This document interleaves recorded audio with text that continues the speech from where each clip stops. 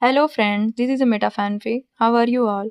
Please support to subscribe this channel for watching new interesting stories. This video included a self-recorded human introduction in the first 30 seconds, followed by AI generated narration for creative storytelling purposes. So we will see what if Harry Potter unlocked God tier power after the Dementor attack.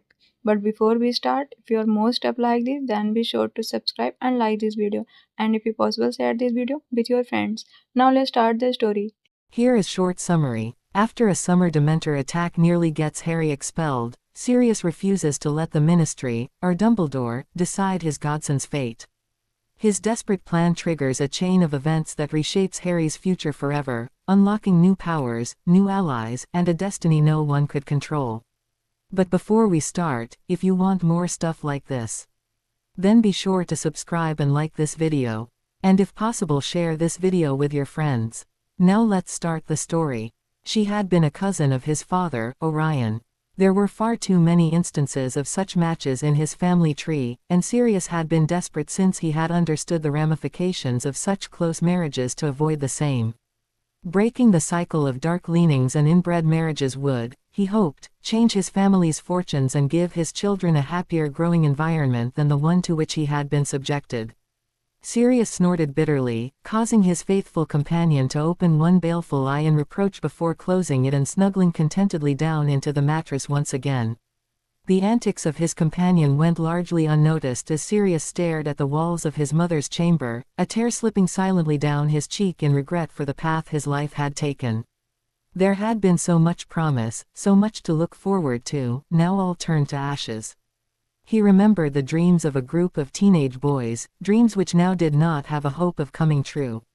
Their sons, of course, the Marauders would all have firstborn sons, would play together, eventually taking Hogwarts by storm, carrying on their father's tradition of pranks, mischief, and enmity with the hated Slytherins.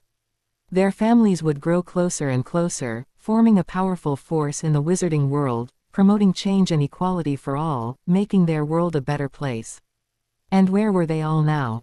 Pettigrew, a traitor, betraying Sirius's best friend to his most hated enemy, Remus, growing old before his time due to his affliction and the life he had lived, Sirius, having spent most of his adult life in the worst hell on earth for the crimes of another, and James, now dead these 14 years, all lost, ashes like all of their dreams for the future. James, Merlin, how he missed James.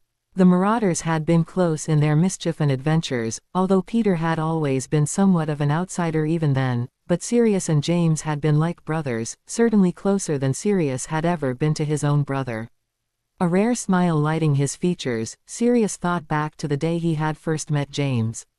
As a young boy of 11, Sirius had been frightened at the prospect of going out into the world, but paradoxically, had been equally frightened at the thought of remaining in the decrepit old house which had been his home. Not knowing much beyond the world his parents had weaved for him, the only thing the young Sirius had known for certain was that the vitriolic pureblood dogma, spouted so often by his mother, had somehow never sat well with him, although he certainly could not have claimed to have much experience beyond the confines of his home, his parents' circle of friends, and the few playmates he had had from among the children of his parents' friends. Enter James Potter, one who Sirius knew immediately was a political enemy of his family, and Sirius could not help but be immediately charmed by his newfound friend's self-confidence and disarming charisma. Even at a young age, James had had a presence about him, much the same as his son had evinced many years later, Sirius decided after some reflection. They had become instant friends on that train to Hogwarts, and by the time they had reached the hallowed halls of the ancient institution, Sirius had known what his life had been missing amongst the conniving and hate-filled halls of his former house. The Sorting Hat had certainly picked up on Sirius's strongest characteristic, as he was soon to find out, for it took a substantial measure of bravery to go against Lady Walburga Black. Not only had Sirius become the only member of the Black family other than his Aunt Andromeda to be sorted into a house other than Slytherin, even his great-aunt Doria, who had defied her parents and married a Potter, had been a Slytherin, but even Andromeda had not had the audacity to be sorted into the much-hated House of Gryffindor alongside the aforementioned Potters, blood traitors, and enemies to the House of Black for centuries. Within days of the event, word had made its way back to his mother, who had responded with a steady stream of howlers and diatribe-filled letters and communiques to the headmaster that he had made a mistake.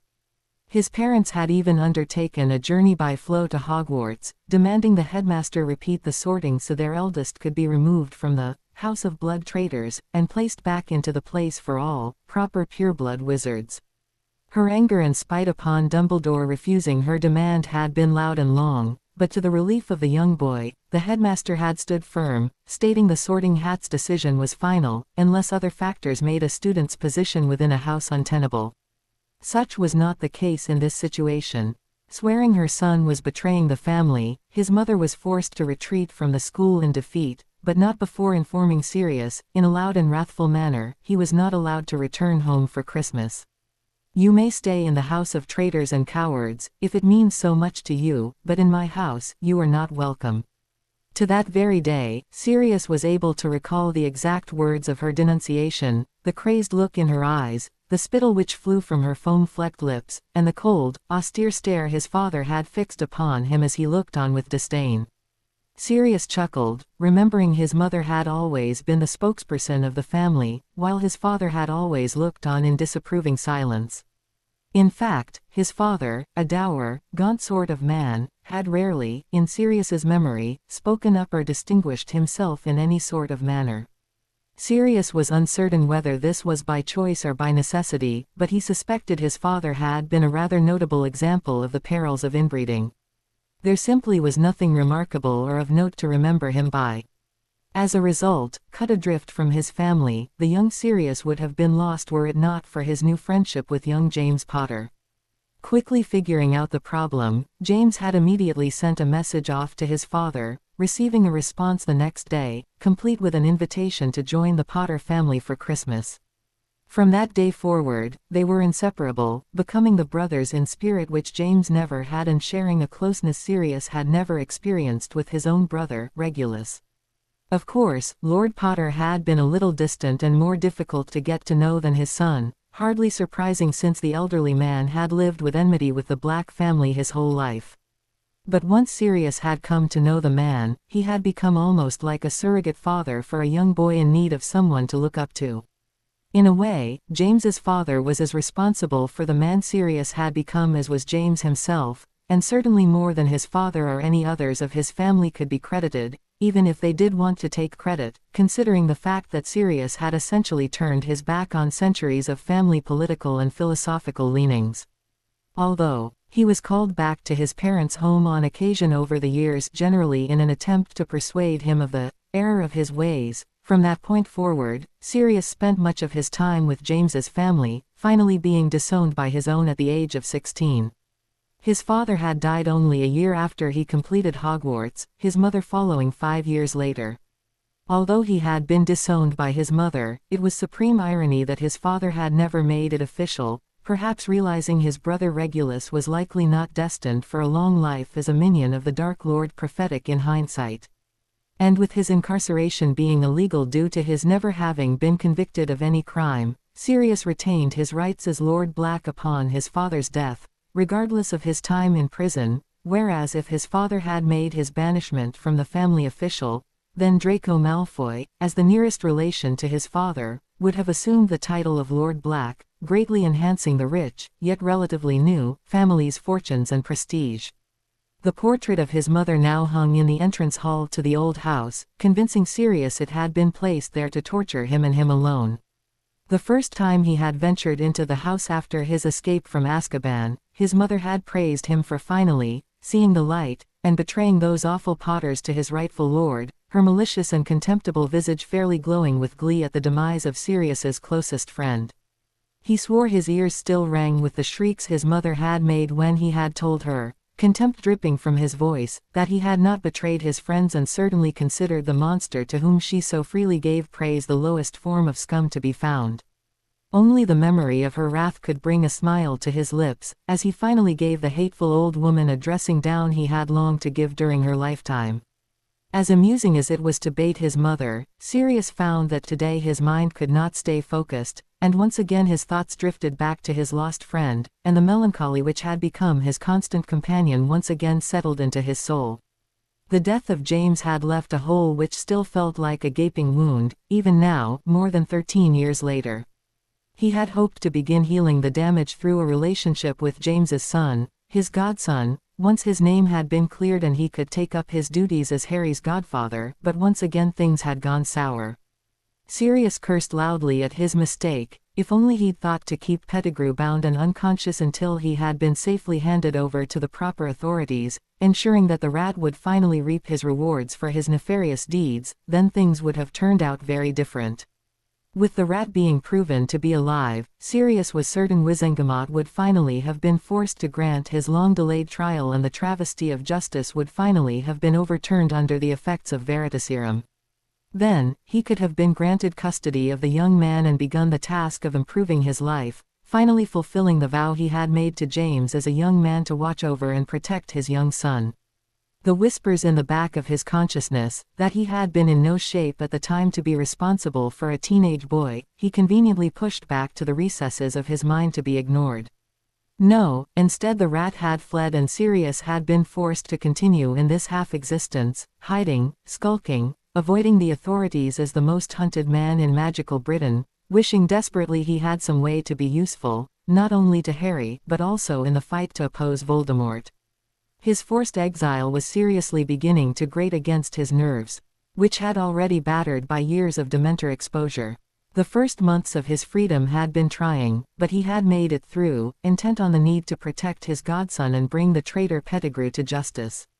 Although the second goal had been unsuccessful, Harry's safety was by far the most important consideration, and Sirius had been persuaded by Dumbledore to go to a safe location so he could begin to heal. His sojourn in the South Pacific had been restful and soothing, but his subsequent return to Britain due to Harry's inclusion in the Tri-Wizard tournament had put him back on the run. Unable to bear being far away from Harry during his trials in the tournament, Sirius had decided to resume his animagus form again. He had hidden out in a cave in the nearby mountains, near enough to Harry to be of use if necessary, hoping his nearby presence would give the boy a sense of confidence in the damnable tournament if nothing else. Between trying to be there for Harry, and trips back to Grimmauld to look through some of James's old papers, trying to find some way to improve Harry's life and assume his role of guardian, even if unknown to the general populace, Sirius had at least been busy enough that his own problems had become secondary, and therefore, largely forgotten.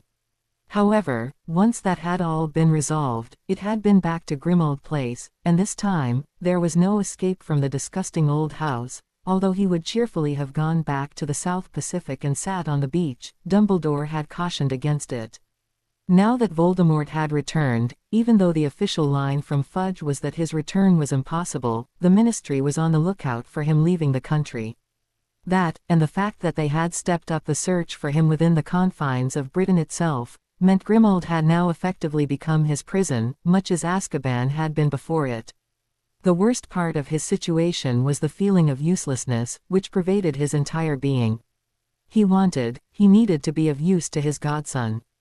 His promise to James upon the birth of the little Sprague remained unfulfilled, wrecked by his impulsive decision to pursue Wormtail instead of caring for Harry as was his duty. He had no way of knowing if he still would have been thrown into Azkaban without trial for betraying James and Lily, but at the very least he would have been more coherent when the questioners came rather than standing dazed in the middle of a war zone, slapped in manacles, and carted off before he was aware of what was happening. He had failed Harry once, but he was determined the experience would not be repeated. Harry, a part of him was amazed they had become as close as they had in so short a time. The adventure at the end of Harry's third year had forged a bond between them which could only be possible under the most stressful of situations, and the limited time they had been in one another's company had only served to strengthen it. Looking at his godson, Sirius could only be astonished at the resemblance he showed to his parents. He had traces of Lily in him, the eyes, which everyone commented on, being the most obvious, but otherwise, he was his father's son. Give him the brown eyes of his father, and Sirius would have been hard-pressed to tell them apart. In temperament, though, Harry was much more like his mother than his father. Lily had been introspective and studious, quiet until provoked, and then like a hurricane, tempestuous in her fury, but quickly calming once that fury had been spent. And although Harry was not as confident as his mother, his quiet and introverted nature was eerily similar to the woman Sirius had known.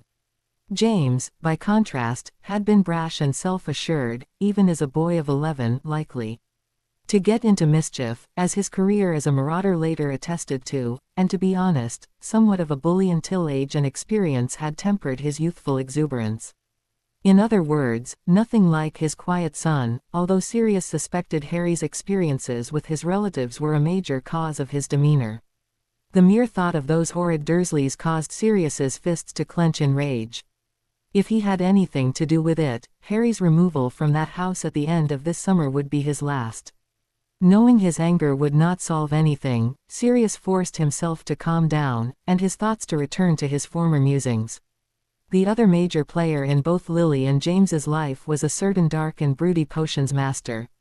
Sirius knew that much of James's problems with Snape, and what had occurred after, were in a large part due to their differences in temperament and their reactions to each other. Snape had immediately dismissed James as an arrogant pureblood. Sirius had to be honest and acknowledge the charge was to a certain extent true, while James had responded in kind, calling Snape a greasy git and an antisocial loner. In this sense, James had been completely correct. The two had struck sparks immediately, and the enmity between Slytherin and Gryffindor had certainly not helped. If it had not been for Lily, who knew Snape before coming to Hogwarts, there likely would have been nothing more than a simple dislike between the two young men rather than the full-blown rivalry and hatred which eventually blossomed. Although Lily had been initially repulsed by James's manners and arrogance, he had quickly caught on to her displeasure and changed some things about himself, not only to impress Lily, but also, as he told Sirius several times, because it was the right thing to do, in order to improve himself. It was then that the man James was to become was truly unleashed, as he became more studious, more tolerant to others, and more at peace with who he truly was. He became a better friend than ever, as true a leader as Sirius had ever seen. This, of course, had the effect of improving his relationship with Lily to the point that by their 4th year the two had become almost inseparable, and Lily, although she was too studious and rule-oriented to ever actively participate in their mischief, became an unofficial member of their group, and in the process drew almost as close to James's friends as James himself. Sirius had even harbored a crush for the beautiful young witch for some time, but knowing how close Lily and James were, and suspecting there would never be anyone in her life to match James, he decided early on he would not invite the heartache of unrequited love. Instead, he had decided to control his feelings and be happy for them. Anything else, he suspected, would have driven a wedge between him and his closest friend, causing rivalry and bitterness, and likely dissolving their friendship. Unfortunately, a direct consequence of James's improved relationship with Lily was her distance and eventual estrangement from her childhood friend. To say Snape was unhappy with the closeness between his closest friend and his greatest enemy would be a gross understatement, and the two had had many disagreements and outright fights over the matter. What Sirius had feared would happen between him and James had actually happened between Lily and Snape, to the point that by the middle of their 5th year the two former friends would not even acknowledge one another, let alone speak to each other. It was obvious Snape had blamed James for the loss of his friend. Some cynical members of their group had insisted Lily had been Snape's only friend, increasing his bitterness and hostility. Without a doubt, this had led to an escalation to the rivalry between the two antagonists, and Snape's openly hostile and vindictive behavior toward James had been actively reciprocated by the Marauders. It had finally come to a head when their 6th-year defense professor had had the bad judgment only weeks into the term to pair them off for a dueling exercise in class. Unsurprisingly, insults had been thrown back and forth, unsuitable hexes and curses had been exchanged, and the encounter had degenerated into an all-out war between the two, the final result of which was that they had both landed in the hospital wing. Dumbledore had then stepped in, taking both Snape and James aside and informing them in no uncertain terms that their bitter rivalry had no place within the halls of Hogwarts. Any further action between the two would result in significant repercussions, not excluding expulsion from school. Their relationship after that could only be characterized as a Cold War. Neither relaxed in the presence of the other, and all their professors were careful not to pair them up or leave them alone for any reason whatsoever. Not that it was a good idea to ever mix students from Gryffindor and Slytherin without excessive supervision. Things had continued in this vein until late in the 7th year, when it had become evident Snape had become a Death Eater. Sirius and Remus had discussed it, and then cornered Snape alone one night just before curfew, without informing James or Lily what they were doing. What had followed had been an object lesson in the perils of crossing the Marauders and an ultimatum for Snape to stay away from Lily and James. Any attempt to contact them, or attack them in the service of his new master would be met with lethal force. The memory of an ashen Snape quivering in the corridor where they had left him was still impressed upon Sirius's memory almost a decade and a half later. From that moment forward, Snape had avoided the Marauders assiduously, but although he could not prove it, Sirius suspected James and Lily's betrayal had been in some way influenced by the man.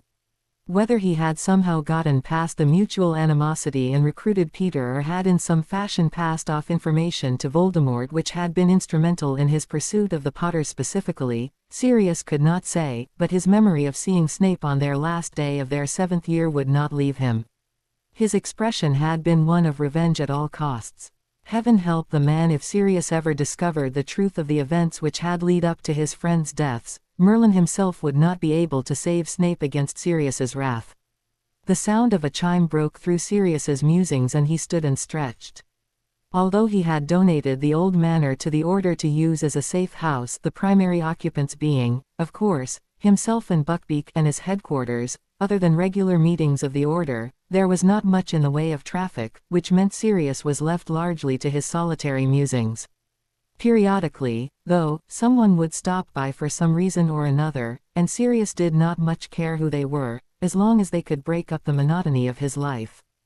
Giving Buckbeak a final pat on the head, to which the hippogriff woofed softly, Sirius exited the room and made his way down the stairs and into the main hallway on the ground floor. His arrival sent the painting of his mother into fits, presumably berating him once again for his unfortunate choices, but Sirius merely grinned cheekily and flipped a jaunty salute.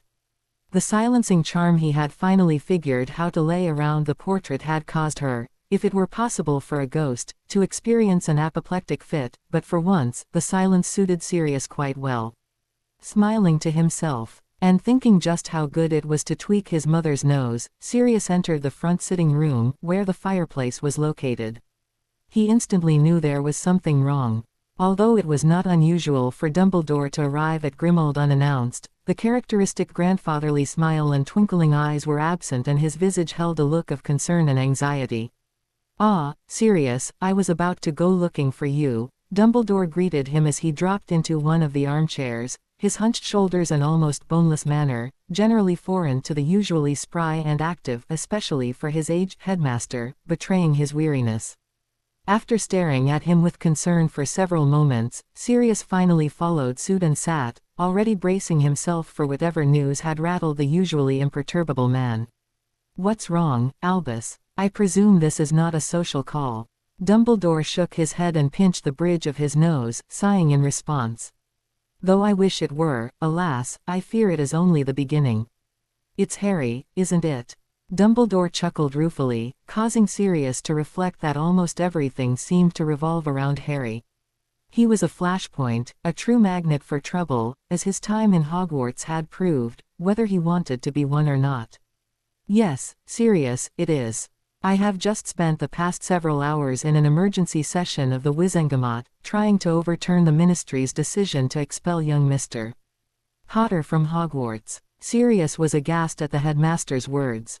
"Expelled from Hogwarts. I was able to convince them he should be allowed to tell his side of the story, although it was not easy and may have used up what political capital I have left."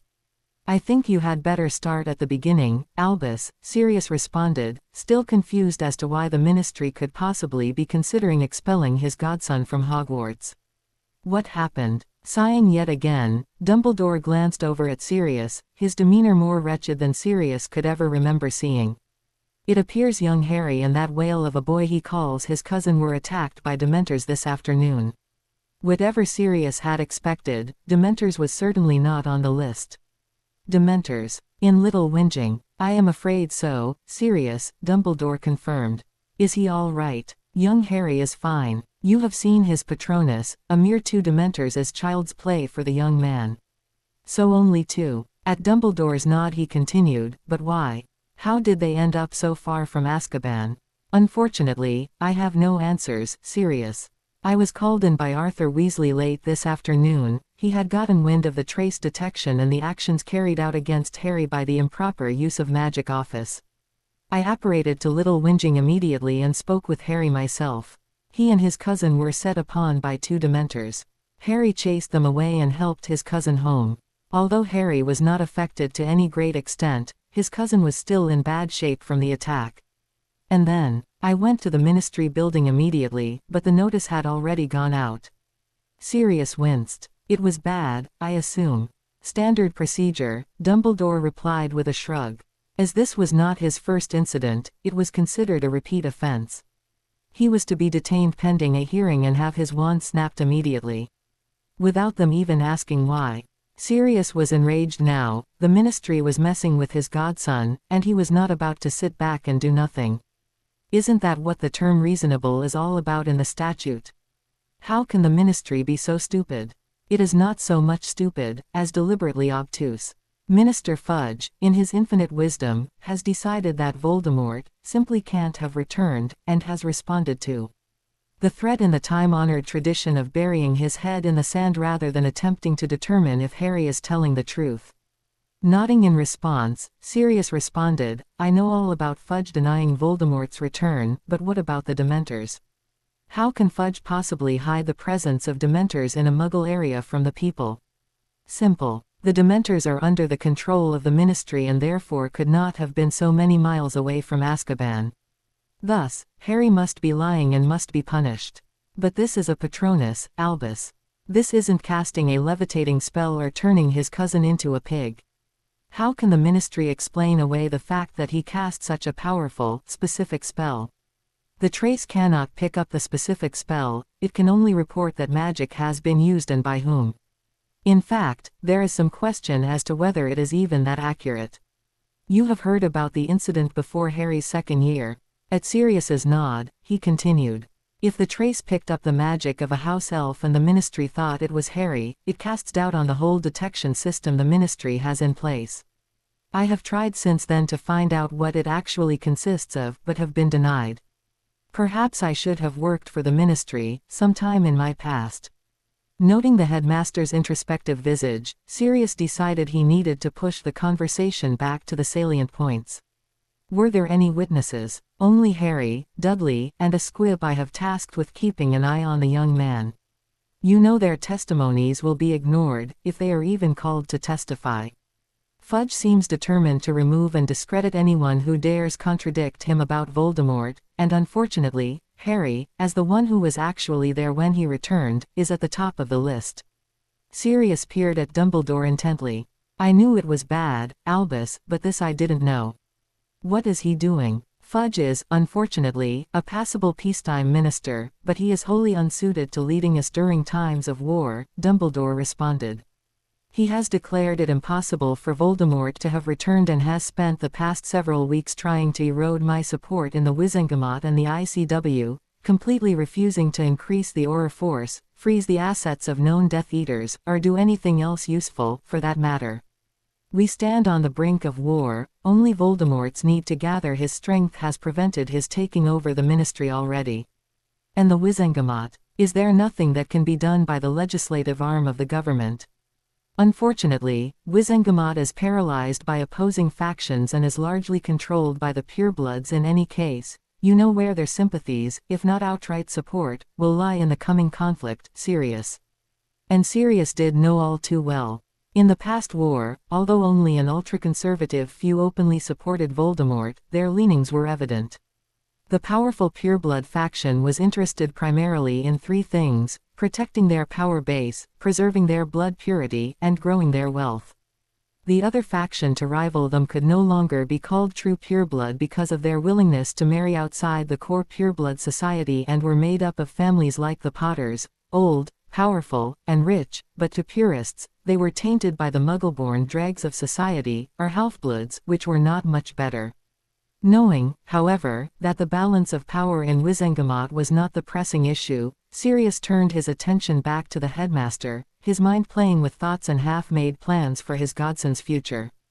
Whether he had consciously considered the potential for magical Britain to become an unfriendly environment for Harry, he did not. No, but he had considered leaving the country for other reasons, notably due to his distaste for a society which had locked him away in a hellish dungeon without caring about the truth. What about Harry, Albus? Is there any way to salvage this? My influence has been lessened in Wizengamot, but not eliminated. I was able to defer Harry's expulsion pending a hearing on the matter. That's all good and well, Albus, but Wizengamot does not sound like a friendly environment for Harry right now.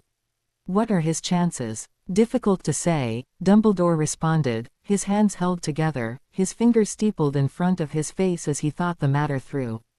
I was able to carry the day based on a sense of fairness. When I informed Wizengamot of the spell Harry cast and the reason for it, even some of the pureblood faction felt it wise to hear him out on the matter in lieu of summarily pronouncing sentence, due in part because the thought of Dementors anywhere they are not supposed to be is of great concern to all, regardless of political leanings. I believe I still hold enough support to ensure Harry's exoneration, but it may be a near thing. Sirius slumped back in his chair, regarding Dumbledore, trying to get a sense of his confidence level. Albus, this is Harry we are talking about here. I don't know why Voldemort is coming after him with such single-mindedness, but I do know if Harry's wand is snapped, he's an easy target. We have to be certain we can ensure his freedom before we commit to this. Once you take him into the ministry for a hearing, our course is set. If he is convicted, they will snap his wand and bind his magic right there. Are you certain you can persuade them? Alas, my dear boy, nothing is ever certain, Dumbledore replied, rising to his feet. But I believe in the ultimate rightness of our cause and that we will carry the day. Albus, perhaps it's time to remove Harry from England. His voice was quiet, yet controlled, and his statement caused Dumbledore to blink in surprise and sink back into his seat, a look of contemplation etched on his face. However, he was not known as a powerful wizard and shrewd political opponent for nothing. He immediately recovered and regarded Sirius carefully. What are you suggesting, Sirius? The political situation is no longer favorable for Harry here, if it ever was, Sirius replied regarding Dumbledore intently, making certain the other man knew through his body language exactly how serious he was. I think the time has come to remove him from this society for his own good. And where would you take him? Does it really matter? Anywhere would be preferable to here. We could relocate somewhere on the other side of the world, hire some tutors to complete his education. Hell, I could help him complete the core subjects myself. Dumbledore appeared lost in thought for several moments before focusing back on Sirius once again. He had a hint of the lecturing headmaster in his manner, and Sirius felt like he was back in Hogwarts being taken to task for some prank. He had to admit to himself, somewhat ruefully, that although they had rarely been able to prove his complicity, more often than not, it had been he and his friends who had been the perpetrators of what had gone on in those hallowed halls. I believe your idea has two problems, Sirius. First, young Harry himself, he has made friends, very close friends, at Hogwarts, and I doubt you could convince him to leave them to Voldemort's tender mercies while he himself escaped to relative safety. It was true, Sirius had not thought about that aspect of Harry's character. In that, he was very much his father's son. And the other, suppose we followed your plan and you moved with Harry to another country, then. What? I'm not certain I follow you, Sirius responded uncertainly. Just this, if you were to go away from Britain, you may be safe for several years or even decades, but what happens once England becomes too small to contain the Dark Lord? To say Sirius was surprised was an understatement. You aren't suggesting Voldemort will win. I'm not suggesting it, Sirius, I am guaranteeing it. I believe Harry will have an integral part to play in Voldemort's ultimate defeat, and he cannot do it if he is hidden away on some tropical island somewhere, drinking piña coladas and surfing. Sirius regarded the headmaster, his disbelief turning to a shrewd idea Dumbledore was holding back. You know something, Albus. Indeed I do, Dumbledore agreed with aplomb. Now, however, is not the time to discuss this any further. Albus, he's my godson, I have to know. Rest assured, Sirius, in time I will tell you all I know. But the conversation must be deferred for another time. For now, I have some other tasks which cannot be delayed. Although we may have no other recourse but to flee from England at some future time, the situation has not become that desperate yet. We have no other option but to continue to play the game in the hope of turning it in our favor. Young Harry has a destiny which he must fulfill for the good of the wizarding world, and indeed the world at large. I had hoped to delay the inevitable to give the young man some time to grow and mature, but it appears events have conspired against us and our time is now dwindling. I will have an accounting, Albus, Sirius growled in response. Although Dumbledore was a powerful wizard and excellent leader, he had a tendency to be secretive and at times viewed those around him as mere chess pieces. This time, however, Sirius would ensure he understood what Harry was facing and would face it by his side. He owed it to James, he owed it to himself. I understand, Sirius. I promise to give you a full accounting, but for now I must leave you. Dumbledore moved to the flow powder and grabbed a handful of it. But before he went through, he turned back to Sirius. I will arrange to have Harry evacuated from the Dursley house and brought here.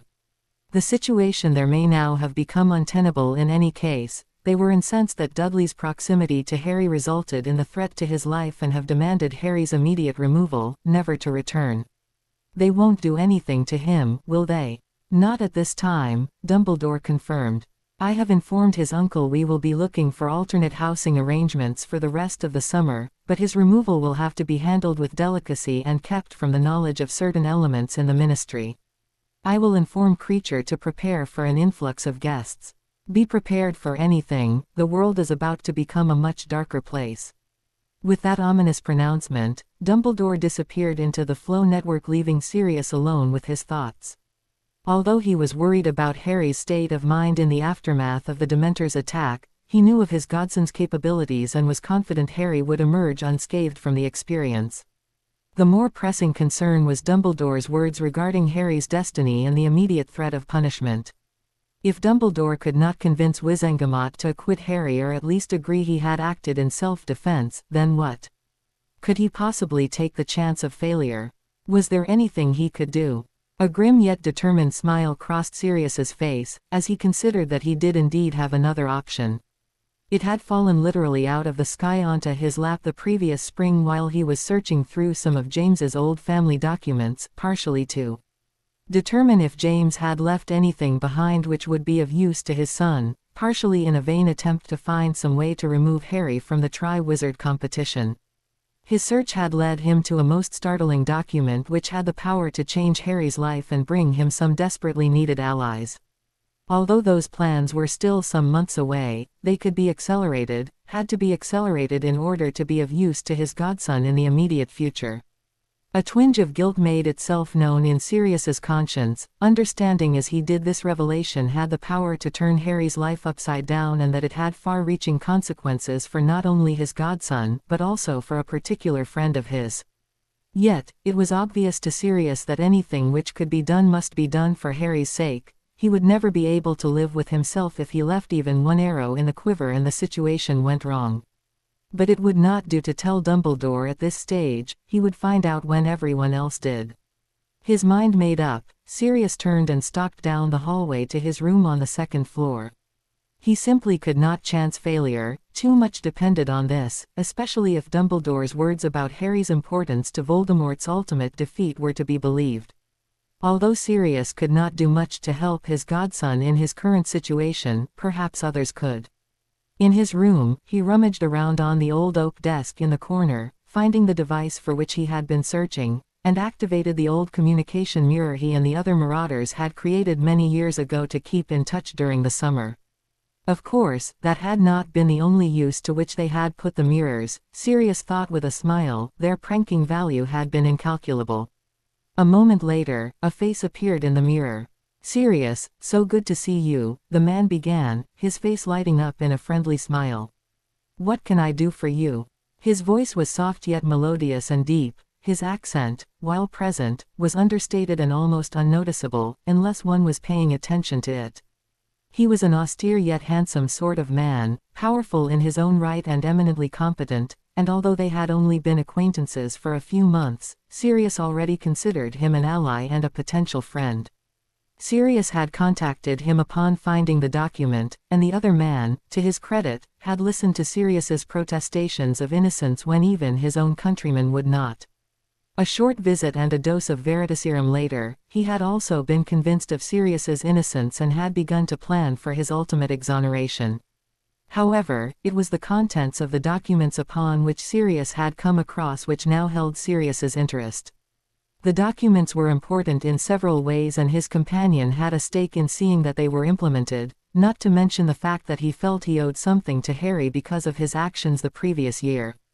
If they played this right, they could ensure Harry's freedom and perhaps even tweak Fudge's nose in the process. "Jean Sebastian, we need to speak, something has come up." The man was silent for a moment. "I presume your news is not good." Sirius snorted. "That's an understatement. Harry was attacked by Dementors today outside his home. We need to accelerate our plans." Jean Sebastian's eyes burned with fury for several moments before he visibly calmed himself. "Your country appears to be making every effort to make Harry's life as difficult and dangerous as possible." "Agreed. But I believe we can turn this around to our advantage." "Well, then, I believe you must let me in on your plan," he said with an upturned eyebrow. Sirius grinned in response and began to lay out the events of the day and his ideas for their response. They spent several hours in earnest conversation, planning, plotting, and determining their course of action. That night, when Sirius finally lay down to rest, his face held a smile. He had done his best to help his godson. It was a good beginning. In another country, several hundred miles away, a man deactivated his communication mirror and sat back in his high-backed chair, staring unseeing at the desk in front of him.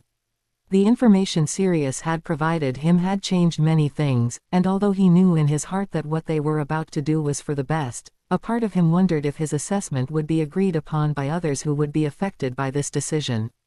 After all, some of those others would have to bear the major portion of the consequences of his actions, not himself. Sighing, he leaned forward and rested his chin in his hand, brooding over the unfairness of the world.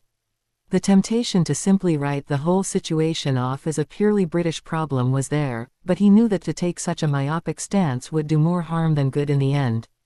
The current future in the beleaguered country was bleak with a newly reconstituted Voldemort running amok and the Ministry doing little to prepare for a protracted fight. No, the future of England and perhaps the whole world lay with one young man, a man he had just pledged to help, whether it was deemed his responsibility or not. Then of course there was the personal debt he owed Harry Potter, one which Jean Sebastian was not about to forget or conveniently push under the carpet. He owed Harry Potter, owed him his every effort and entire ability to protect. Knowing there was really no other choice, Jean Sebastian sighed and called for his house elf assistant. There was much to be accomplished. Some days, it just did not pay to even get out of bed. Unfortunately, if your name happened to be Harry Potter, the above maxim was uncomfortably close to being the story of your life. On this particular day, it was as yet unproven as to whether it would end up becoming a day to forget, but he had seen enough in his short life to know enough to never discount just how bad a day could get without seeing it through to its conclusion. His morose thoughts and the knowledge of just how ridiculous he was being caused a bubble of laughter to escape from Harry's throat, catching the attention of his two companions, both of whom, he was certain, would berate him for his overly cynical thoughts if they were to ever learn of them. Or at least, Hermione would. Ron would likely agree with him before muttering under his breath about the unfairness of life, something with which Harry privately agreed. But though Hermione would undoubtedly be correct in her assessment of his gloomy thoughts, Harry knew there was one inescapable truth about his life: sometimes it just had to be Harry Potter. "Harry, I hardly think it's time for lightheartedness," Hermione scolded. Although her words were severe, the light of compassion lit up her voice, reminding Harry again how fortunate he was to have her friendship. "Sorry, Hermione," he responded, trying, somewhat unsuccessfully, he thought, to appear contrite, "but something struck me as funny. If I don't laugh, I'll probably cry, so laughing at this point is better, don't you think?" Her gaze softened, and she gazed at him with a fondness clearly visible in her eyes. "What are you on about, mate?" Ron demanded peevishly, his eyes moving between his friends. Harry shrugged. "What would you do, Ron?" I have to go on display this morning and may never come back to the magical world. Should I cry and throw a tantrum, or should I laugh? Sorry, but I prefer to laugh, I may go crazy otherwise. Don't talk like that, Harry, Ron muttered. You aren't going to be expelled. Hermione was clearly agitated. Ron's right, Harry. Dumbledore would never allow it. Although her words appeared calm and confident, there was an underlying tension evident in her voice. Knowing Hermione as he did, Harry knew she was uncertain and deeply concerned for his welfare while trying to present a brave face. A swell of affection for the young witch filled him as he gazed at her warmly, wondering what he had possibly done right to deserve such a steadfast friend. Without her, he thought he would be lost to the vagaries and injustices of the world. Hermione blushed and looked down, clearly uncomfortable with his scrutiny, though he was certain a half-smile had been plastered on her face the entire time. Glancing over at Ron, Harry lowered his gaze to the floor immediately at the suspicious glare his friend favored him with. Harry knew that Ron had begun to fancy Hermione, and since he had arrived at Grimmauld Place nearly 10 days before, Ron had taken to watching them closely, alert for any signs of affection beyond mere friendship. Ron was his best male friend, and closest comrade, closer even than Hermione, largely, he thought, due to their status as roommates and their ability to relate to one another as boys. However, Harry had always understood his friend sometimes had the tendency to be somewhat of a fair-weather friend, prone to occasional fits of jealousy, while at the same time being possessive of his friendship with Harry and Hermione. To be fair to Ron, Harry was well aware that it could not be easy to live in his shadow, and he knew that at times Ron felt almost stifled being known as the best friend to the boy who lived, not to mention younger brother to some truly exceptional wizards, rather than to being known based on who he was. However, although Ron certainly had his issues, as anyone else, for the most part he had been a good friend and staunch companion, and he certainly could not be accused of cowardice. The times he had willingly followed Harry into danger, from the Philosopher's Stone incident in their first year, to the Acromantulas and Chamber of Secrets in their second, Ron had been a steady and supportive friend, and co-conspirator in his adventures. However, in the matter of Hermione, Harry knew he and Ron would be at odds, should Harry ever decide he fancied his closest female friend. Harry understood, as he suspected Ron still did not, that Ron would consider Hermione his territory due to his expressing interest in her first. The fact that he had not in actuality expressed that interest to the young woman in question would ultimately have no bearing on the matter in his own mind. It was not a failing in Ron, per se, but more simply the way his best friend's mind worked, and as much as Harry had insight into the workings of Ron's mind. As for Harry's feelings on the matter of his best female friend, they were confused and not easily understood, even, he suspected, if he had given the matter a great deal of thought, which he had not. What Harry did know was that he esteemed Hermione beyond anyone else of his acquaintance. She was his truest friend, the one who had stood by him in everything which had happened to him since his arrival in the magical world, the one upon whom he could always depend. Not even Ron could not make that claim. Perhaps the fact that Harry was incapable of deciphering his own feelings was not to be wondered at due to his upbringing in the Dursley household. While Harry was aware of Hermione and understood she was growing from the bushy-haired, plain girl of her youth into an attractive young woman, he was not certain how he should feel about her, being so completely ill-prepared to judge his own feelings. Understanding her feelings was equally difficult, although the way she had snuck glances at him since his arrival, particularly when she thought he was not looking, coupled with her blush from moments earlier, seemed to indicate to Harry's inexperienced eye that he was not the only one to wonder at the state of their relationship. But then again, knowing there was an insane and recently reincorporated madman out for his blood, could he subject Hermione to becoming an even larger target than she already was by openly declaring feelings for her? Harry snorted to himself, well aware of the tongue-lashing he would receive from her if she was ever aware of his thoughts.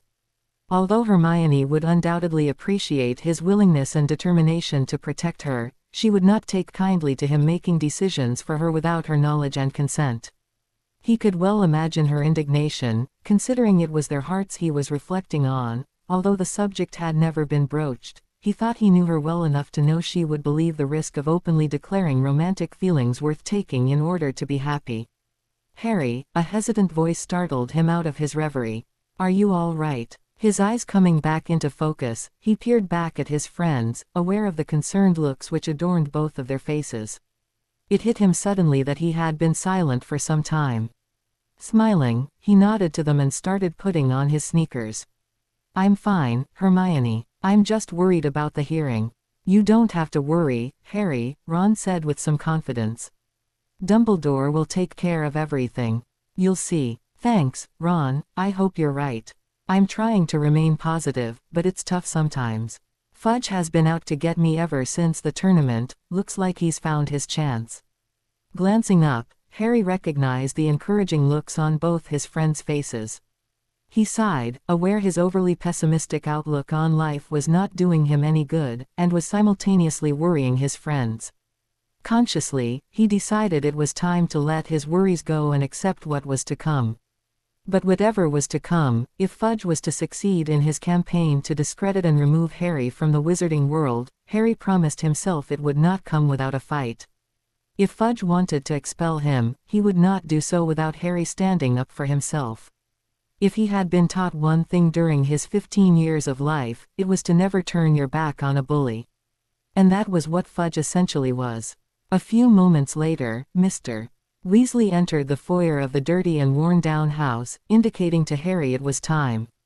Nodding, Harry said a last goodbye to his friends, taking in Hermione's worried frown and Ron's attempt to be brave and positive, thanking them both for their friendship, and promising to see them once again when this was all over. For now, he was bound for the Ministry and his destiny. Later, Harry could only say he could not remember much of the journey to the Ministry building on that fateful day. He could vaguely recall heading down the steps of the old house to a car waiting out front and stepping into said vehicle, but then he could recall nothing until they had arrived at the old phone booth which provided the entrance to the Ministry itself. Had he been thinking clearly of what was happening at the time, he would have wondered why they were going through the bother of driving in one of the Ministry's cars to the trial rather than using the flow system. He was told later that though it would have been possible for Mr. Weasley as an employee of the Ministry to bring him in that way, it was normal procedure for visitors to enter via the phone booth. That, and the desire to spare Harry due to his well-known aversion to flow travel, prompted the longer journey by car. It also had the added benefit of allowing him to order his thoughts.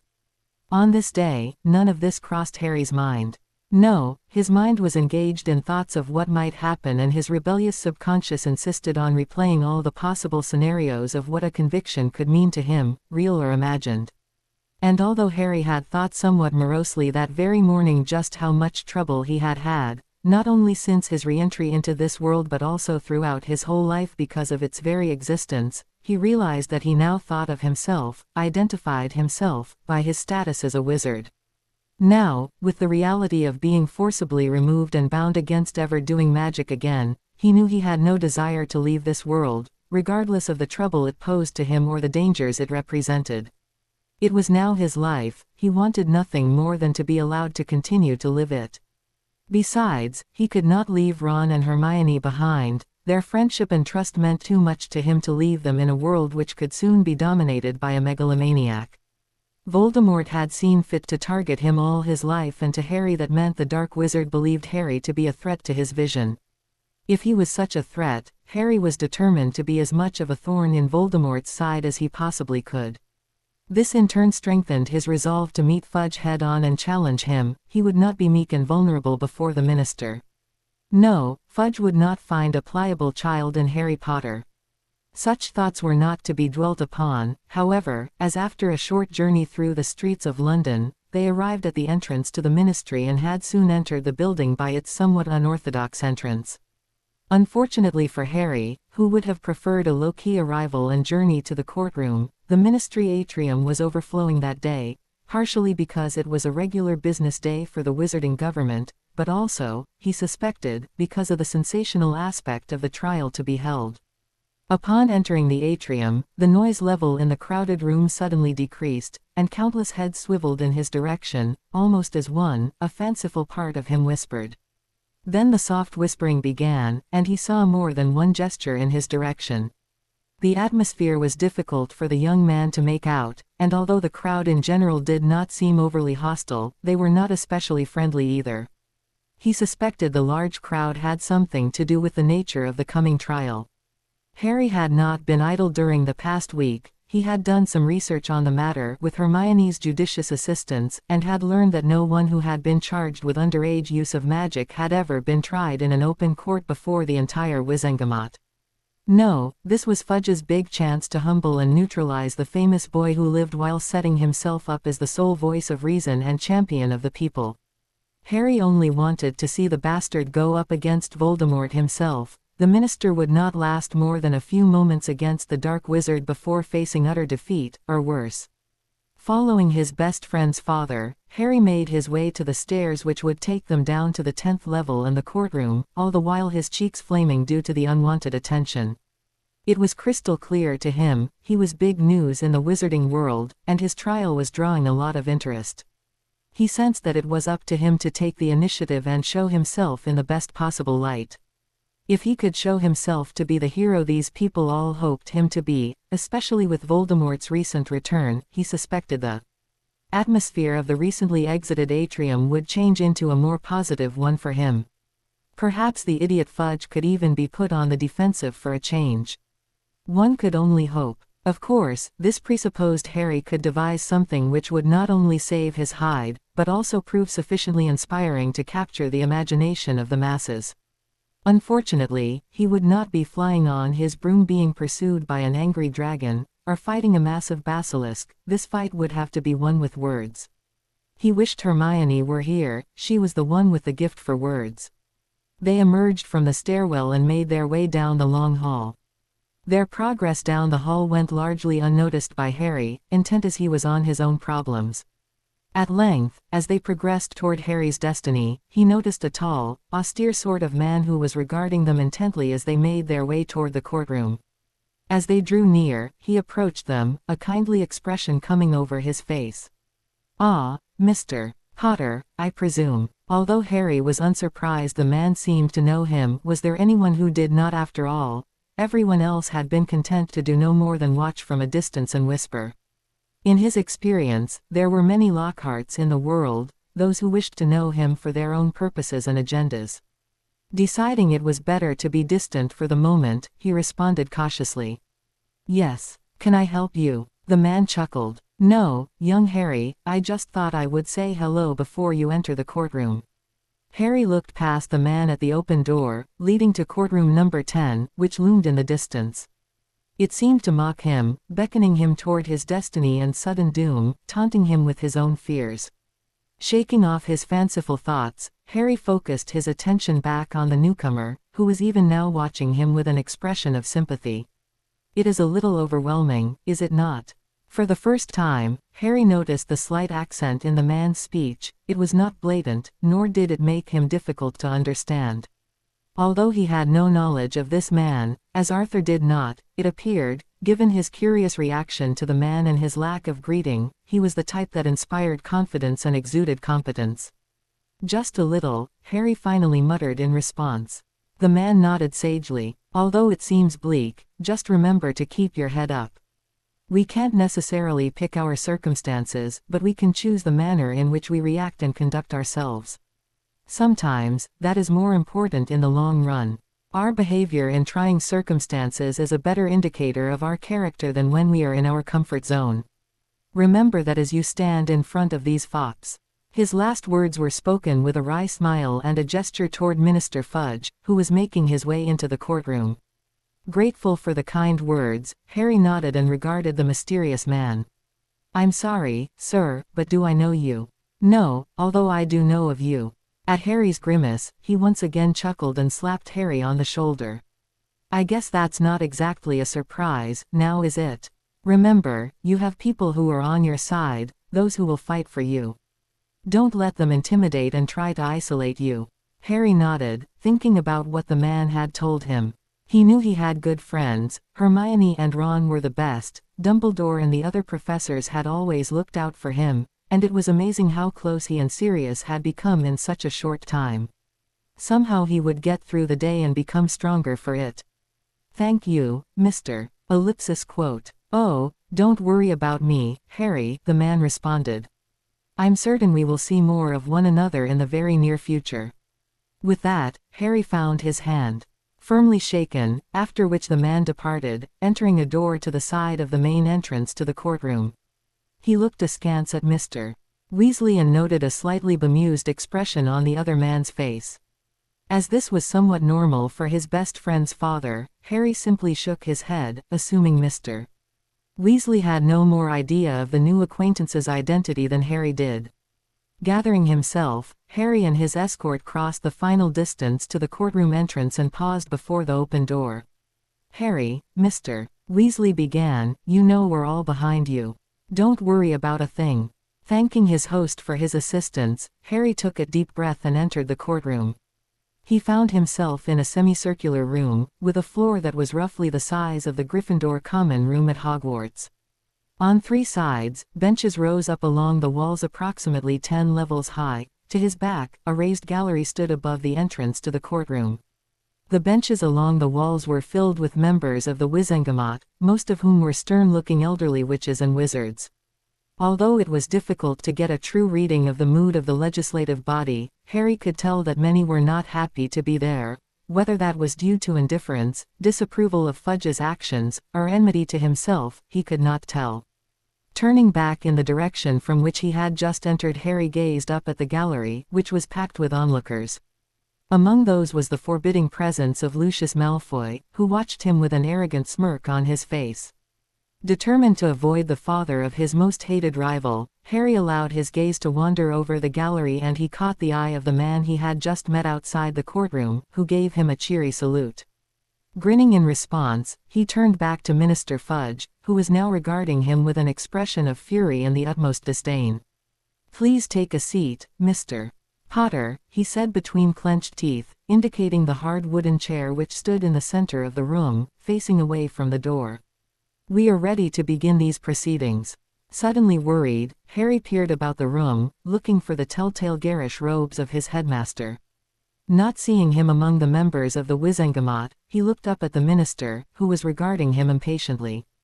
"Excuse me, Minister, I had understood Headmaster Dumbledore was to be here." Fudge's face lit up with a cruel, triumphant smile. "It seems your headmaster has not seen fit to bother himself with the deeds of a mere student. In cases of such contempt being shown to the Wizengamot, we must continue in his absence." Shivering at the vindictive glee which was fairly dripping from the minister's voice, Harry glanced back at the door and then at the face of his supporter, who regarded him steadily, lending him courage and the belief that all would be well. Taking a deep breath, Harry gathered his determination and sat in the hard chair, his back straight and his head held high. He would show Fudge that he was not about to be intimidated. A feral grin met his response, as restraints suddenly shot out of the arms and legs of the chair, binding him and holding him immobile. The minister smirked in triumph at his shock, as he called the Wizengamot to order. "Order in the courtroom," he shouted, banging his gavel on the desk at which he sat. As the room quieted, he glanced around the room and spoke again. "I call this trial of underage magic use for one Harry James Potter into session." He sneered at Harry as he continued. "The defendant is accused of using magic in the presence of muggles and in violation of the decree for the reasonable restriction of underage sorcery. The truth of this charge, as well as the lies of said defendant, shall be brought to light and shall be acted upon accordingly." "Is that so, Cornelius?" a voice rang out from behind Harry. Harry twisted his head as far as he was able due to the restraints and witnessed the dramatic entrance of his headmaster, grinning as the amused twinkling of Dumbledore's eyes was directed at him. The grandfatherly old man looked his immaculate best today, from his long flowing grey robes to his long white beard, which had been combed and tied down with his usual gold chain. Although his eyes twinkled when he looked at his young charge, Harry could tell the headmaster was not amused. He fairly radiated power, and his gaze on the assembled Wizengamot members was not only stern, but also disapproving in the extreme. Walking up to Harry's chair, he took his position along his side and continued. "I suppose I should not be surprised the location and time of this hearing was changed without prior notice." His harsh tone left no doubt as to his opinion of the trial. "If one did not know better, Minister, one would think it was deliberately done to deprive Mr. Potter of his right to defend himself before this noble body." Fudge's eyes tightened momentarily before he sniffed in disdain. The Wizengamot can hardly be held responsible if you cannot take the trouble to keep up with the doings of the body you lead, Dumbledore. Raising one eyebrow, Dumbledore's gaze bored into the minister, making him squirm slightly in his seat. The memo must have gone missing, Minister. If it were not for some conscientious member of this body, Mr. Potter and I may not have heard of this until after a decision had been rendered. Surely you would not want to be seen as a minister who presided over a miscarriage of justice for one of your most famous subjects. Fudge looked on, his face slightly pale at the implications of Dumbledore's speech, while there was an uncomfortable silence as the Wizengamot digested all which had not been said by their leader. Be that as it may, Dumbledore continued, regardless of my opinion of this forum, here we are. I suggest we conclude this farce as quickly as may be so we can all get on with matters which are far more important. As I will be representing Mr. Potter, I yield the floor to you, Minister. Inside, Harry was elated over the implied dressing down his headmaster had just given the minister, although he tried not to let it show on his face. Harry was not a student of wizarding law, far from it, but he knew he was being singled out by a minister who had refused to see reason and had publicly called him a liar following his testimony after the third task of the Tri-Wizard tournament. What Dumbledore had said was not only fair, but also just in the context of any wizarding law Harry knew. Quite, Fudge responded at length. The minister signaled for the prosecution to begin their case, their star witness being the assistant with whom Harry had had communication with twice previously, Mafalda Hopkirk. Harry listened as Fudge prompted her with the information to build the case against him, asking questions to draw out what he obviously considered to be the pertinent facts. He watched and listened carefully, noting the gleeful glances the minister kept directing at him. Ms. Hopkirk, by contrast, appeared to have nothing against either Harry or Dumbledore. She merely presented the facts of the case as she saw them, embellishing little and only elaborating when prompted directly by the minister or one of the Wizengamot members. The facts were simple and straightforward. On the morning of August 2, the ministry tracking devices had detected a large surge of magic which had been traced to Harry's wand. Ms. Hopkirk had initiated standard procedures and dispatched a letter to his residence, informing him of his expulsion from Hogwarts and the actions to be taken by the ministry in response. However, the order was soon rescinded when Albus Dumbledore had arrived at the ministry and convinced them to hold a hearing to determine his fate. This final piece of information had Fudge smirking down at Harry, causing Harry to squirm in his chair. Ms. Hopkirk, Fudge began after she had finished her report, I take it this is not the first time Mr. Potter has used magic improperly. No, Minister. Mr. Potter has been detected using magic on 2 separate occasions outside of Hogwarts since he began attending. There, Fudge thundered. The Wizengamot can see the pattern of disobedience and contempt for the laws of our world, contempt which puts us all in danger of discovery by the Muggles. Can anyone possibly say anything in Mr. Potter's defense? Minister, I believe Mr. Potter should be allowed to respond in his defense. Fudge's beady eyes fixed on Dumbledore, and an unpleasant sneer came over his face. Ah, yes, we come to the crux of the matter. The esteemed headmaster of our most distinguished school, who has himself shown a pattern of favoritism for Mr. Potter. Tell the Wizengamot, headmaster, why it is, that as an official member of this body, you felt necessary to intervene on Mr. Potter's behalf. Has his stay at Hogwarts been similarly rife with favoritism from your office? His insinuation was not lost on the members of the Wizengamot. Harry witnessed dark, contemplative looks on the faces of many watching Wizengamot members. It was a strike, clearly designed to focus attention on his relationship with the headmaster, rather than the crime being discussed. Dumbledore chose to ignore the insinuation. Tell me, Ms. Hopkirk, Dumbledore stated. The woman had been standing quietly, waiting to be addressed or dismissed.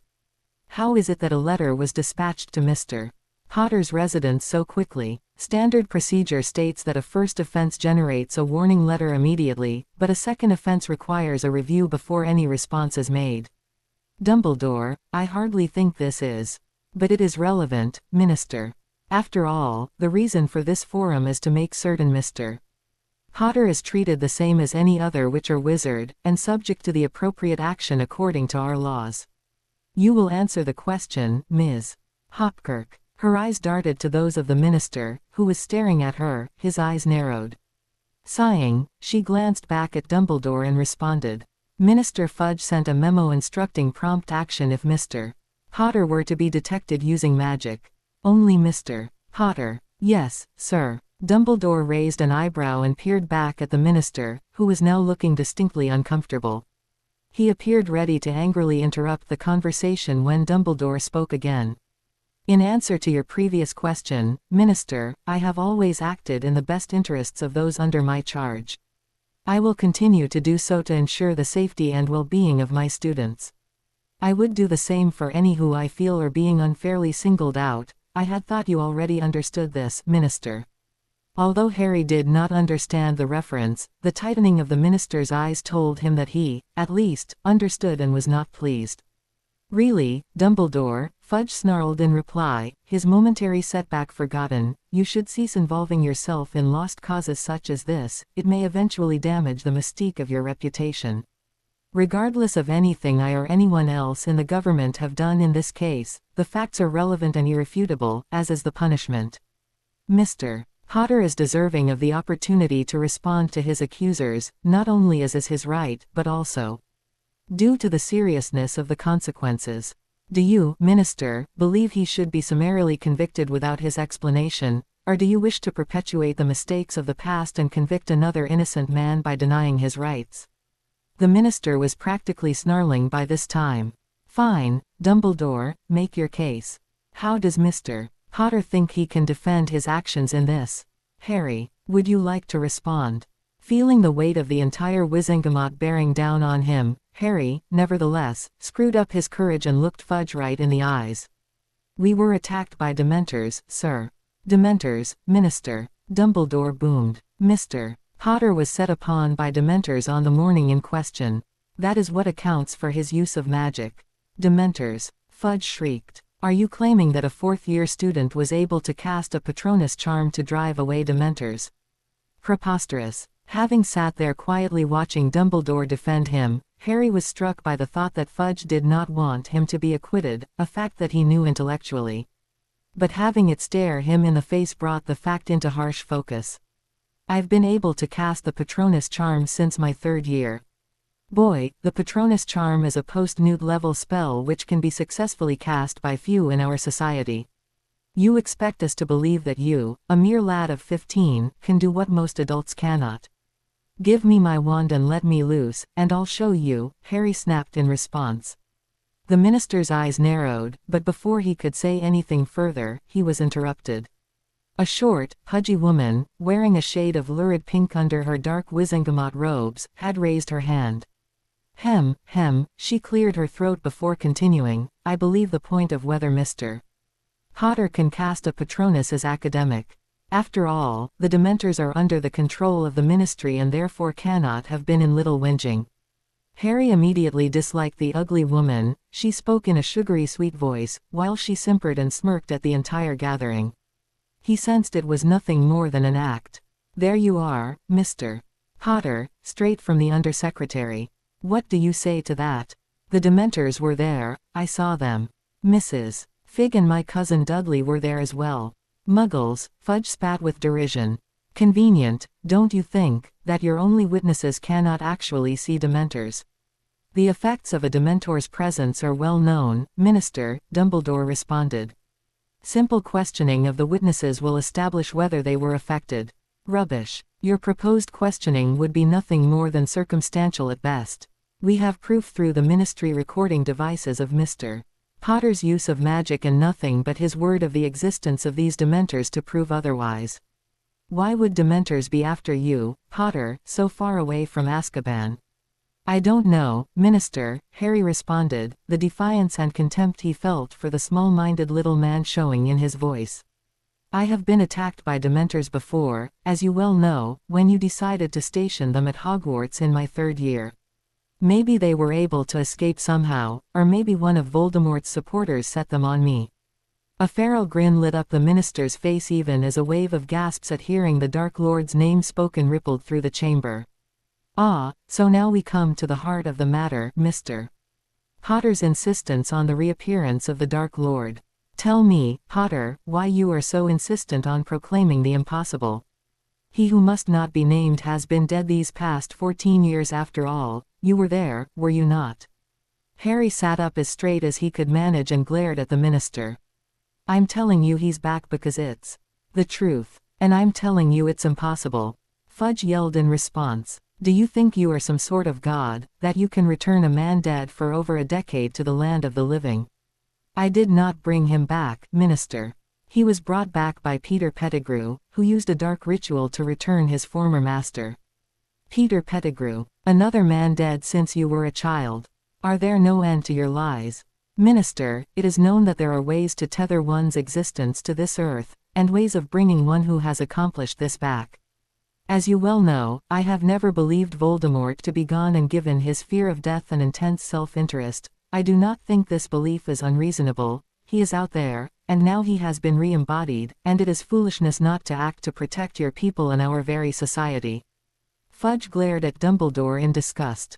"And yet, you have no proof of these claims other than the word of a young, glory-seeking upstart who seems intent on causing panic in our world. The proof exists if you would only look at it." "Enough," Fudge shouted. "I will not listen to the lies of this young man, nor to your attempt to cause panic in these halls. Mr. Potter is a spoiled, indulged little brat who has been towing your line for far too long, Dumbledore, and I mean to see his lies brought to an end for the good of our society." Leaning back in his chair, Fudge smirked at the headmaster. "I have another theory of Mr. Potter's experiences. He is attempting to sow fear and discord because his star has waned since he returned to our world. He wishes to recreate his past celebrity and is using his only claim to fame to do so by invoking the name of our greatest enemy. He who must not be named is dead, Mr. Potter. You will receive no further adulation from this society for an accident which happened when you were a mere baby. If he is dead, never to return, then why do you fear to speak his name?" Dumbledore's question echoed out over the room, causing some to glance at the minister with a certain speculation, while still others looked affronted that anyone would have the audacity to suggest they actually use the Dark Lord's name. Harry took stock of their reactions, trying to commit them to memory. These were the ones who were, at the very least, tacit supporters of Voldemort, if not actual Death Eaters. "Surely the minister cannot be afraid of a dead man," Dumbledore continued, causing a swell of noise to break out over the Wizengamot, not to mention a certain amount of snickering. A point had been clearly scored by the headmaster. Finally a sputtering Fudge regained control of his voice. "It matters little what you call him, Dumbledore," he spat. "The man is dead, and regardless of what Mr. Potter thinks he saw, he cannot have seen the Dark Lord. He is obviously lying. I'll take Veritaserum," Harry yelled desperately. "What? Give me Veritaserum, that will show you I'm telling the truth." "An excellent suggestion, Minister," Dumbledore chimed in smoothly. "Veritaserum will prove Mr. Potter's claims without a doubt." "Veritaserum is a valuable substance," Umbridge interrupted in her sickening voice, while Fudge sputtered. "We don't just use it on anyone with a random claim. Your case does not qualify, Mr. Potter." "On the contrary," Dumbledore began, but was interrupted by a now furious Fudge. "Bollocks. We will listen to no more of this. It is time for the Wizengamot to deliberate and determine the results of this hearing." Harry was uncertain how it would play out. Dumbledore had obviously scored significant points with the Wizengamot, but would it be enough? Harry had glanced up at the headmaster, fearful of the outcome, when he heard a strong voice from the gallery. By this time, Jean Sebastian had heard enough. The British minister was intent on petulantly getting his way and was clearly not interested in the truth. It was time to repay Sirius's trust in him and cast the die which would change the lives of his family. "Enough, Minister." Ignoring the look of astonishment on the face of the British minister, Jean Sebastian rose from his chair and vaulted the bar which separated the spectator gallery from the rest of the amphitheater. He quickly strode down the stairs to the floor, and moved toward the detested chair in which the young man he had come to help still sat regarding him, a look of shock, mingled with hope, adorning his features. Arriving in the middle of the floor, Jean-Sebastian scowled at the chair which held Harry captive and flicked his wrist, releasing his bonds. Uncertainly, Harry glanced up at his benefactor, grinning tentatively in response to the welcoming smile Jean-Sebastian gave him. "Stand up and face your accusers, Harry. That chair was designed to remove a person's free will and dignity, and I will not have you spend any further time in it." Jean-Sebastian just had enough time to exchange a glance, accompanied by a raised eyebrow, with the headmaster before Fudge finally recovered. His voice rang out through the courtroom. "Ambassador, what is the meaning of this?" Glaring at the nearly apoplectic minister, Jean-Sebastian helped a stunned-looking Harry Potter to his feet before turning to address the young man's accusers. "This hearing is a farce, Minister. I will not allow you to continue with this character assassination, this kangaroo court any longer. You have no interest in knowing the truth of Harry's actions, only in pushing your agenda of denial and your destructive and narrow-minded pureblood bigotry. This young man will not be sacrificed to further your career. How dare you? By what authority do you interrupt our proceedings?" "By the authority of the ICW." His statement apparently caught Fudge off guard, as the man's tongue was stilled momentarily, allowing Jean-Sebastian to continue his assault. With the assistance of the Supreme Mugwump, he nodded in Dumbledore's direction. An emergency session of the ICW was convened this morning. With an overwhelming majority, the ICW has voted to commend young Harry Potter for his actions, not only during the attack on him and his cousin, but also during the recently completed tournament. "And what authority does the ICW have here in England?" Fudge sneered in response. But though the minister attempted to appear confident and unmoved by the news, Jean-Sebastian could tell his words were a little less forceful, his manner slightly less secure.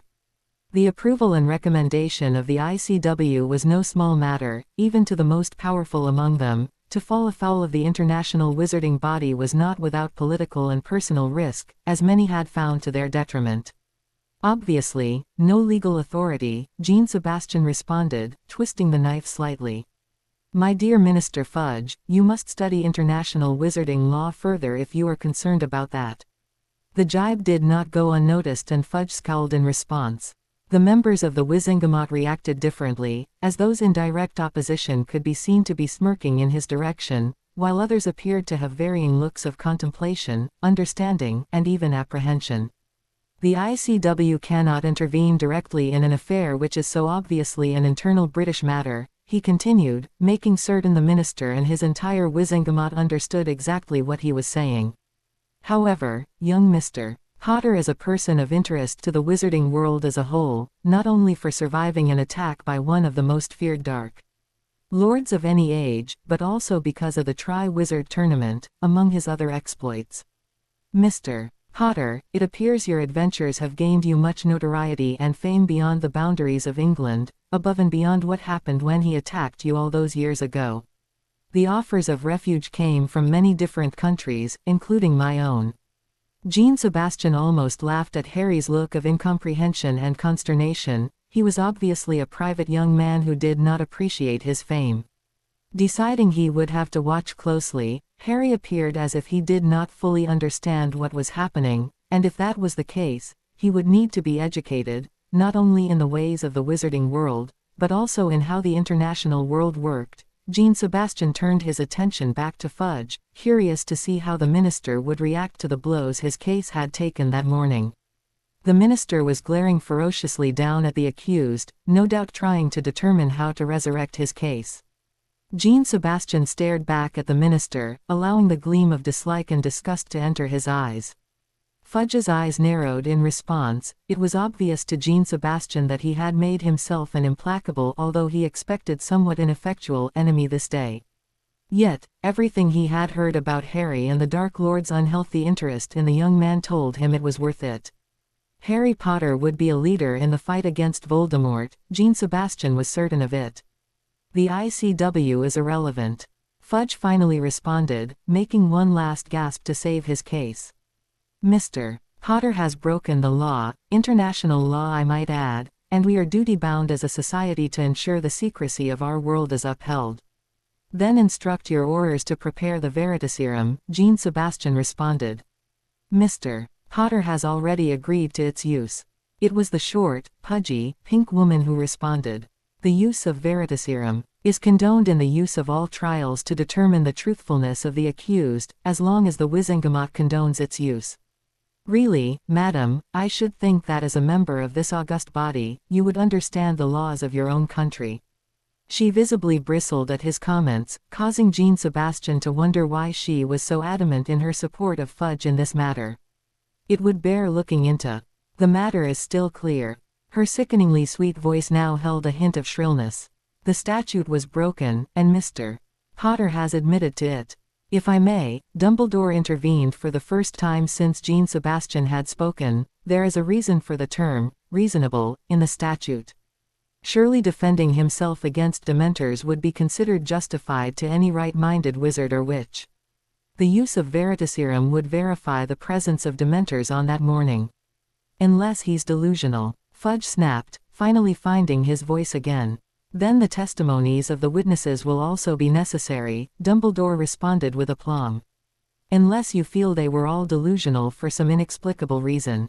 His sarcasm was not lost on the members of the Wizengamot. Jean Sebastian could almost feel the tide of opinion turning against the minister and decided it was time to finish the debate. Minister, with what I have heard this morning, it would almost appear to me as though you hold a personal vendetta against this young man, although I must admit to being at a loss to understand your reason. I have had only one brief conversation with Mr. Potter, yet I can state without reservation that he seems like a nice, bright lad, one who has experienced hardship in his life due to no fault of his own. Given his stature as hero to the British wizarding people, do you really want to go down as the minister who has driven one of your most famous heroes away from England forever? How could your people have possibly turned on Harry so quickly? Has the English wizarding world even been told the truth about Mr. Potter? That more than anything else received Fudge's, and the entire Wizengamot's, attention. Jean Sebastian was aware that Fudge could have portrayed Harry in any manner he pleased and gotten away with it, as long as he controlled the flow of information and kept public opinion firmly on his side.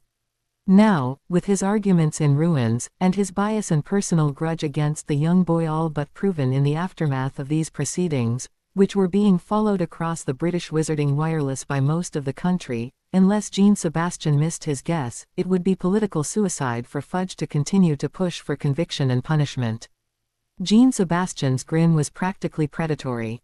Ah, I see that has gotten your attention. But be that as it may, I will not allow the exploitation of young Harry Potter to continue any longer. The looks of confusion and apprehension on more than one face would be almost comical if Jean Sebastian was not so deadly serious. Because the English wizarding world cannot be trusted with Mr. Potter's welfare, I fear I must take steps to ensure he is never again treated in this manner. I have recently become aware of the existence of a document signed by my father and Mr. Potter's grandfather more than 50 years ago, a document which allows me to be of some use to the young man. As I have the agreement of his guardian, by the ancient laws of magic I am hereby invoking a marriage contract between Mr. Potter and my eldest daughter. So I say it, so will it be. The blunt declaration caused the courtroom to descend into stunned silence. Whether the rest of the courtroom was simply surprised, shocked into silence by the brashness of the declaration, or aghast at the possibility of seeing their national hero, a title which still had the power to cause Harry to shake his head in disbelief, given the shots he had absorbed from those same people betrothed to a foreign witch, it was impossible to say. Although he certainly caught the expressions of the rest of the room, Harry was, understandably, concerned with his own questions. How could this have happened? What did this stranger mean by claiming a marriage contract to some which he had never met? Were such archaic traditions still followed in the magical world? To this last question, Harry was forced to admit, somewhat ruefully, that the possibility for such antiquated traditions were not only possible, but given the things he had seen and experienced since he had discovered the magical world, he was not surprised to learn they still existed. Harry Potter had never given much thought to his future and, other than a few idle hours, willed a way in which he had indulged himself in the contemplation of the various females of his acquaintance, had certainly never given serious consideration to the question of who would ultimately become Mrs. Potter. The thought of marriage not only had never really occurred to him, but it was also something which, consciously or not, he had considered unappealing early in his life, no doubt largely due to the only example he had ever witnessed, the married life of his aunt and uncle. They had always, in his memory, been largely argumentative, and he could never remember any instances of spousal felicity or shows of affection. In fact, other than their shared propensity toward making him feel worthless and consigning him to a miserable existence, they had never actually shown any common goals or interests, making him wonder why they had married in the first place. His only other example was slightly better in execution, as the Weasley parents were at least friendly with each other and focused on their family and the importance of that family in their lives.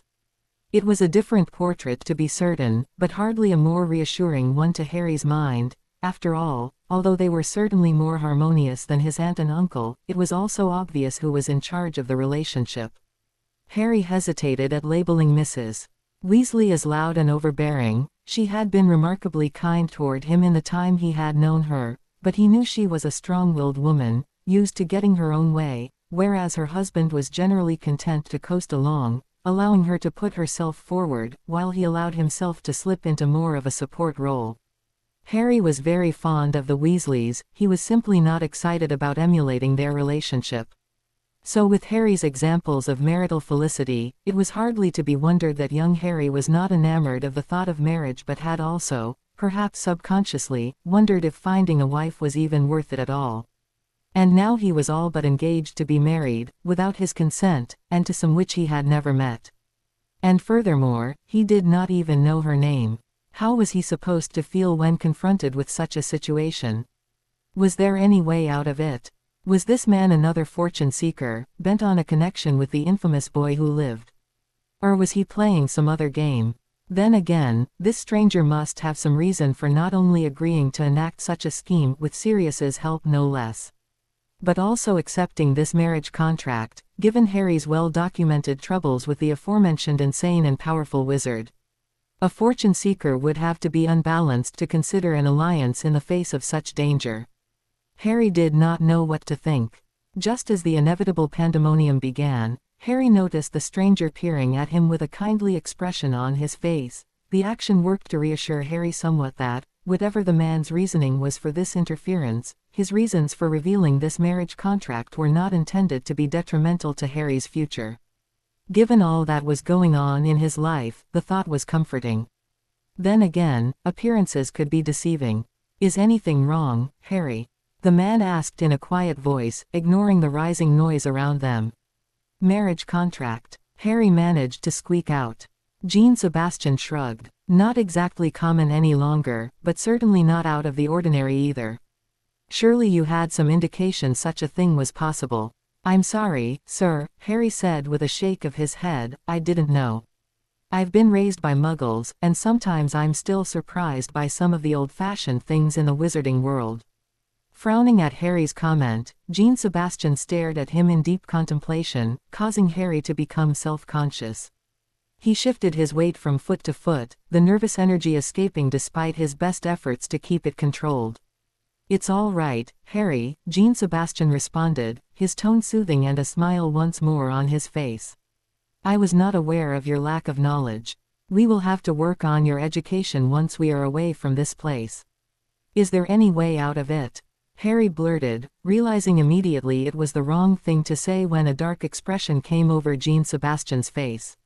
"I'm sorry," Harry said somewhat nervously, not wanting to offend his benefactor. "This is just all so new to me. I mean, I've never thought. I don't even know your daughter," he finished, somewhat lamely, after a short pause. Jean-Sebastian chuckled quietly, his amusement immediately replacing his momentary displeasure. "Do not worry, I am not offended. I can see we have much to discuss, my young friend, and you have much to learn." At Harry's nod of agreement, Jean-Sebastian reached out and grasped his shoulder, squeezing it slightly in a comforting gesture. "As for not knowing my daughter, I assure you, she is not unknown to you." Harry regarded him uncertainly, wondering who he could possibly mean. "My apologies, young Mr. Potter, allow me to introduce myself. My name is Jean-Sebastian Delacour, French ambassador to the International Confederation of Wizards." This marriage contract engages you to my daughter, Fleur, with whom I believe you are acquainted through the Tri-Wizard tournament last year at Hogwarts. Order. At that moment they were interrupted by Minister Fudge, who was banging his gavel on the desk in front of him, yelling for the Wizengamot to come to order. But Harry, shocked as he was by the suddenly revealed identity of his mysterious benefactor and his newly betrothed, heard none of it. Fleur Delacour. Is that who I'm engaged to? Thoughts whirled around in his head, flitting from images of a beautiful young woman entering the Great Hall of Hogwarts for the first time and drawing the eyes of every young man, and many not so young, to a bedraggled Fleur freshly emerged from the cold of the lake, hugging him tightly in thanks for rescuing her sister. That was who he was now tied to by this contract. Unable to wrap his head around the thought, Harry forced himself to calm and think about the situation rationally. He considered his almost non-existent acquaintance with the young French villa. He had thought about asking Fleur to the Yule Ball the previous year during the tournament, but who had not? Daydreams of appearing at the event on the arm of the most beautiful young girl any of them had ever seen had filled the fantasies of most of the boys at his school. But whereas Ron had forgotten she was far above any of them, Harry had confined his thoughts to the realm of fantasy, never allowing himself to consider that she might actually say yes. Still, now that he thought about it, although he still considered her far above him in terms of beauty and desirability, the example of Ron was certainly not one which fit the situation. After all, as the story went, Ron had blurted his request in the middle of a crowded room and then run off in fear. To the best of Harry's knowledge, she had never actually made a response. It was possible, however unlikely, that she might have accepted Ron's proposal. After all, he had no knowledge of when Roger Davies had actually asked her to the ball, but if her expression during the event had been any indication, his continual fawning on her had likely been aggravating, and certainly not much worse than she would have experienced with Ron. Which brought another thought to his consciousness: did he have any real indication that she actually thought herself above those around her? She had been somewhat cold and distant when she had first appeared at the school, and she had acted snooty when he had appeared in the anteroom after the goblet incident, but that was all he had to base his thoughts of her arrogance upon. After all, people at his school thought him to be a spoiled pampered prince, glory seeker, and, since the incident in the graveyard, a delusional liar, something he liked to think was not true, although certain events in his past had led him to question his own sanity on occasion. Was her situation any different from his? Perhaps the popular perception of Miss Delacour was not the reality. He would have to actually speak to her himself and get to know her before making any judgments, something which, he admitted to himself, he had not done in the past. Shaking himself out of his stupor, Harry made an effort to concentrate more on what was occurring around him. You really have no choice, Minister, Jean Sebastian was saying, glaring at the minister through narrowed eyes. International law in this instance is very clear, since both Mr. Potter's guardian and I have agreed on the execution of the marriage contract, it is in force, regardless of the wishes of the British ministry. An incoherent sputtering issued from Fudge's mouth, causing Jean Sebastian to shake his head in response and Harry to wonder at the man who had managed to render the loquacious minister speechless. But you can't, Fudge finally got out through his rage and indignation. We can't have one of our most famous citizens married to a foreigner. This same citizen you were prepared to lynch without bothering to learn the truth. Fudge could have nothing to say to that statement. And Minister, I will assume you have no other objections to my daughter's suitability as the wife to Mr. Potter. This last was said with a hard core of steel evident in Jean Sebastian's voice, and although Harry did not quite understand the reference, it was not lost on Fudge or the rest of the Wizengamot. There were more than a few scowls, thoughtful looks, and nods of approval from the assembled, giving Harry no further clue as to what was being discussed. As I said, regardless of the British ministry's position on the subject, Mr.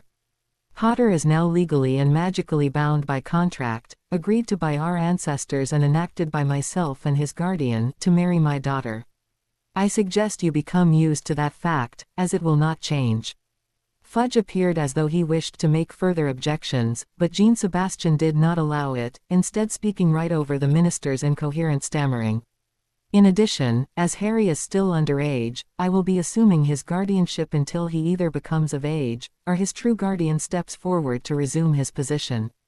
Again, this is non-negotiable and well within the bounds of the law, he continued when it looked like Fudge was about to object yet again. Of course, if the English wizarding government is hell-bent on expelling Mr. Potter from Hogwarts, I am certain a place can be found for him at Beauxbatons. After all, his betrothed still attends the premier French school, and I'm certain they would be happy to accept such a high-profile addition to their student roster. For a moment, Harry almost thought Fudge's eyes would pop out of their sockets as he stared at Jean Sebastian.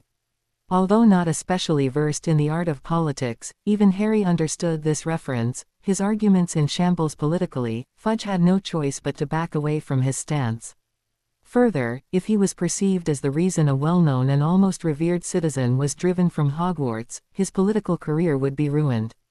Harry could almost see Fudge's political life flashing before his eyes, causing his lips to rise in sardonic amusement.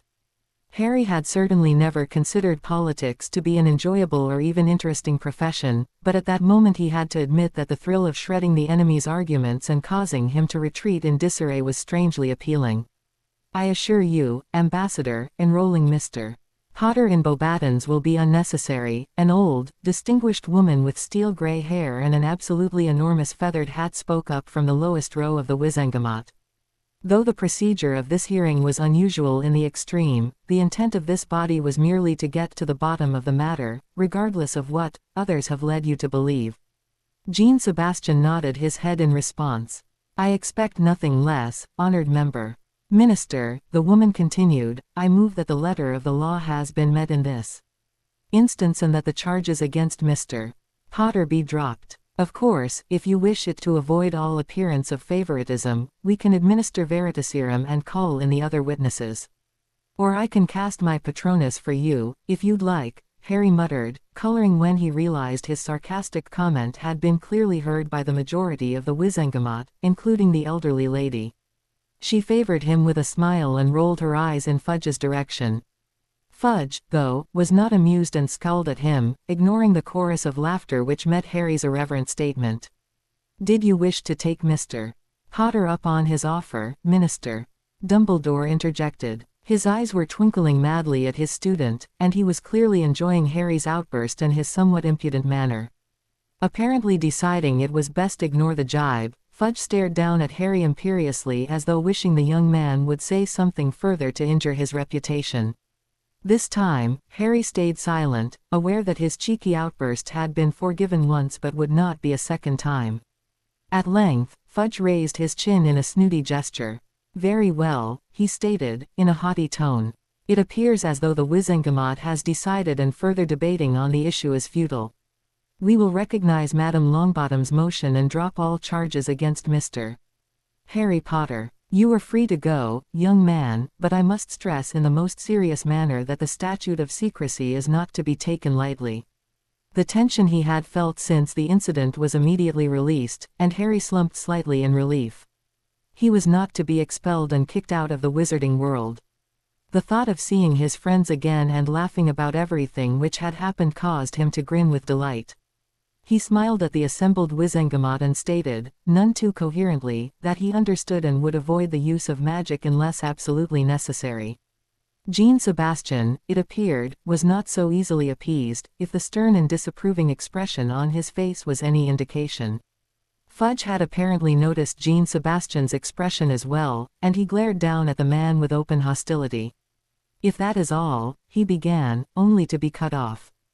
As it turns out, there is something else, Jean Sebastian rejoined, his voice flat and unfriendly. It has not escaped my attention that my new ward has been vilified in not only in your national newspaper, the word was spat out with some disgust, but also by members of this government, even at the highest levels. What went unsaid was the fact that the minister himself was the main driving force behind the things which had been said about Harry, but no one misunderstood the insinuation. Though Fudge's face darkened in response, he could hardly refute the fact that it was. So what would you propose, Ambassador? He snarled. Mr. Potter has been exonerated in an open session of this Wizengamot. Does he wish for the post of minister to add to his portfolio? I doubt even that would be enough of a boost to his ego. Cornelius, this is exactly the attitude the ambassador is speaking of, Dumbledore interjected sternly. I must insist you cease these constant attacks on my ward. I will not have the British public told sensational stories and outright lies about him. Fudge's eyes narrowed even further, and he glared at Jean Sebastian. Do I have your agreement, Minister? You do, Madame Longbottom interjected, fixing the recalcitrant minister with a baleful glare. Regardless of personal opinions or pending hearings, this government has a duty to protect all magicals, and the slandering of any citizen is not to be tolerated. I concur, Dumbledore confirmed. There will be no further opinions regarding Mr. Potter, or any other citizen, issued by any member of this government. I give you my word that any such attacks will be dealt with. Watching the minister closely, Harry noticed the man himself said nothing, merely grunting in response to the strong statements which had been directed at him. Harry strongly suspected the minister, as the top politician in the government, had never been hauled out on the carpet or spoken to in such a manner before. Or at least it had not happened since he had ascended to the minister's office. It was equally obvious he was not appreciating the experience. But Jean Sebastian was not done. That is acceptable, Madame Longbottom, Dumbledore, he said. But it is the prior statements which now concern me. These must be rectified so Harry can continue with his life without further prejudice. And you wish to bring up the past again? Fudge demanded. Have we not given enough to Mr. Potter already? No, you have not, Jean Sebastian enunciated clearly. With all that has been said about him, especially in the past few weeks, it is clear that the wizarding public of this country has had a slanderous image of Mr. Potter painted for them. This must be addressed, otherwise the mistaken perceptions of his character will persist. I insist on a public apology, to be published in the Daily Prophet in tomorrow's edition. His lip curling once again in disgust, the minister's eyes darted from Harry to Jean Sebastian to Dumbledore and back to Harry again, clearly looking for some way out of his predicament. Unfortunately, no opportunity presented itself, and the reality of the situation was that he could not refuse without losing face even further than he already had. With a curt nod, he spoke, although it was clear the words were like ashes on his tongue. An apology will be printed in the Prophet tomorrow. In return, Mr. Potter must cease making public claims of the return of he who must not be named. Harry has offered the use of Veritaserum, Minister, Dumbledore cut in. Will you not take him up on his offer? No, Fudge stated vehemently. I will not have the public panic and hysteria caused by such a story, as it is merely Mr. Potter's word and has not been confirmed. The use of Veritaserum does not rule out the possibility of hallucination or illusion, only that Mr. Potter believes what he says to be true. He directed an insincere smile in Harry's direction, causing Harry to scowl in return. After all, Mr. Potter had been through a challenging task moments before his experience. There is nothing to say that what he thought he saw was not influenced by his fatigue or some overt trickery on the part of supporters of he who must not be named, people intent on causing panic and destabilization. The events of the Quidditch World Cup have proved such people are still out there or that some other group wishes to make use of the fear they commanded during the war for their own purposes. The Ministry will investigate Mr. Potter's claims and respond accordingly, Fudge concluded. There is no need to incite a public panic at this time. Harry was unconvinced that Fudge would follow through with his pledge to investigate the matter. He struck Harry as the type of man who would ignore the unpleasant truth, hoping it would go away in time. Out of the corner of his eye, Harry saw Dumbledore and Jean Sebastian exchange a glance before their attention was returned to the minister.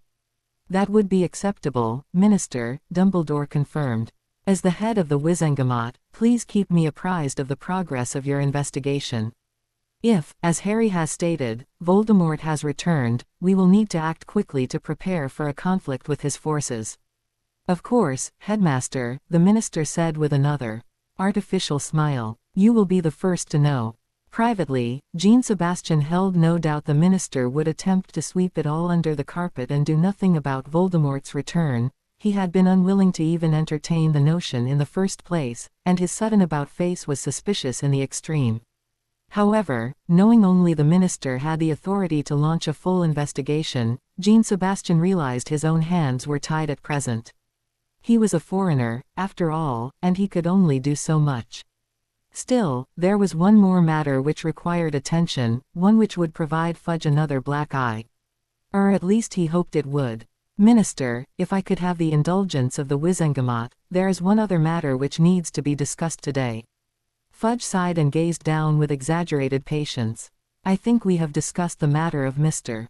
Potter in great depth, Ambassador. There is no need for further discourse. I assure you that everything which has been decided here today will be put into action at the earliest opportunity. Minister, what I have to say has nothing to do with Mr.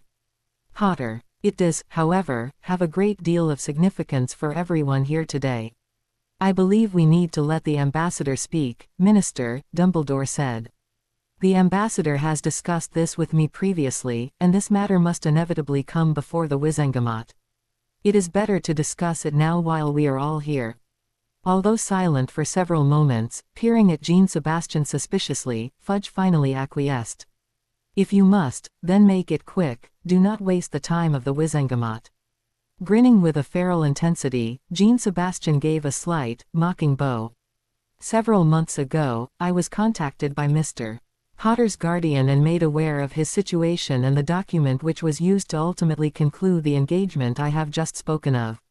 I was, I admit, absolutely astonished to be contacted by this person, but after taking the time to hear his story and verify it for myself, I understood his plight and agreed to assist him in any way possible to resolve his situation. Augusta Longbottom was clearly becoming impatient. Ambassador, will you please come to the point? You have mentioned Mr. Potter's guardian several times, but you have not mentioned his name. Who are you speaking of? Mr. Potter's guardian is none other than Sirius Black. The pandemonium which greeted Jean-Sebastian's statement was immediate and louder than his previous declarations had caused. Jean-Sebastian stood there and watched as witches and wizards yelled in disbelief, letting loose their outrage that he, a foreigner, had dared meet with one of their most hated and reviled criminals. They would soon find out just who the enemy was, Jean-Sebastian thought grimly. With the assistance of Fudge's gavel, not to mention a concussion blast or two from the end of Dumbledore's wand, order was restored to the courtroom, although tempers were still high and threatened to flare at any moment. Fudge gazed down at Jean-Sebastian with an unpleasant sneer. Jean-Sebastian was certain Fudge thought he had finally found something with which to attack his enemy. How little the minister understood. How dare you cooperate with that murderer? Have you no decency at all? This man is a convicted killer, a mass murderer who was known to be after your charge when he escaped from Azkaban 2 years ago. Given your association with him, I wonder at the purpose of this alliance. Do you have some reason in conspiring with Black to gain control over the boy? And how can he even be considered to be Mr. Potter's guardian when he's a murderer? Minister, Jean-Sebastian began, choosing his words very carefully to ensure he was understood. Sirius Black is an escapee from Azkaban, but you and I both know he is not a convicted killer. Of course he is, Fudge stammered. He spent a dozen years in Azkaban for betraying Mr. Potter's parents to he who must not be named and blowing up a street, killing Peter Pettigrew and 12 muggles. I am well aware of the time Mr. Black spent in Azkaban, Minister, but you don't have to act innocent. We both know he was put there without a trial. And as for his being Harry's guardian, Dumbledore interjected, it all has to do with the magic involved. Godparents are magically assigned, and as Sirius was never tried and convicted, the magic still recognizes him not only as Harry's godfather but also as his legal guardian.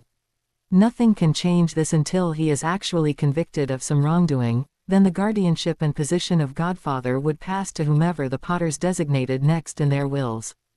Glancing around the room, the prevailing mood was one of shock. Contrary to what Jean-Sebastian had suspected, it appeared that most, if not all of the British Wizengamot was not involved in whatever conspiracy had landed Sirius in Azkaban without due process. Either that or they were all exceptional actors. It would be a black eye on the collective Wizengamot, depending how it turned out Sirius had been denied a trial, something of which Jean-Sebastian was as of yet uncertain. He had had trouble digging up any information at all on the incarceration of Sirius Black, even with Dumbledore's help. This is ridiculous. The pink-clad woman spoke up, obviously offended by the statements being made. Everyone knows that Black was found guilty and sentenced to life in Azkaban. Do you think we do not know the status of our own criminals? That's precisely what I am saying, Madam Umbridge, Jean Sebastian replied. Mr. Black stated to me, under the influence of Veritaserum, that upon being stunned by Aurors after confronting Peter Pettigrew, he awoke to find himself in Azkaban and was never taken to trial. Since the questioning of the perpetrator of such a serious crime under Veritaserum is standard procedure, I can only speculate that the trial never took place, unless some jumped-up mock trial was convened in which Mr. Black was not even allowed to defend himself. In either case, we seem to have a serious miscarriage of justice on our hands. Chief Warlock, can you illuminate us on the history of Mr. Black and the Ministry? Unfortunately not, Dumbledore replied with aplomb. I became Chief Warlock more than a year after the war ended and was not involved in the decision. We were told that Minister Bagnold had convened a special tribunal of Wizengamot leaders and had found Sirius guilty and incarcerated him in Azkaban. Dumbledore began pacing the room, his arms clasped behind his back, a look of intense concentration engraved upon his face. Although a tribunal is an unusual procedure, it is within the right of the Minister and Chief Warlock to agree to try a criminal in such a manner, especially if the trial is expected to be divisive, or if there is a risk of sensitive information being released to the public. The tribunal is thought to act on behalf of the Wizengamot in instances such as this. In Sirius's specific case, the minister was concerned about the effect of a sensational trial of the betrayal of the Potters, who continued to be a very popular family, and with Harry's own burgeoning popularity due to the defeat of Voldemort, it was deemed necessary to conduct the trial as quickly and unobtrusively as possible. And you never thought to question this? Jean Sebastian demanded, infuriated that his new friend had spent over a decade in the worst hell on earth without even the legal semblance of a trial. Where are the checks on abuse of this procedure? The Wizengamot itself, Dumbledore responded. You must understand that this is a course of action which is rarely invoked. If any member of the Wizengamot feels the decision rendered by the tribunal is incorrect, they can bring a motion to the body to have the case retried before the entire Wizengamot. In fact, any citizen may bring forward the same motion via a petition to the Wizengamot. The Wizengamot would then vote on whether to hear the case and whether to hear it in closed or open session. Headmaster, Fudge interrupted, his voice strained, I hardly think we should be speaking of this in full Wizengamot session. We should adjourn the court and take this up in private. I guarantee the Ministry will support any recommendation with respect to the status of Sirius Black and his escape from Azkaban. On the contrary, Madam Bones spoke up, I believe this is exactly what we need. Far too often, the doings of this body have been mired in secrecy, which has led to this situation, among others. Please continue, Dumbledore. Dumbledore bowed his head and continued. With respect to Sirius, at the end of the First Wizarding War, our world was weary from years of guerrilla warfare with Voldemort and heartsick over the deaths of the Potters, who many had considered heroes. The outpouring of sympathy for Harry's plight was such that the explanation was accepted and not questioned. No one would put forward a motion to grant the man a trial when the evidence against him seemed airtight. Since Sirius's escape, I have searched for transcripts of the trial, affidavits signed by those involved, anything which would give an indication that the hearing actually took place. Regardless of the secrecy of the tribunal, records should still have been kept, records which would be sealed to all except the minister, the chief warlock, and a few others in high and trustworthy positions. These records would provide information for future reference or evidence of a miscarriage of justice. Dumbledore stopped and gazed around the room, fixing each member with his expressionless stare in turn. No such records exist. As Chief Warlock, I have the authority to access any records pertaining to any Wizengamot actions, regardless of how they were conducted. As no sign of them can be found, I conclude that the trial never took place. This is all very interesting, but do you have a point in bringing this up? Umbridge asked. We all know Sirius Black was guilty of the crimes of which he was accused, and regardless of his trial or lack thereof, you have still communicated with a murderer on the run from the Ministry. Jean Sebastian smirked at the unpleasant woman. The expression on Fudge's face told him that the minister knew exactly why they were now referring to Sirius Black, but his pink lackey clearly had no idea of what Harry's claims regarding Pettigrew were. Wizarding Britain was about to receive a very nasty shock. "Harry, would you like to do the honors?" His new ward appeared somewhat surprised at being spoken to, but he screwed up his courage admirably and spoke in a clear voice. "Sirius didn't betray my parents, it was Peter Pettigrew." "Peter Pettigrew!" the woman shrieked. "He was murdered by Black along with those muggles. His finger was the only part of his body the Aurors could find. Headmaster Dumbledore has confirmed that Black was your parents' secret keeper. Why do you persist in defending your parents' murderer?" "Because Sirius Black was not their secret keeper when they were betrayed," Harry responded. "Sirius convinced my parents to switch to Peter Pettigrew, feeling Peter was the least obvious choice. They hoped to throw Voldemort off the trail." "And how do you know this?" A voice rang out from the upper sections of the chamber. Harry glanced apprehensively at Dumbledore. The headmaster gave a shrug, which was accompanied by Jean Sebastian's smile of encouragement.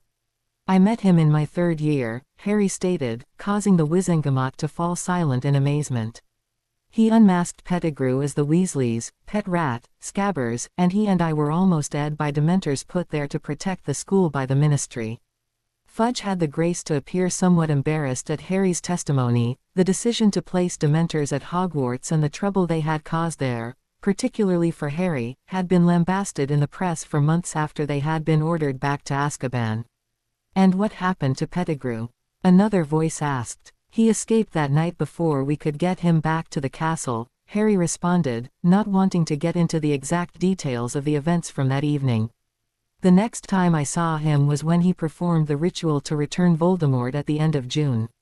"Chief Warlock, did you know of the switch in Secret Keepers?" Jean Sebastian asked. "I seem to remember you were heavily involved with prosecuting the war against Voldemort and that you had a hand in the Potter's defense." "Unfortunately, I didn't know at the time," Dumbledore responded somewhat sadly. "James, Peter, and Sirius enacted the switch with the utmost in secrecy, telling no one else of what they had done. I learned nothing about it until after Sirius escaped from Azkaban. And if I had known," he continued after a moment's thought, "I would have counseled against it. I had known all 4 boys since their entrance into Hogwarts, and knew that Pettigrew was not quite made of the same stuff as the other 3.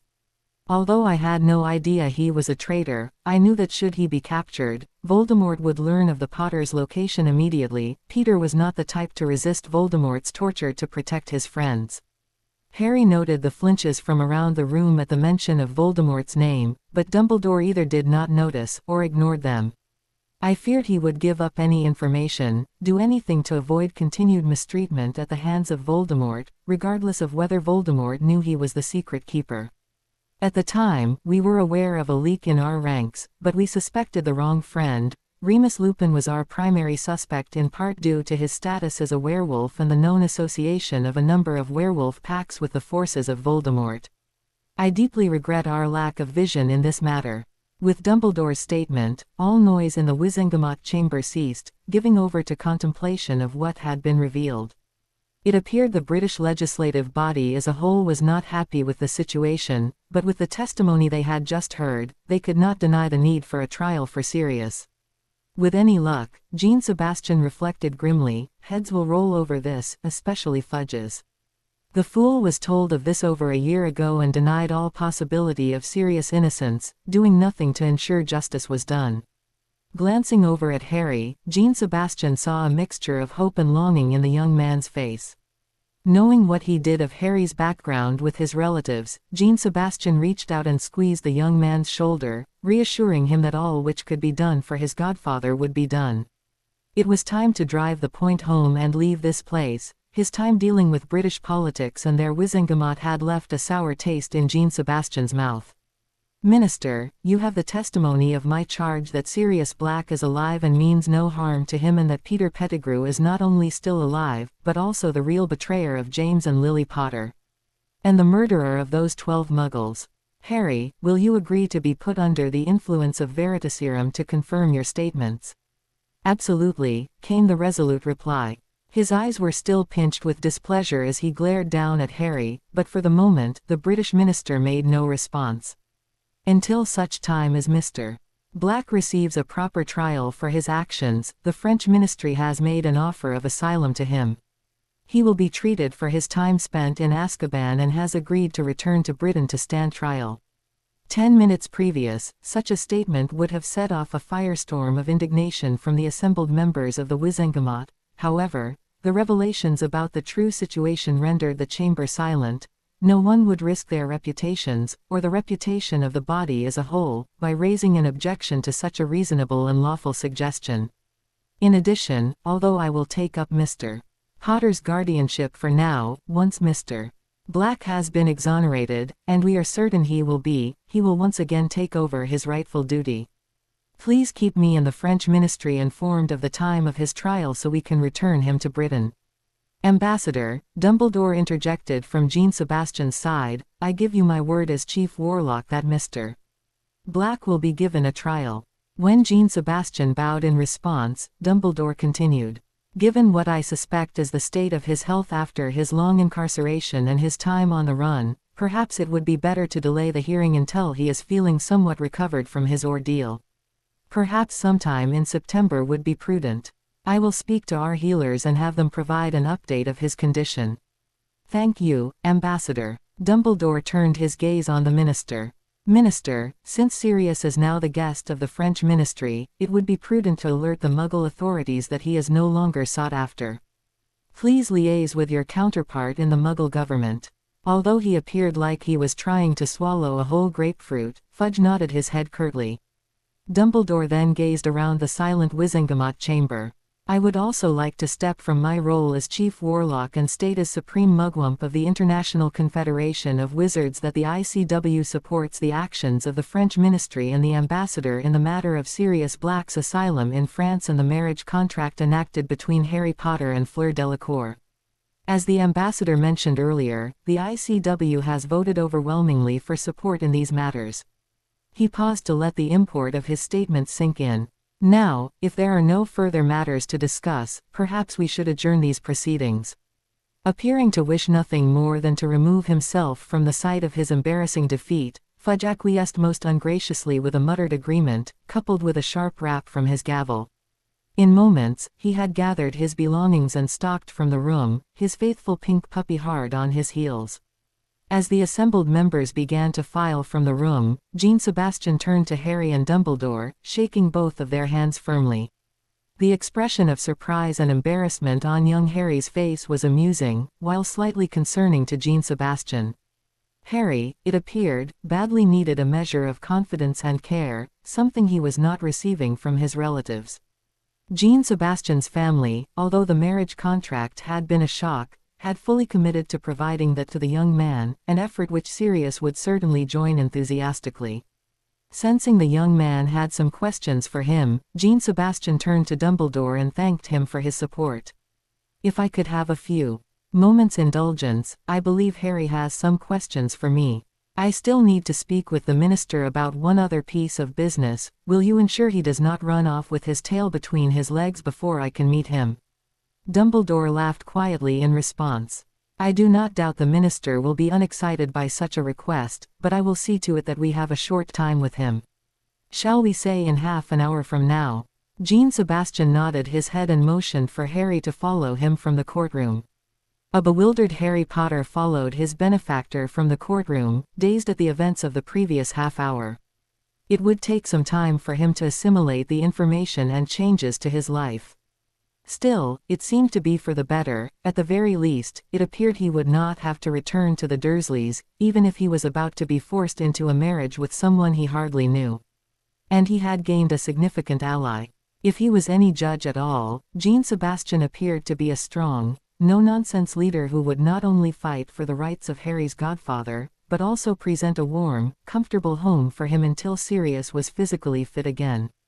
Knowing what he did of other families, Harry knew he had suffered from the lack of some manner of support from a family unit. He knew he had missed it desperately. Perhaps this would be the start of a new chapter in his life, one which was not all darkness and despair. He could only hope. They walked through the hallways of the ministry, avoiding the small groups of Wizengamot elders who had stopped here and there to confer with one another and the other ministry employees who dotted the hallways, going about whatever business the ministry was doing that day. As they approached the stairway leading up to the upper levels, Harry's line of sight was caught by the woman in garish pink. She was watching him, the same sickeningly sweet expression plastered on her face, while in contrast, her cold eyes seemed to porn him from a distance. He returned her gaze unflinchingly, causing her smile to slip into a frown of displeasure, before following Jean Sebastian up the stairs and reflecting he had made another enemy this day. Of course, given the way she had conducted herself in the courtroom, he suspected she had turned up already opposed to him for some unfathomable reason. "We'll take the stairway down to level 1, Jean Sebastian commented. "No sense exposing you to the masses in the atrium so soon after the hearing." Harry agreed immediately, grateful the man understood his aversion to crowds, especially in light of his unwanted fame. On the first floor of the ministry building, Jean Sebastian commandeered a small conference room, and after ensuring the door was closed for complete privacy, he turned and took a seat, motioning for Harry to do the same. "Well, Harry," Jean Sebastian began, slight amusement coloring his voice, "it's a lot to take in over the course of less than an hour, isn't it?" "Yes, sir," Harry replied automatically. Smiling, Jean Sebastian waved Harry's words off. "Harry, I've just become your temporary guardian, and I will be your father-in-law at some point. I do not stand on ceremony. There is no need to call me sir. Jean Sebastian will suffice." Appreciating the fact that the man wished to have more of an equal relationship with him than just guardian and ward, Harry relaxed slightly, allowing a small smile to come over his face. "Thank you, Jean Sebastian. It is a lot to take in. Do not worry, I am certain you will have lots of time to think about the changes. Sirius is staying in my chateau in France while he undergoes treatment for his time in Azkaban. You will see him when we go there today." "I've never been to France," Harry responded nervously. "Do you mean for us to stay there until school starts again?" "Actually, we will be moving to England in the very near future, but that's something I still need to discuss with your minister. You will only be in France for a few days at most." Harry nodded, digesting the fact that he would see Sirius. He had been concerned and surprised when he had not seen his godfather at Grimmauld Place. Dumbledore had assured him that all was well, but he had refused to tell him any more, saying that it was not his place and that no one else had had any information on Sirius's whereabouts. He was reassured to know his godfather was now being cared for by real healers. "I'm sorry, Jean Sebastian," Harry stammered, noting the grin at his near slip-up. Harry found himself smiling in response, appreciating the fact that his new guardian was this so personable and easy to deal with. Trying again, Harry took a deep breath. "I just wanted to say, I'm sorry for my reaction in the courtroom to your announcement. It's all just." Jean Sebastian reached over and grasped Harry's shoulder. "As I said before, Harry, I am not upset. I knew this would be a lot for you to take in. It's not every day you find out you are engaged to someone you barely know." "No, it isn't," Harry responded in a quiet voice, thinking of his friends and how they would react. The thoughts he had had of Hermione and Ron this morning did not seem to matter any longer, considering the new reality of his situation. "I can't imagine Fleur is very happy about it either. She was not when I first told her of what would happen," Jean Sebastian responded with amusement. "You have to understand, Harry, although arranged marriages are not common any longer, they are still done often enough that every child raised in the magical world is aware of the possibility their spouse may be chosen for them by their parents." Fleur was surprised and not very happy about the development. She is not the type to take anything done without her consent with any degree of contentment, but we discussed it, and I believe she has become at the very least resigned to the situation. It may not have been what she would have chosen, but it is better than a lot of young women in her position can expect. At Harry's questioning glance, Jean Sebastian shook his head. "That's something you will have to ask Fleur. It has to do with being a Vila. She can explain it much better than I can." Harry's curiosity was piqued, but he refrained from questioning his guardian any further on the subject, knowing his questions would not be answered. "Fleur is at least acquainted with you and respects you, so you are both starting out better than many who end up in arranged marriages." I do not know what will happen in the future, but I believe you will do well together. Dubiously regarding his companion, Harry responded, Fleur respects me. Jean-Sebastian let out a loud laugh and shook his head. So, I see you have been subjected to the infamous Fleur mask of arrogance. At Harry's expression of incomprehension, Jean-Sebastian let out a few more chuckles and, wiping his eyes, gathered himself to face his ward. Again, perhaps this is not my story to tell, but Fleur's arrogance is somewhat of a show, if you will. Jean-Sebastian eyed Harry before continuing. You will have to go to her for details, but you should understand it is not easy to be a Vila when you are surrounded by others who are jealous of your abilities. Surely you have felt some measure of this yourself. It was only the truth, Harry reflected, and he was suddenly glad of the fact he had decided to reserve judgment. He had never thought of the difficulty she would have to face every day, the jealousy and distrust others must feel toward a girl who by all accounts could turn any head, could steal any boyfriend, merely by turning on her Vila allure, without even resorting to her incredible physical beauty. He did not know Fleur beyond a simple, basic acquaintance, but he thought he knew enough to deduce she was not the type to behave in such a fashion, regardless of what others may think of her. Either way, she certainly had not done so when he had been able to witness it. I understand, he responded quietly. Good, Jean-Sebastian approved. I trust you and Fleur will take the time to get to know one another. Yes, sir, Harry responded without thinking, prompting another fond smile from Jean-Sebastian. Now, Harry, in answer to your question, yes, Fleur does respect you.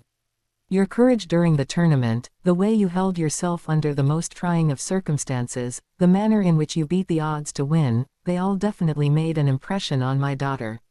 Harry's cheeks were burning at the praise, especially since it was coming from a man who was speaking as though he had heard these praises from his beautiful daughter.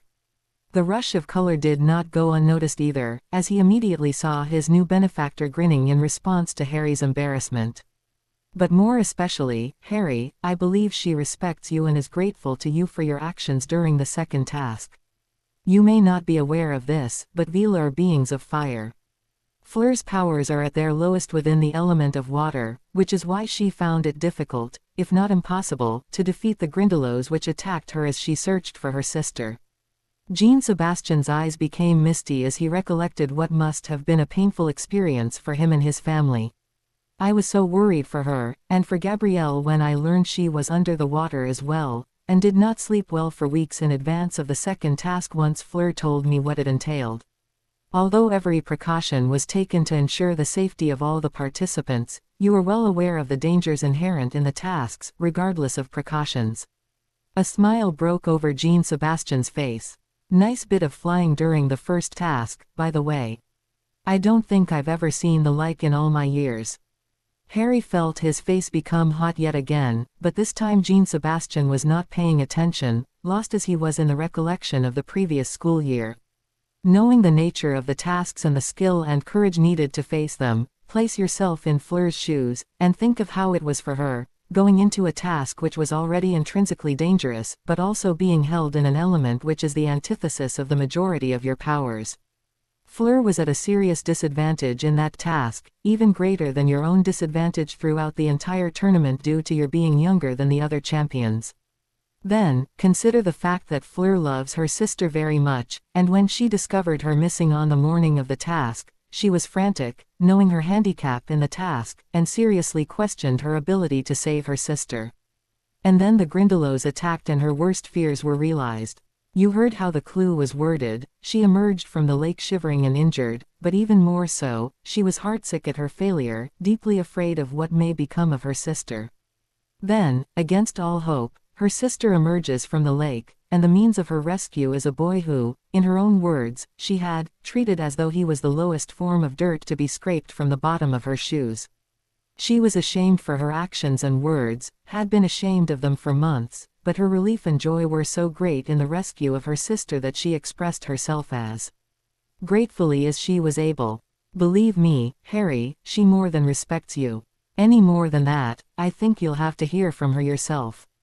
Harry was struggling with the praise, he did not think he had done anything especially noteworthy or heroic. He had been in a position to help someone, or so he thought, and he had taken that opportunity. Who would not? And it had all been so pointless. If he had thought about it at the time, he would have realized Dumbledore would never have allowed someone to be lost forever just because one of the champions had failed to retrieve their hostage. But Jean-Sebastian, it was all so pointless. The hostages were never in any danger at all, the headmaster told me after the task. Jean-Sebastian merely shook his head. Don't try to deflect praise, Harry, it is very unbecoming. Did you believe at the time that my daughter would be lost if she were not rescued? At Harry's brief nod, he continued. Then does the deed have any less meaning knowing in hindsight that it was ultimately unnecessary? Perhaps if you had thought about it further, you would have realized the hostages were safe regardless of your actions, but that does nothing to erase the fact that you acted heroically to save another person's life based on the information you possessed at the time. Hermione calls it my saving people thing, Harry responded with some embarrassment.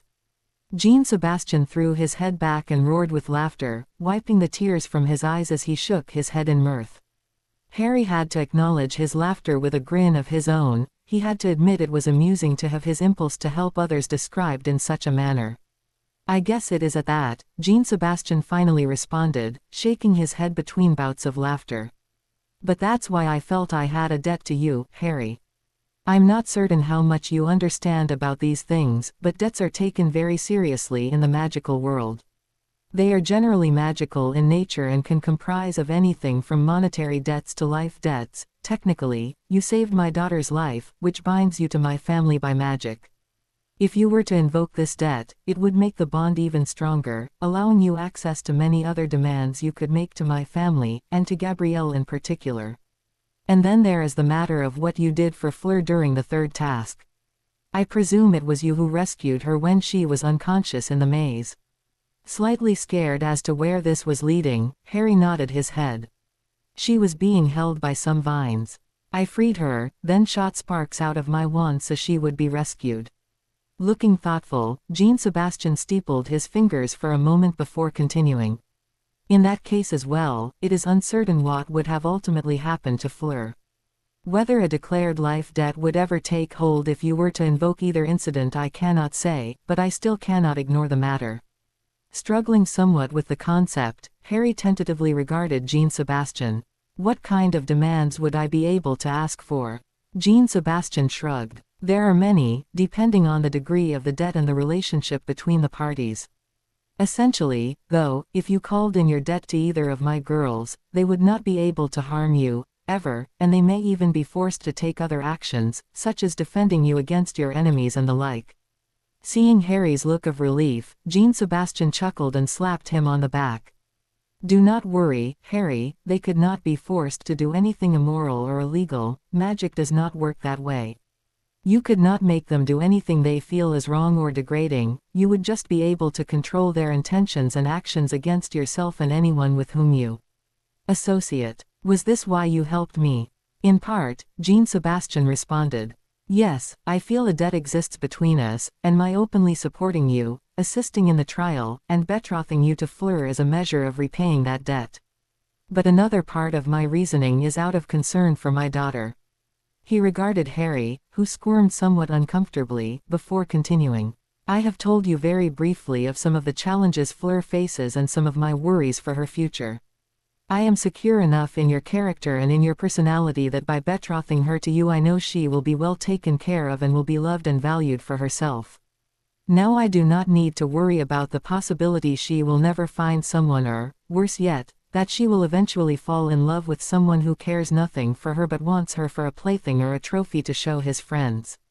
It was not long ago that such a fate was all too common for Vila. Now that Fleur is taken care of, I only need to worry about Gabrielle, and she is many years from that, as she is still only 9 years old. And of course, the situation with this Lord Voldemort of yours played into my decision. You will be in direct conflict with this Dark Lord, and he seems to have taken an unhealthy interest in you. But I understand what this government of yours seems not to. Eventually, if he is able to take over England, it will be too small for him, and he will start looking beyond its borders.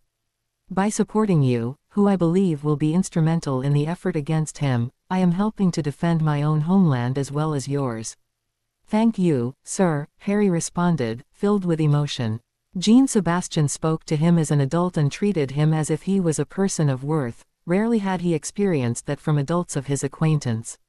You are welcome, Harry, Jean-Sebastian replied with a warm smile. I can see already that we will become great friends. Now, did you have anything else you wanted to ask me? Harry thought about it momentarily before venturing another question. How did this marriage contract come about? It was your grandfather and my father, Harry, Jean-Sebastian answered after a moment's thought. 50 years ago, your grandfather was the English ambassador to France. My father, Jean-François Delacour, was a member of the upper echelons of the French government. They met and became friends with one another and ultimately created the marriage contract to bind their families together.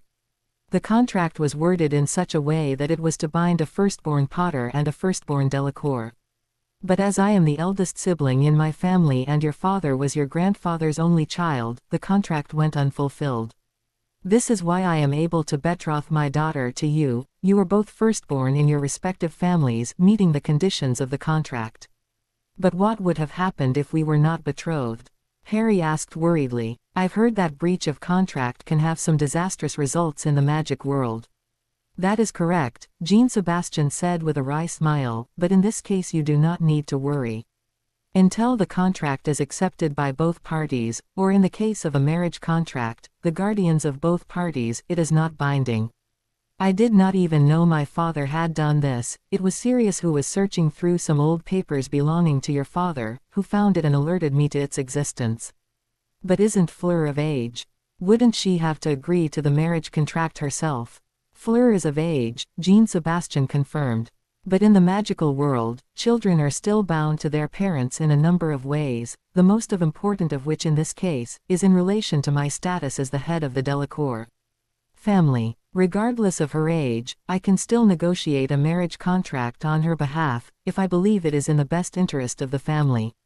Now, of course I would take her wishes into account, and if she had a serious boyfriend or fiancé, or had reservations about this marriage, I would likely have tried to find another way to help you.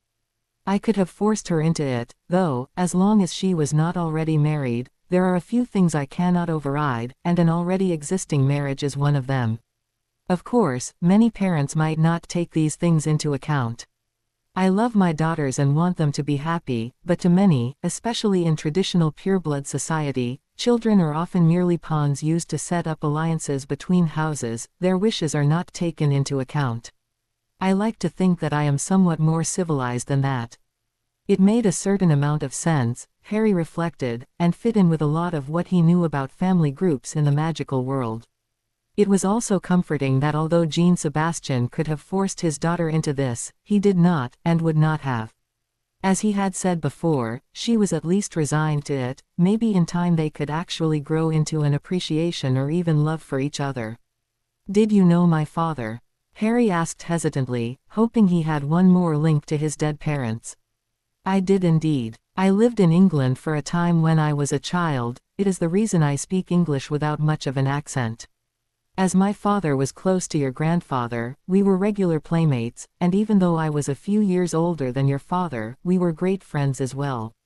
Unfortunately, when we returned to France before I started my schooling, my father died tragically a short time later, and we lost contact with your family. Harry nodded, slightly choked with emotion. He had someone else who knew his father as a young boy, which meant another connection. It was not much, but it meant the world to him.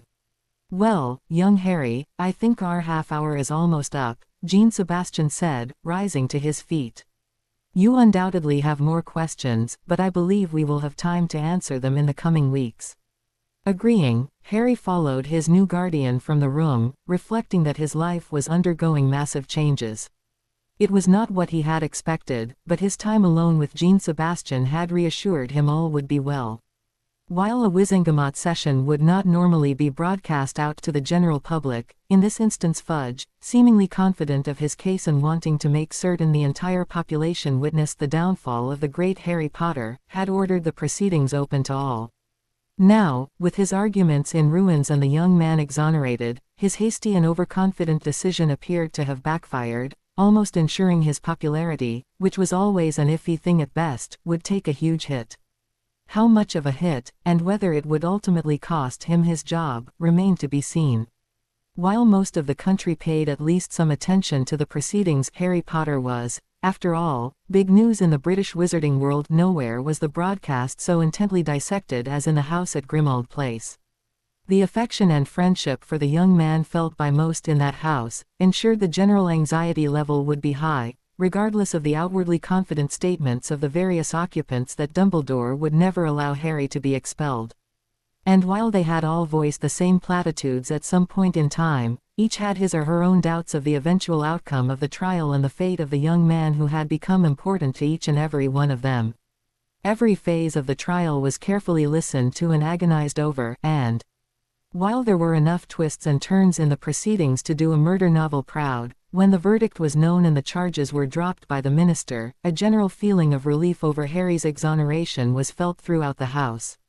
But beyond the relief and the satisfaction for the way Jean Sebastian had insisted on the public apology, the reaction to the news of Harry's betrothal to the beautiful French witch was about as varied as there were people in the room.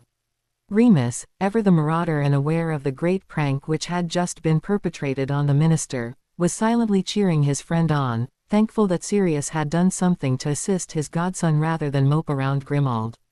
He was also happy Sirius would finally receive the treatment he needed and the exoneration he deserved. Remus, to be truthful, still harbored feelings of guilt for believing Sirius capable of the betrayal for which he had spent so many years of his life locked away. Tonks, who had met Harry barely a week before and already considered him to be an honorary little brother, was contemplating the great opportunity to tease her shy friend about his engagement to the beautiful French girl. But beyond that, she was contemplating how she could help the young man further in his development and struggle against the Dark Lord, who seemed to have targeted the young man. She was an Auror, and though quite new to her position, she still felt she could be of some use to the young man by teaching him what she knew. The ability to fight would only help him in the coming struggle, and he was, after all, of an age and maturity where he could now be taught some of the more complicated spells which would eventually serve him. Fred and George were merely happy for their friend, sharing a knowing glance, as only twins as close as they were could, that such an unusual happening was undoubtedly normal for Harry's decidedly odd world. And Bill Weasley, though he really did not know Harry well at all, was happy the likable young man had received the justice he was due. Beyond that, he was nevertheless arrested by an indefinable sense of loss. He had seen the young French witch at the tournament the previous June and been instantly smitten by her. And now she was out of reach. Ginny was the most vocal in her response, although this was perhaps not surprising to those around her, as she gasped loudly and then started wailing, throwing her arms around her mother and sobbing bitterly about the unfairness of the world. While she was comforting her daughter, Molly Weasley, although not as noticeably upset with the development, was at least as angry. She had always held out hope that Harry would take a fancy to her youngest child and join their family through marriage. That she had encouraged her young daughter from the earliest time of Ginny's memory, and thereby in part helped cause the infatuation which now led to her daughter's distress, was something she did not even consider. Molly had known Harry's parents when they were young, and after she had finally produced a daughter a little more than a year after Harry's birth, she had immediately gotten the idea that her little Ginevra would be the perfect mate for the young Potter heir. Those plans were, of course, now completely in ruins. For Ron Weasley, the reaction was a little more complex than most, partially due to his close association with Harry and all that had passed between them, especially in the last year, and partially due to his feelings for a certain brown-haired witch. Simply put, Ron had self-esteem issues, although he had certainly never considered it in such a way himself.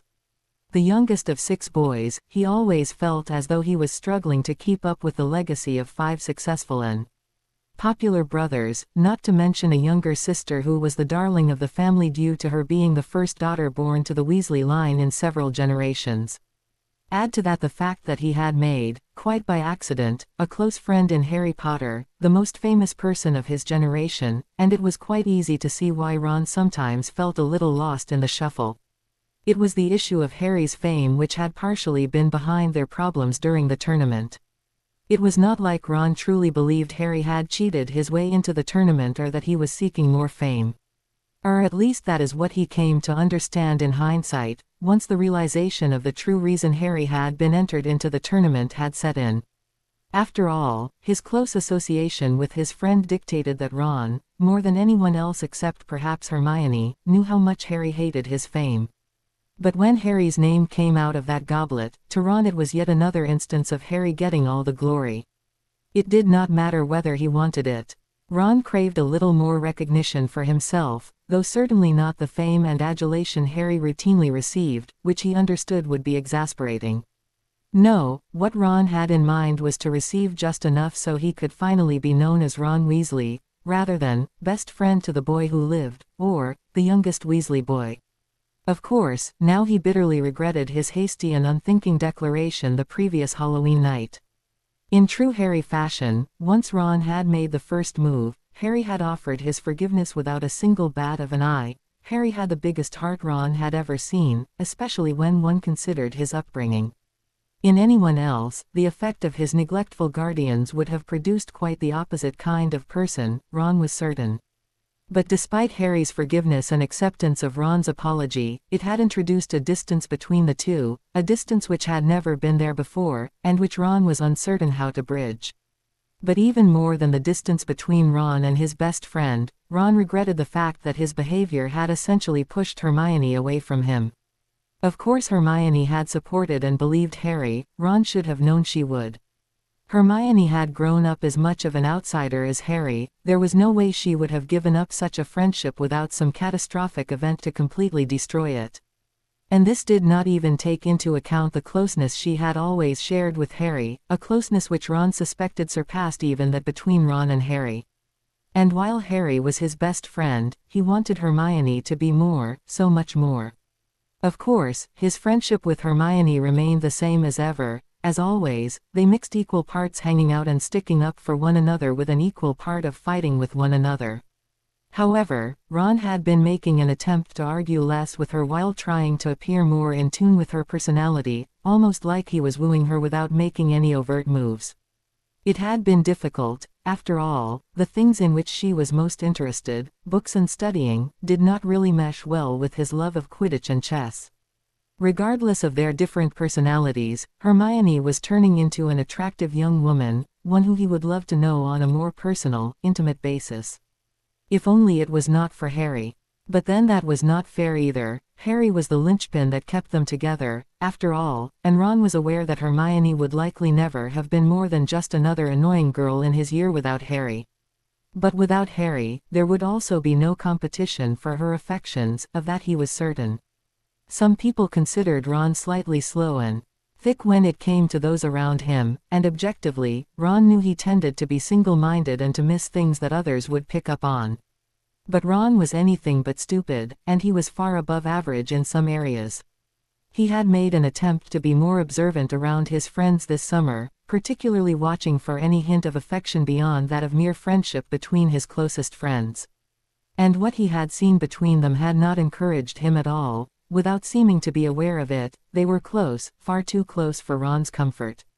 Their eyes lingered on one another a little too long, they touched more than was necessary, nothing more as of yet than a comforting hand on the shoulder or the tips of their fingers on an arm to emphasize a point, and they truly seemed in sync with one another. It all would have appeared platonic and completely innocent to the disinterested observer, yet to the newly observant Ron their actions had spoken loudly and uncomfortably for his ambitions. The major problem, to Ron's point of view, was the fact that if it came down to a choice between him and Harry, Ron was almost certain what Hermione's choice would be, and it would not be in his favor. Consciously or unconsciously, Hermione would always put Harry first, and if Harry were to express any interest at all in Hermione, Ron knew her choice would be made without even thinking about it. There would be nothing he could do to alter her preference.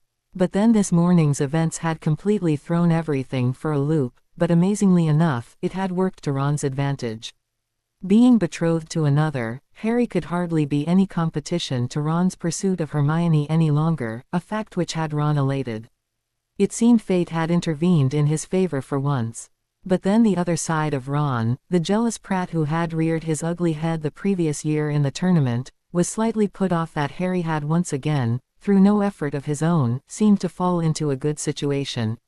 He had become engaged in an instant to a young woman who was possibly the most beautiful Ron had ever laid eyes on. How in Merlin's name did Harry get so lucky? Shaking his head, Ron turned his thoughts away from his musings and peered surreptitiously at the young woman he hoped would become much more in his life than a mere friend. Hermione sat quietly staring intently at something only she could see, appearing as conflicted as he felt. She seemed somewhat disappointed to Ron's point of view, no doubt unhappy Harry was now off the market. Still, that again could work to Ron's advantage. Perhaps he could be there for her, provide a sympathetic ear to listen to her troubles. That was it, Ron decided. He would forget about Harry's good fortune and concentrate on his own. He would win Hermione's heart. The subject of Ron's musings was engulfed in thoughts of her own. Harry was free. He would not be taken from her, he would return to Hogwarts with her this year, and everything would be unchanged from what it was before. But Hermione knew it was not the truth, everything had changed. Certainly Harry would continue to be her best friend and confidant, they would continue to do everything together, she would still see him every day. But it would all be different, too. The new Harry would be promised in marriage to another, and eventually he would owe his allegiance to someone else. She would stop being the most important female in his life. Hermione knew she should be happy for Harry, happy he had managed to avoid the fate for which Fudge had been pressing, happy he would continue to be a factor in her life. But a part of her, a small, indefinable part which she could not shake, felt nothing but sorrow over the news of his betrothal to the beautiful French witch. How could she possibly compete with someone like Fleur Delacour? Of course, there was no competition. He was now engaged, it was done. Nothing she could do would change that fact. She would never be anything more to him than a best friend, and even that would slip away as they matured. How could this have happened? How had she developed these feelings for her best friend without even realizing it? How had it managed to slip past her over-organized mind, one which was usually so adept at catching every little thing? What was she to do now? Automatically, she glanced over at her other friend, Ron Weasley, who appeared to be lost in a world of his own. Hermione was not unaware of Ron's feelings for her. He was not the type to hide his emotions, they were usually plain for anyone to see, and Hermione was nothing if not observant. Although she had not been aware of it, her attention had largely been on Harry since he had arrived at Grimmauld Place, and she knew that attention had in turn garnered the attention of her other best friend. What Hermione did not know was whether she could return Ron's feelings. Ron was a good friend, and while he did occasionally descend into jealous fits and he argued with her incessantly, he was also fiercely protective of her. Hermione had always known there was an even chance she would end up with one of her two best friends, but until now, she had always assumed it would be Harry rather than Ron. She and Harry made a much better match than she and Ron.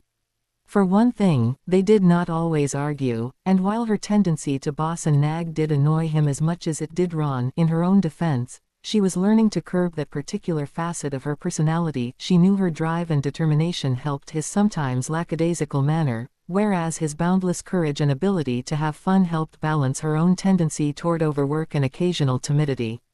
She seriously doubted she could have had the courage to punch Malfoy in the third year without Harry's influence. What did she have in common with Ron? Nothing sprang to mind, but what she did remember were their frequent arguments and Ron's tendency to belittle her achievements and anything with which she found enjoyment. Still, it was apparent that if she was to end up with one of her best friends, it would be Ron, as Harry was now unavailable. It was a difficult admission to make, but she knew for the good of them both she had no choice but to suppress the feelings she had always harbored for Harry. But could she transfer those feelings to Ron?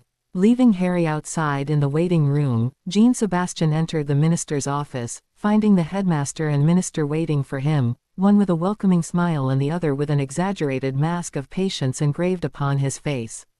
Jean Sebastian barely held back from rolling his eyes at the man. His attitude was only to be expected from such a cowardly excuse for a minister. Hopefully, this meeting would take him down another peg or two. The office was large and lavishly furnished and decorated. The furniture was of the finest dragon hide, the walls were dotted with paintings, and every nook and cranny was filled with objects and artwork, stowed here and there with little apparent thought to organization or style. It was obviously the office of a man who loved his comforts, and it appeared to be calculated to remind the visitor that the office was occupied and that the occupant was here to stay for the foreseeable future. Taste was certainly not a consideration, if the sometimes gaudy and overdone ornaments were any indication, and there was no thought given to the arrangement or display, except to bludgeon the viewer over the head with the wealth of its owner. The man needs the services of an expert in interior design, Jean Sebastian thought with some sardonic amusement. With any luck, he would not occupy the office much longer. He appeared to have interrupted a conversation between them, unless Jean Sebastian missed his guess, which included a healthy dose of complaints from the minister. The comments from the headmaster's side had likely been vaguely placatory but entirely noncommittal. The subject of those complaints, of course, was obvious. "Have a seat, Ambassador," Dumbledore said, waving his hand at one of the chairs. The minister glared at the headmaster, presumably unhappy over Dumbledore's liberality with his office, but he said little, merely echoing the sentiments in a barely civil tone. Laughing lightly to himself, Jean Sebastian sat in the indicated chair and gazed at the minister, wondering what the man's reaction would be to his little announcement. Nothing good, unless he missed his guess. After a moment of silence, Fudge sighed in an embellished manner and fixed Jean Sebastian with a glare. "I'm told by Dumbledore that you requested this meeting, Ambassador," he ground out. "If you have something to say, please say it. I am a busy man." Jean Sebastian bowed his head, forcing the urge to laugh at the man's pomposity to remain unexpressed. "Indeed, I have, Minister. I have a few reasons for being here now. Foremost is to ensure the things we discussed in the Wizengamot chambers would be implemented without delay." Fudge fixed him with an unfriendly eye. "Ambassador, I will not lie to you, I am extremely displeased with the outcome of the trial. Your ward has been a thorn in the side of this ministry since he began attending Hogwarts, and I am not happy with the favoritism he has been receiving in the way we have bent over backward to accommodate a young boy whose only claim to fame was an accident which occurred when he was merely a baby." "Favoritism? You mean a trumped-up trial designed to promote character assassination and a basic denial of rights? Is the favoritism to which you refer?" Jean Sebastian intervened quietly, his voice deadly serious and unfriendly. Pausing at the venom in Jean Sebastian's voice, Fudge nevertheless chose to ignore his words and continued on as though he had not spoken. "Regardless of my personal feelings regarding the matter, I assure you that everything we have committed to will be done. You will have your apology in the Prophet tomorrow. The responsibility has already been delegated to the appropriate individual, and the Prophet reporter is already on his way to the ministry. As for Mr. Black, he will be given a trial as soon as can be arranged." Although Jean Sebastian noted that Fudge had omitted the promise to investigate the matter of Voldemort's return, he knew he would get no more out of the man given his state of mind.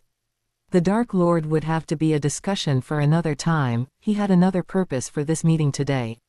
The matter of Sirius was really one which did not affect Fudge personally, as the travesty had occurred before Fudge's tenure had begun. Jean Sebastian knew Fudge could afford to be magnanimous in that matter. Jean Sebastian decided it was best to appear grateful for the assurances in the matter of Sirius Black. It could serve him well in the upcoming conversations which would not be quite so palatable to the English minister. "That is acceptable, Minister. Please keep me up to date on the status of your investigations and provide the date and time for Mr. Black to return to England. I will be certain to get him here at the appointed time." "Very well, Ambassador," Fudge replied with a wave of his hand. "Now, if there is nothing else. Actually, Minister, I do have another piece of business." Jean Sebastian could read the annoyance, tinged with the slightest hint of apprehension in Fudge's eyes. So far, Jean Sebastian's announcements of business had been extraordinarily bad for the minister. "Really, Ambassador," he responded in a chiding tone of voice, "I would think you had put forth enough business today to last a lifetime. Surely this can wait for another day." "I'm afraid not, Minister. I bring you the greetings of the French ministry today and a piece of news which will be of interest to you and will affect British-French relations." "Very well," Fudge responded. He comported himself in a nonchalant manner, but his eyes were as hard as agates. Please continue, although I am not certain what the French ministry could say which would not involve their ambassador to England. Is Ambassador Tremblay out of the country right now? Indeed, he is, Minister, Jean-Sebastian replied, watching Fudge closely. In fact, my business here today is to inform you that Monsieur Tremblay has accepted another post within the French ministry. Due to this shuffle and to my qualifications and unique requirements with respect to young Harry and his continued attendance at Hogwarts, I have accepted the posting of ambassador to England, effective immediately. The move will be officially announced to your government tomorrow. Displeasure and anger immediately darkened Fudge's face as he glared back across the desk, causing Jean-Sebastian to reflect that the minister should have seen this coming. After all, given the events of the morning and Jean-Sebastian's unique qualifications for the post, the minister had to know Jean-Sebastian did not trust him and wanted to keep a closer eye on Harry and his interactions with anyone of authority in magical Britain. And although Fudge could not have known it of Jean-Sebastian, he was not the type of parent who was comfortable with sending his children off to another country for their schooling. He preferred a much closer arrangement. Even if it was to a boarding school, he still wanted to reside in the same country. Unfortunately, or fortunately as the case may be, Fudge did not appear to have thought that far ahead. I'm not certain I can agree to this appointment, Ambassador, Fudge responded finally. The English ministry does not particularly appreciate your heavy-handed style, and I am certain your appointment would harm relations between our two countries. Jean-Sebastian laughed out loud at this pronouncement, causing Fudge's countenance to darken even further. On the contrary, Minister, I enjoy an excellent relationship with the chief warlock of your Wizengamot. He nodded at Dumbledore, who returned the gesture with aplomb, due in part to our previous association with the ICW. I'm familiar with most of your department heads and understand your traditions and customs, having lived here some years in my youth, and I am familiar with the operation of your ministry due to various postings and experience working with your government over the years. It seems to me I am a very good candidate for the position, Minister. It is only you who seems to have a problem with me. And it is my government. Fudge snapped. You will have to go back to your ministry and tell them to send someone else. Your government. Jean-Sebastian responded with a snort of disdain. Surely you do not consider yourself to be the government, Minister. The minister is merely a servant of the people, is he not? Fudge's eyes narrowed, and his lips curled with dislike. You can be certain I will be speaking with your minister about this. A slight incline of his head indicated his feelings of complete unconcern. He then infuriated Fudge even further by glancing down and making a show of inspecting his fingernails, indicating his utter contempt for the British minister. Be my guest, Minister. My appointment was initiated by the French ministry with the full support of our legislative branch, so I can assure you he will confirm everything I have told you. At the end of the day, unless you have some legal reason to deny me this posting, my government can appoint anyone they like to the post, with or without your approval. A curt nod was the only thing which met Jean-Sebastian's declaration. Fudge obviously knew he was once again painted into a corner. My house elves will begin to move my family's personal belongings into the ambassador's manor immediately. I will be at your service by Monday morning. The nod was repeated, and although it was obvious Fudge was not happy with the development, he at least gathered enough dignity to avoid a repeat of his objections. Not that it would do him any good. Which brings me to my next point, Jean-Sebastian continued, turning to Dumbledore. As my family will be living in England now, I would prefer to have all the children in my care attending the same school. As such, I will request to transfer Fleur to Hogwarts for her final year of schooling. Of course, Ambassador, Dumbledore replied, even as the vein in Fudge's temple began to pulse. Please have Madame Maxine provide you with a copy of Fleur's transcripts. I will instruct my deputy headmistress to send an owl with her letter to you within the next few days. We would be happy to have the Beauxbatons champion attend our school this year. Although he was conversing with Dumbledore, Jean-Sebastian kept an eye on Fudge, watching the man's displeasure deepen as the expression of fury stole over his face. He was intelligent enough to hold his tongue this time, but it did not take a genius to understand just exactly what Fudge objected to about Fleur's attendance at England's premier school. It was time to inform the minister of exactly how things stood.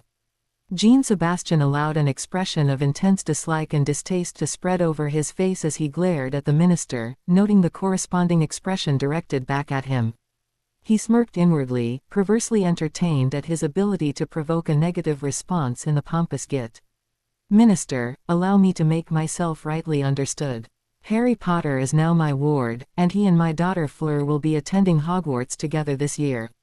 The ICW has voted overwhelmingly to support Harry, and his godfather, I might add, and any attempt from you or your government to undermine him or make trouble with me or my family will lead to increased tensions with France and isolation from the rest of the wizarding world. I suggest you tread softly. Or perhaps it's my daughter who has set off this latest fit of temper." "Your daughter has no business attending Hogwarts," the minister blustered. "Our premier school is reserved for our best and brightest students, not for some foreign." "I suggest you stop right there," Jean-Sebastian interrupted, his voice as cold as ice. "Do not think me ignorant of your petty British bigotry and your contempt for anyone who does not meet your pathetic standards of race and blood purity. Your attempts to hide your objections behind the veneer of foreign discrimination are insulting and do not do you any favors. The fact that many of your compatriots meet your exceedingly high standards for blood purity, bigotry, and contemptible snobbishness means nothing to me, or any other right-thinking person for that matter. Fleur is a highly skilled and competent witch, and regardless of your narrow-mindedness, she is every bit as human as you or I. She is a champion of that cursed tournament you held in this very country for Merlin's sake. And we all know how she did there." Fudge snapped, his mouth twisted into an unpleasant sneer. "Better, I suspect, than a squib like you would," Jean-Sebastian spat, feeling an almost overwhelming urge to hex the man to oblivion. The minister's eyes bugged out and he appeared ready to fling another retort, but Dumbledore stepped in to try to defuse the situation. "Minister, Ambassador, I hardly think this is constructive. Cornelius, you are well aware that Hogwarts' charter does not allow for prospective students to be discriminated against due to blood status, race, nationality, or any other factor. Legally, if I have openings available in her year, which I do, I cannot refuse Miss Delacour entrance into our school, and I would not do so if the opportunity was there.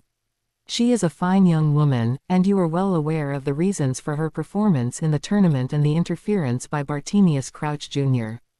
I have no doubt she will be a fine asset to Hogwarts and a pleasant addition to our ranks.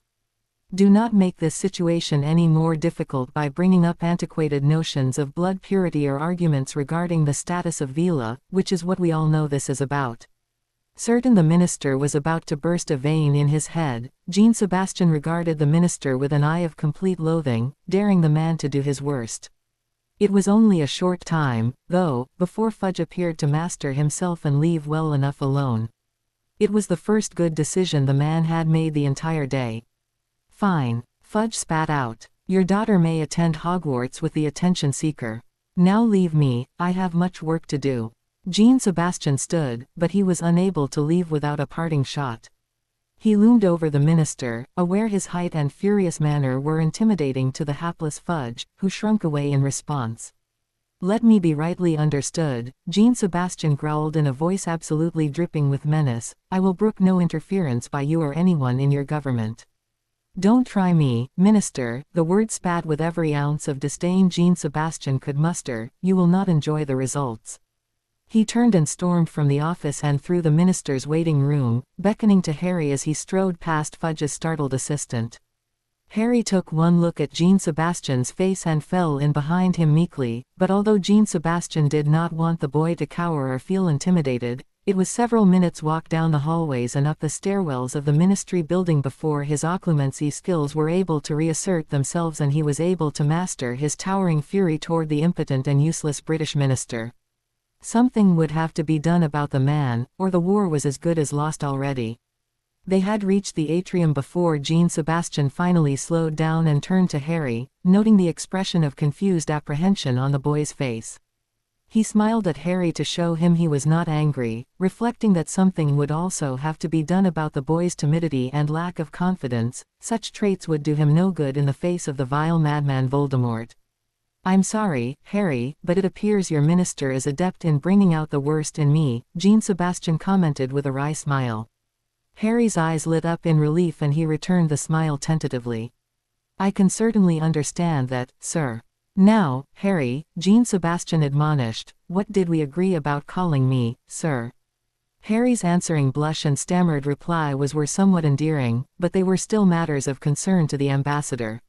He wondered what the boy had put up with from his so-called relatives. Sirius had only known of the situation in the most general terms. It was definitely something which demanded his immediate attention once things began to settle down. At that moment, Dumbledore strode up to them with a thoughtful expression on his face which belied the mad twinkling of his eyes. Not meaning to criticize, he said with good-natured amusement, but you do realize you just insulted and threatened a head of state.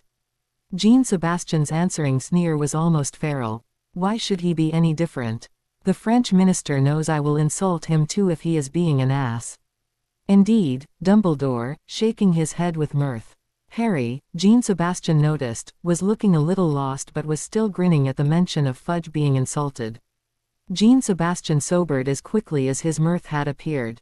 What do you think the chances are that the minister will do as he says and investigate Voldemort's return? Slim, Dumbledore responded. Alas, Fudge was once a good man and is still a passable peacetime minister, but I fear he has become too obsessed with maintaining his image and position and all the comforts, money, and adulation that go with it. It is far easier to hide and claim it cannot be so than to do the right thing. It would surprise me if this was anything more than a stalling tactic. Jean-Sebastian nodded, expecting nothing else. We will have to discuss this further, headmaster, but not here. He peered around them at the bustle of the ministry building, not trusting that any of those passing by might not be eavesdropping on him now. I think a more private setting would be prudent. I presume you mean to take young Harry back to Delacour Castle tonight? Dumbledore asked with a smile at the young man. Yes, Jean-Sebastian responded. I think he should get used to living with us. Besides, there is someone I think he would like to see waiting for him in France. The responding smile lit up the young man's face, and he nodded emphatically, prompting both adults to smile in an indulgent manner. Then we had best get your belongings, Harry, Jean-Sebastian continued. You can see Sirius tonight, and I will introduce you to the whole family. But don't worry, we will be back in England by the beginning of the week, so you can continue to see your friends. The answering grin on Harry's face told Jean-Sebastian all he needed to know. He had handled the situation properly. He knew Harry had some very good friends whom he would not want to leave behind. Hopefully, these friends of his would become close to his own daughter as well. She could use the support herself. The short journey back to Grimmauld Place was much easier than the trip to the ministry had been by the simple expedient of the fact that they traveled by flow rather than the longer Muggle method which had afforded Harry so much time to brood about his situation. Although he knew he had much to consider with the events of the morning, Harry was actually grateful he was not given the time to lose himself in his thoughts. He would need more than a few minutes to assimilate the changes in his life brought about by the morning's events. Now, all he wanted to do was to see his friends and then later in the day see his godfather. The walk through the atrium was as uncomfortable as the walk across it that morning had been, as yet again all the attention in the massive room was directed at Harry, making him uncomfortable and edgy. The difference was that whereas in the morning those gathered had largely stared at him and whispered to each other, this time the crowd was more positive, and more than one person had called out greetings and congratulations for the outcome of the trial. He shuddered to think of what it would have been like if he had suffered through a less successful outcome to Fudge's threats. He had learned the wizarding public, as a whole, tended to be a fickle entity, easily persuaded by the prevailing winds of opinion in recent events, fair or not. They stopped momentarily near the flow connection, where Dumbledore passed Jean-Sebastian a small piece of paper. After Jean-Sebastian nodded, they entered the flow one by one, Dumbledore leaving the ministry building behind them. As with every other time he had traveled using the infernal device, Harry, following Dumbledore through the connection, ended up in a heap on the floor at their destination. Chuckling, a newly arrived Jean-Sebastian helped him to his feet. I see I will have to teach you the proper way of traveling by flow. We cannot have you ending up on the floor every time you use it, after all. Harry thanked him as he stumbled to his feet, eager now to go to meet his friends and thank them for their support. Come, Harry, I believe everyone will be waiting for us in the parlor, Dumbledore stated, leading the way from the room. The short walk to the parlor ended with Harry's vision being occluded by a head of rich brown hair when he was engulfed in one of Hermione's infamous hugs. "We were so worried," she whispered in his ear, the raw emotion plain in her voice. "Thanks, Hermione," Harry whispered back, choked with his own emotion. "Your support means everything." He pulled back and noticed her watery eyes and the way in which she attempted to keep her feelings in check. She was always there for him, no matter what. Harry was uncertain what he had possibly done to deserve such a wonderful and steadfast friend. His ruminations were interrupted by the arrival of the youngest Weasley boys as they crowded around him congratulating him for his escape, and laughing the way people often do when their relief is manifest in an emotional manner. Ron said nothing, merely slapping him on the back in a comradely fashion, his face beaming at his friend. The twins, though, were a different story. "Congratulations, Harry," one exclaimed. "Trust you to wiggle your way out of another trap. And come out engaged to a beautiful girl at the same time." The other finished. Laughs were heard around the room as Moony and Tonks, along with Bill Weasley, gathered around to offer their congratulations as well.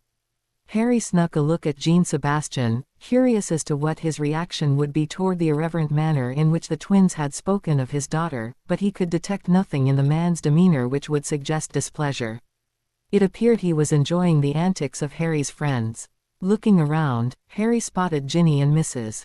Weasley, but although they both wore smiles, those smiles appeared somewhat forced. A fully confused Harry accepted congratulations from them both. He sensed they were happy that he had been exonerated, but also somewhat offended by something. Introductions were made all around, with Jean Sebastian greeting Harry's friends cordially, before his new guardian pulled him aside and in a low voice instructed him to get his things prepared for their departure. Harry nodded and left the room, his two closest friends in tow. "So what now, mate?"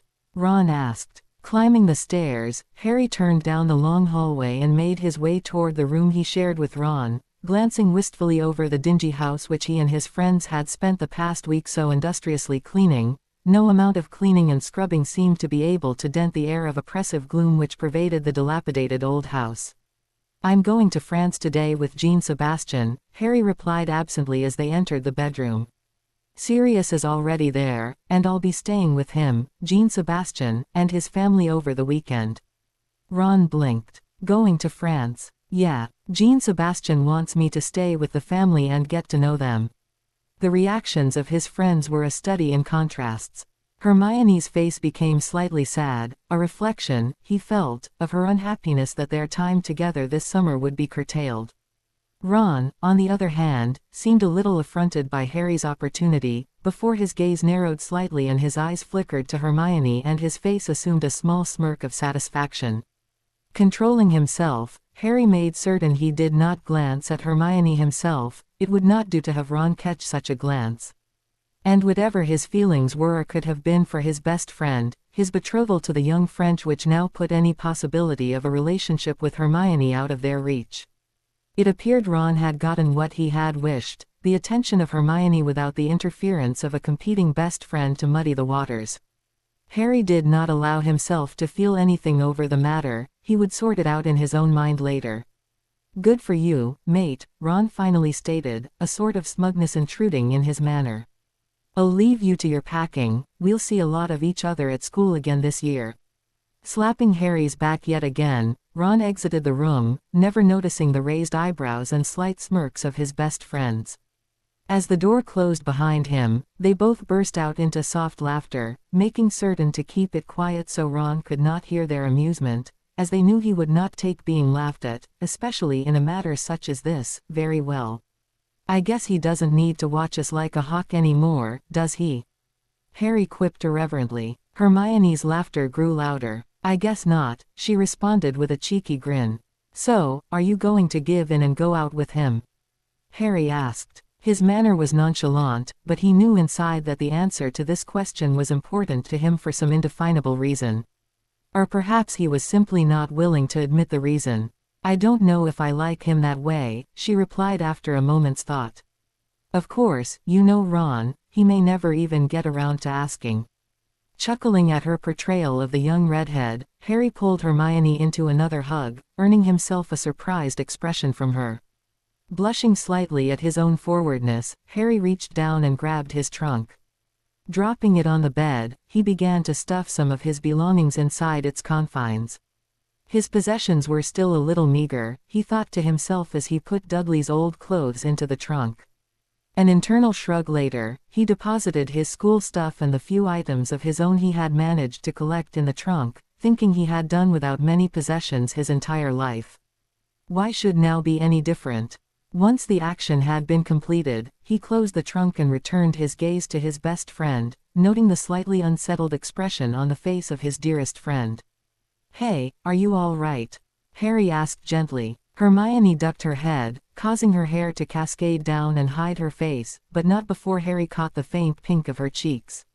"I'm fine, Harry." She raised her head again, brushed her hair back behind an ear, an action which caught Harry's attention as one that he found uncommonly attractive, and peered at her friend. "I was just hoping to spend the rest of the summer with all my friends, and now you'll be in France until school starts." "Don't worry, Hermione. Jean Sebastian said we'll be back in England next week, so I'm sure we'll have a chance to spend time together again this summer. I'm not sure where we'll be staying, but I'm sure you could come and stay with us." She smiled again. "I'd like that, Harry." Hermione became serious once again. "I'm glad we'll see you, but I'm concerned about you, Harry. How are you doing with all this?" Shrugging, Harry gazed back at his friend. "It was a shock, I'll tell you that. You didn't know about it in advance." "I met Jean Sebastian for the first time this morning," Harry affirmed, "though I think I remember seeing him with Fleur during the tournament." "But how do you feel about it?" Hermione pressed. For some reason, the answer to this question seemed important to her. "Well, it helps that she's cute," Harry responded with a hint of a mischievous grin. Hermione rolled her eyes and glared at him. "Honestly, Harry, is that all you boys think about? I mean, Ron's comments about suitable dates to the Yule Ball, and now you basing your future life on Fleur's looks.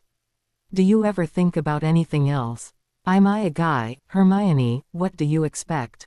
Harry responded, grinning cheekily. "You have to admit, the looks certainly do help. I mean, it could have been someone like Millicent Bulstrode or Pansy Parkinson." The irreverent statement was completed with a theatrical shudder, causing Hermione to convulse into giggles at his antics. "Harry James Potter, will you be serious?" "Well, if you insist," Harry drawled, giving her a look of long suffering in response to her exasperation. She laughed and rolled her eyes before directing a baleful glare at him. Harry decided now might be the best time to be serious. "To be honest," Harry mused after a moment, "I don't know what to think about it. I mean, it was done without my approval, something I'll be talking to Sirius about, I can tell you, but I'm also sure it was done with my best interests at heart. Jean Sebastian and I had a talk after the trial, and he explained some of his motivations and his concerns for Fleur, so I understand why he did it.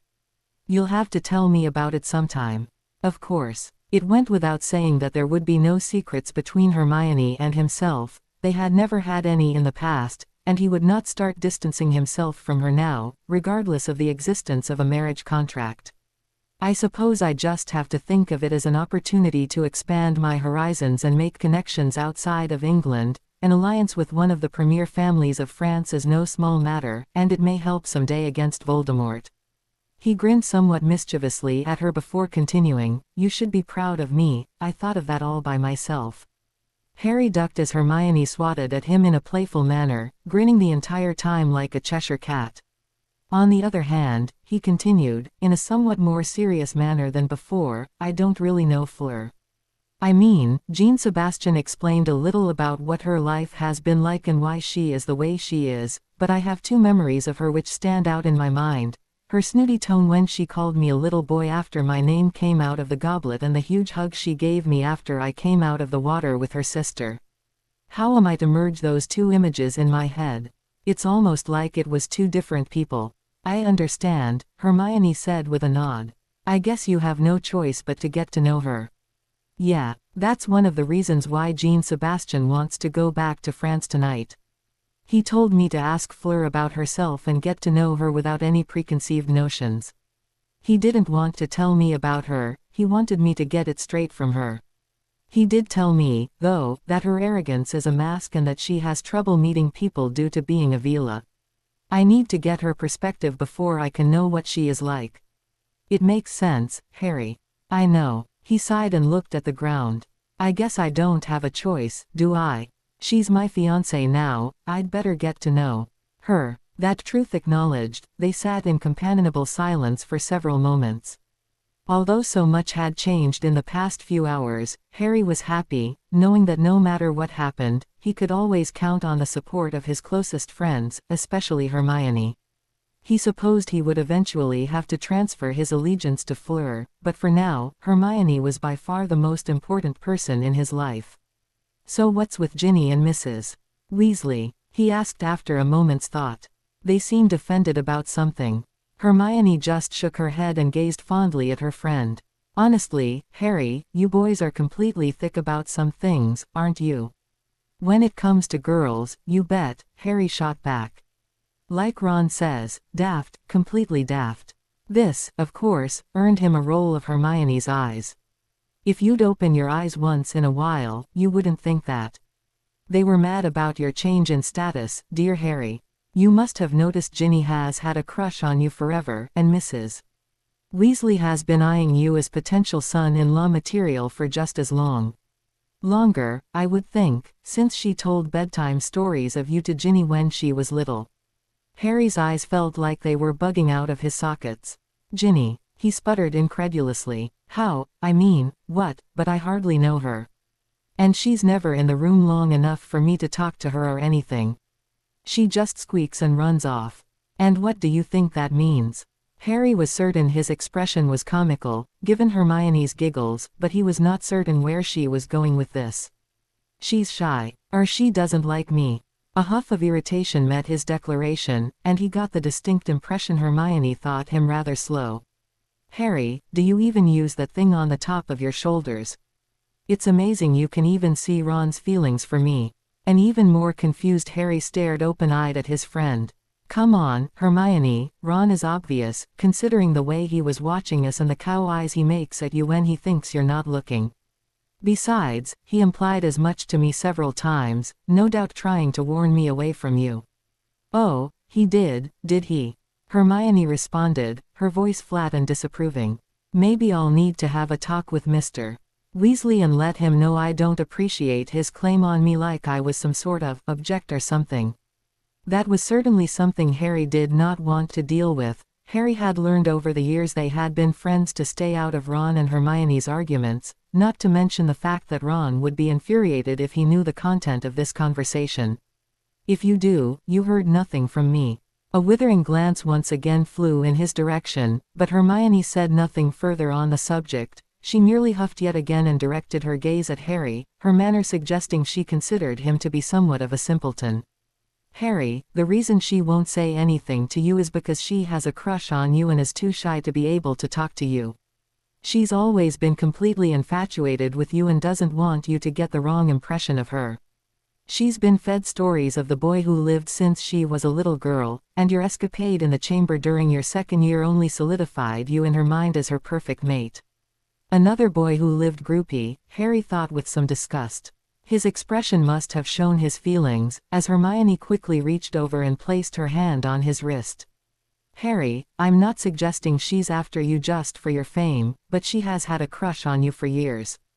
In time, she will probably get over her infatuation and become easier for you to get to know. I don't think she's the kind of person to be interested in you for just your fame. Harry nodded, but he was still a little sour on the whole idea. He had had enough of people looking at him, seeing nothing more than the boy who had survived a killing curse ever since he had entered this world. He certainly did not need the little sister of one of his closest friends joining the chorus. Still, if Hermione was convinced of Ginny's character, he supposed he could give her the benefit of the doubt. After all, it didn't really matter anymore anyway. Even if Ginny was nothing more than a fangirl, he was now betrothed. Thanks for the explanation, Hermione, he finally responded, regarding his friend somewhat sheepishly. I guess I never really thought about it. Clueless, Hermione responded with a smirk. You boys are clueless. About some things, I guess, Harry responded with a good-natured smile on his face. But I think we'll need to continue this conversation another time. Jean-Sebastian wants to get back to France. I should get going. Although she appeared to prefer that he not have to leave so soon, Hermione nodded her agreement, and they exited the room. A short flight of stairs later, they had once again entered the parlor, where the rest of the group awaited them. The room was quiet, with the occupants divided into several groups, all talking softly to one another. Jean-Sebastian and Dumbledore along with Tonks, Moony and a recently arrived Mr. Weasley were speaking near the flow connection. The twins were with Ron, and Bill was watching his brother's antics with a slight grin on his face. Given Ron's red face and somewhat strangled voice, Harry suspected Fred and George were giving their youngest brother a rough time yet again. And in a corner furthest from the fireplace, Mrs. Weasley and Ginny sat close together, murmuring to each other and casting reproachful looks at the other end of the room, presumably toward Harry's new guardian, if he was any judge. Harry frowned slightly at them, still not completely comfortable with the situation of which Hermione had just made him aware. Shrugging, he put them from his mind. There would be time enough to deal with Ginny later, if indeed there was any such need. For now, it was time to leave. With Hermione in tow, Harry crossed the room and approached the largest group in the room. I'm ready, Jean-Sebastian. Excellent. Jean-Sebastian turned to Dumbledore. If you would, Headmaster, I would like to visit Harry's old guardians and gather whatever he has left there. Of course. I can apparate you both there and then you can return and use the flow in this house to return to the Ministry and the International Flow Network. Excuse me, Mrs. Weasley's voice interrupted, but Harry was to stay with here for the rest of the summer. Harry turned to regard his friend's mother, noting that a frown crossed Jean-Sebastian's face as he did the same. Still, his voice was nothing less than cordial as he responded. That may have been the plan previously, madam, but the situation has now changed. Harry will be returning to Delacour Castle with me this evening and staying with his godfather and my family for the rest of the summer. But what about his friends? The tightening of Jean-Sebastian's mouth was visible to Harry, but his reply was as genial as before. I have no intention whatsoever to prohibit Harry from seeing his friends. I have accepted the position of ambassador to England, so we will move here by the beginning of next week. After that, Harry will only be a flow connection away from his friends and can visit at any time. In fact, we would be more than happy to have them stay with us whenever they would like. We are very grateful he has had such close friends to help him through his time in Hogwarts. But for now, he will return to France with me and get to know his new family. And I think he would like to see his godfather. Harry blushed and returned Jean-Sebastian's questioning gaze with tentative smile. I'd like to see Sirius. And I think I should get to know Fleur as well. The responding smile was one of genuine affection, which caused Harry to duck his head in embarrassment. But Mrs. Weasley was still not convinced. But surely he should be with his friends. I beg your pardon, madam, Jean-Sebastian interjected, cutting her off before she could get going, but I think I am aware of what is best for my ward. Harry needs to get to know his betrothed and his new family. We're his family, Mrs. Weasley snapped. The full force of Jean-Sebastian's glare was now directed at the Weasley matron, and while she was clearly uncomfortable at being the focus of his displeasure, she responded gamely with a glare of her own. I hardly think Harry considers you his family, given what I know of the time he has spent in your company over the past several years. She began stuttering in response, but Jean-Sebastian did not allow her to get started. Please, Mrs. Weasley, Harry has stayed with you for what, a few weeks in the summer. And I know you were gone most of the summer before his 3rd year. He can hardly have become like another son to you in so short a time, unless you have some other reason for claiming him. With an almost audible snap, her mouth closed, but the glower never left her face. Jean-Sebastian, however, appeared unconcerned. As I stated before, I am thankful for the efforts of your family and others of Harry's acquaintance. He nodded to Dumbledore and Remus, for their support and assistance to Harry, but one day, Harry will be my son-in-law. At the present time, he is my responsibility and will eventually be part of my family. His tone left no room for disagreement. Although she was still visibly upset, Mrs. Weasley nodded her head in understanding and rose from her chair, approaching Harry with a warm smile on her face. "Harry, dear, remember we are your friends and would be happy to have you stay with us at any time. We will see you next week when you return from France." She hugged him briefly and then, after favoring Jean Sebastian with an imperious glance, stalked out of the parlor. Harry smiled at Jean Sebastian's raised eyebrow, indicating his readiness to depart. Saying a quick goodbye to his friends, he gathered his trunk and followed him out down the hallway and through the front door, eager to see Sirius and start his new life. The general public, especially the wizarding public, was at best a rather capricious entity.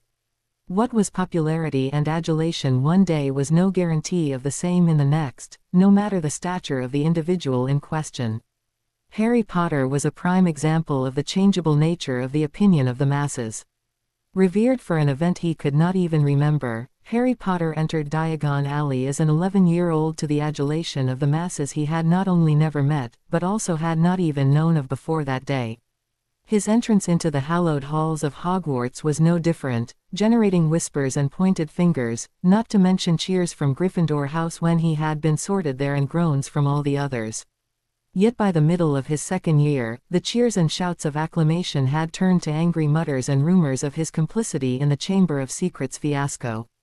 But once the mystery of the chamber had been solved, his entry back into the good books of the masses had been immediate, at least until his entry into the Tri-Wizard Tournament, where he had been branded an attention-seeker and glory hound.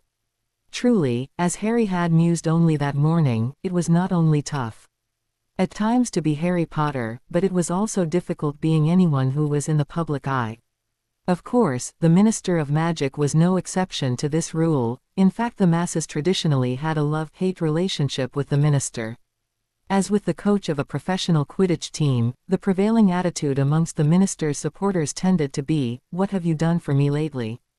Cornelius Fudge sat in the comfortable confines of his office, deliberating over the injustices which were sometimes heaped upon the shoulders of the minister in general and himself in particular. As a new minister, Fudge had generally enjoyed good popularity, in part, whether he admitted it or not, because he was not Millicent Bagnold. Not that the previous minister was reviled, far from it. But she had always been perceived as a gruff, no-nonsense type who was a stickler for the rules, and she had governed with an eye toward improving the wizarding government so it more fully represented the people it purported to serve. In short, she was considered a progressive reformer. While this would normally have been a position which would have endeared her to the masses, Bagnold's style of governance was closely mirrored by her personality, at least, by what personality she actually possessed, some cynics were known to remark.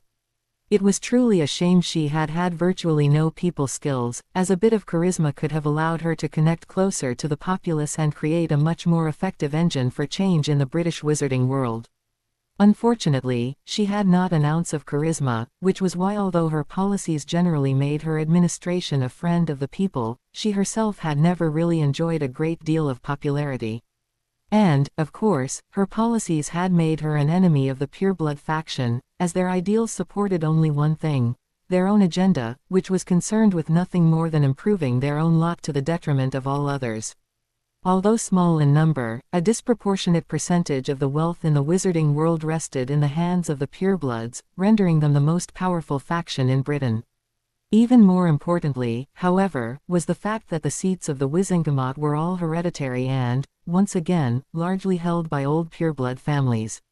The result of this was that Bagnold, although she had had a certain amount of success pushing through her more progressive agenda, had been thwarted in many of her endeavors by a hostile Wizengamot.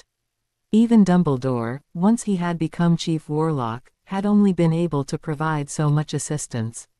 Eventually, she had resigned and left the country, tired of fighting the constant battle against a foe who was implacable and capable of using its massive wealth and influence to maintain as much of the status quo as possible. Enter Fudge, and the nature of the ministry had changed. Although Fudge had campaigned on a platform which was somewhat more conservative than the one over which Bagnold had presided for the previous 10 years, he had privately made it known to certain Wizengamot members that he was open for business. Translation: his support and policies could be bought by anyone who was willing to provide a pecuniary incentive. As only the members of the Wizengamot had a vote for the next minister, the above had perhaps been Fudge's greatest political maneuver, the combination of those members who felt he would slow down the changes to their society to a more manageable level and those who knew they could buy his support for the right amount of galleons had been enough to tip the scales and ensure his election. Unfortunately, he had been in office less than 6 months before it was generally understood that he was a lame duck. Minister, one who had no agenda whatsoever beyond the acceptance of massive bribes in return for his interference in the business of all branches of his government. Of course, his greatest contributor had always been the Malfoy family, which seemed to have money to burn. Lucius Malfoy had paid him bribes for everything from the support of his extremist bills presented before the Wizengamot necessary due to the fact that the Malfoy family, although extremely wealthy, were of French descent and had no seat to buying Fudge's obstruction of various departments who might otherwise have been investigating his family's activities. Of course, it completely escaped Fudge's attention that Malfoy really did not need Fudge at all. Malfoy's pureblood friends on the Wizengamot were able to introduce his proposed laws and actions without the assistance of the minister if he so chose. If Fudge had ever thought to look into the matter, he would have noticed that many of the actions which he sponsored were defeated, and he would have come to the conclusion that often he was used as a decoy. Or perhaps Fudge would not have cared even then. His primary concern, of course, had always been the money which made its way from Malfoy's vault into his own. Whether Malfoy succeeded or not really meant nothing to the minister, all that mattered to Fudge was that he was paid well for what he did.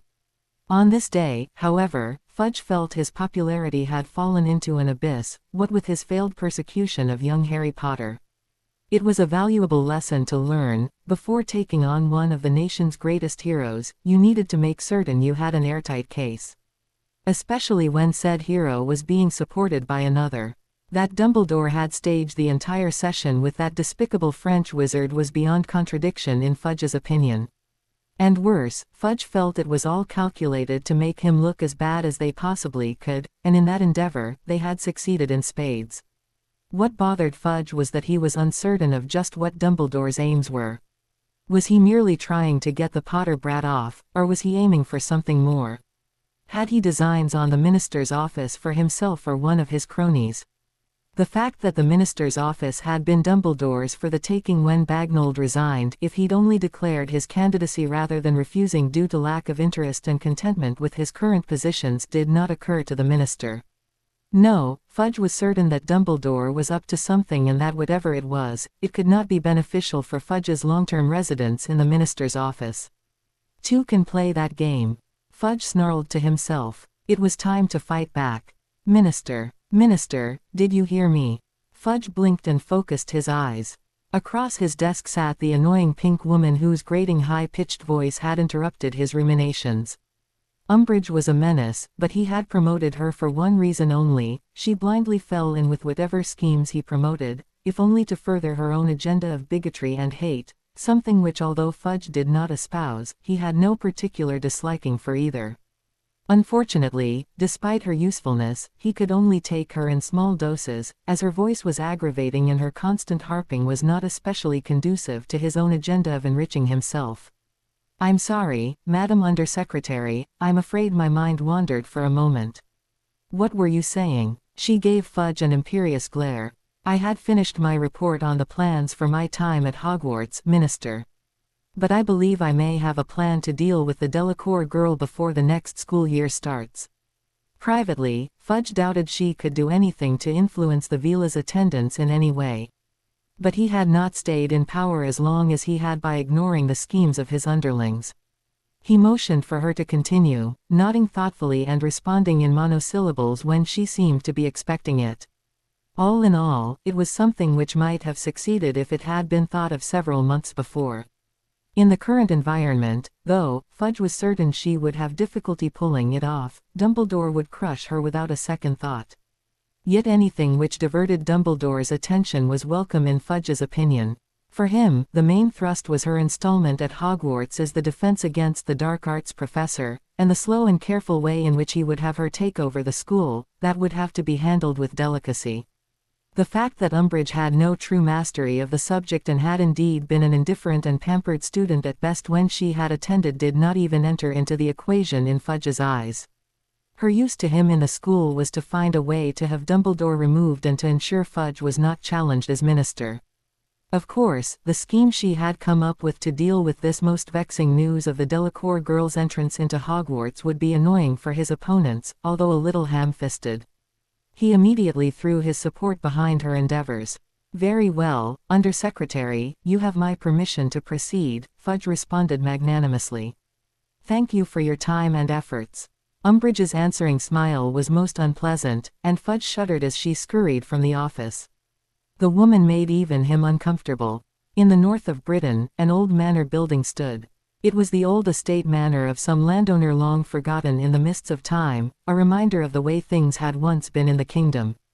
The building was still standing and in relatively good shape, which was surprising considering the years of neglect and indifference it had suffered.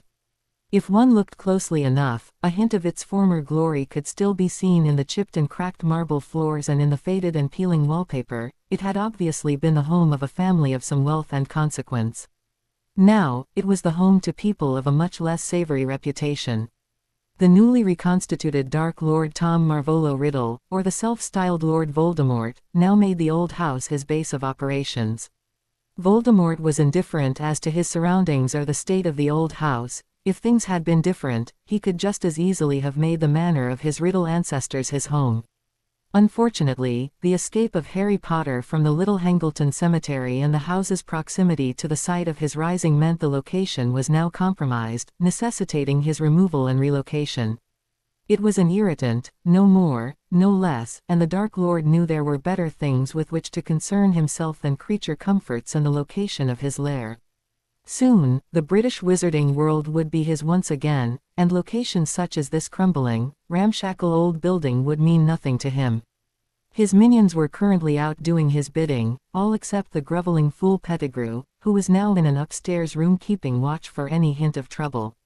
Voldemort did not think anyone would find him here, but he had not become one of the most feared and hated men in the history of the wizarding world by being careless. Left to his own devices, the Dark Lord immediately settled into one of the things he did best. He plotted and pondered his next moves. This new news of French involvement with Harry Potter was troubling. Not that he had expected Fudge's persecution, at Lucius' urging, of course to succeed. On the contrary, he had firmly expected Dumbledore to crush the minister's initiative with little or no trouble. The manner in which Fudge's defeat had occurred had been unexpected, though, and although Voldemort had no proof whatsoever, he was certain the way it had played out had been orchestrated by Dumbledore for some particular purpose which Voldemort was not yet able to see. After all, Dumbledore had allowed this French ambassador to do most of the talking and the tearing apart of Fudge's arguments, and though it was possible that age was finally catching up to the old man, Voldemort did not think that was the case. Dumbledore's actions in the past several years suggested the man was still fully in control of his magical and mental capacities. Dumbledore had not gotten to where he was today by being a political lightweight. The Dark Lord bared his lips in an unsightly sneer. Voldemort's own rise to power had certainly not been characterized by incompetence, even his enemies were willing to allow him that much. Dumbledore was a worthy opponent. He would definitely have to be removed in order to ensure Voldemort's ultimate victory. No, whatever Dumbledore was playing at, Voldemort was certain it had been planned and executed meticulously, with nothing left to chance, which meant that Dumbledore had some purpose in orchestrating the incident. Did it have to do with bringing the French into the conflict as allies, or did he have some other more esoteric purpose which the Dark Lord had yet to discover? No matter, eventually Dumbledore would be forced to tip his hand, and the Dark Lord would be ready for him. Besides, two could play at that game. Voldemort was certain there were just as many discontented purebloods in France as there were in Britain.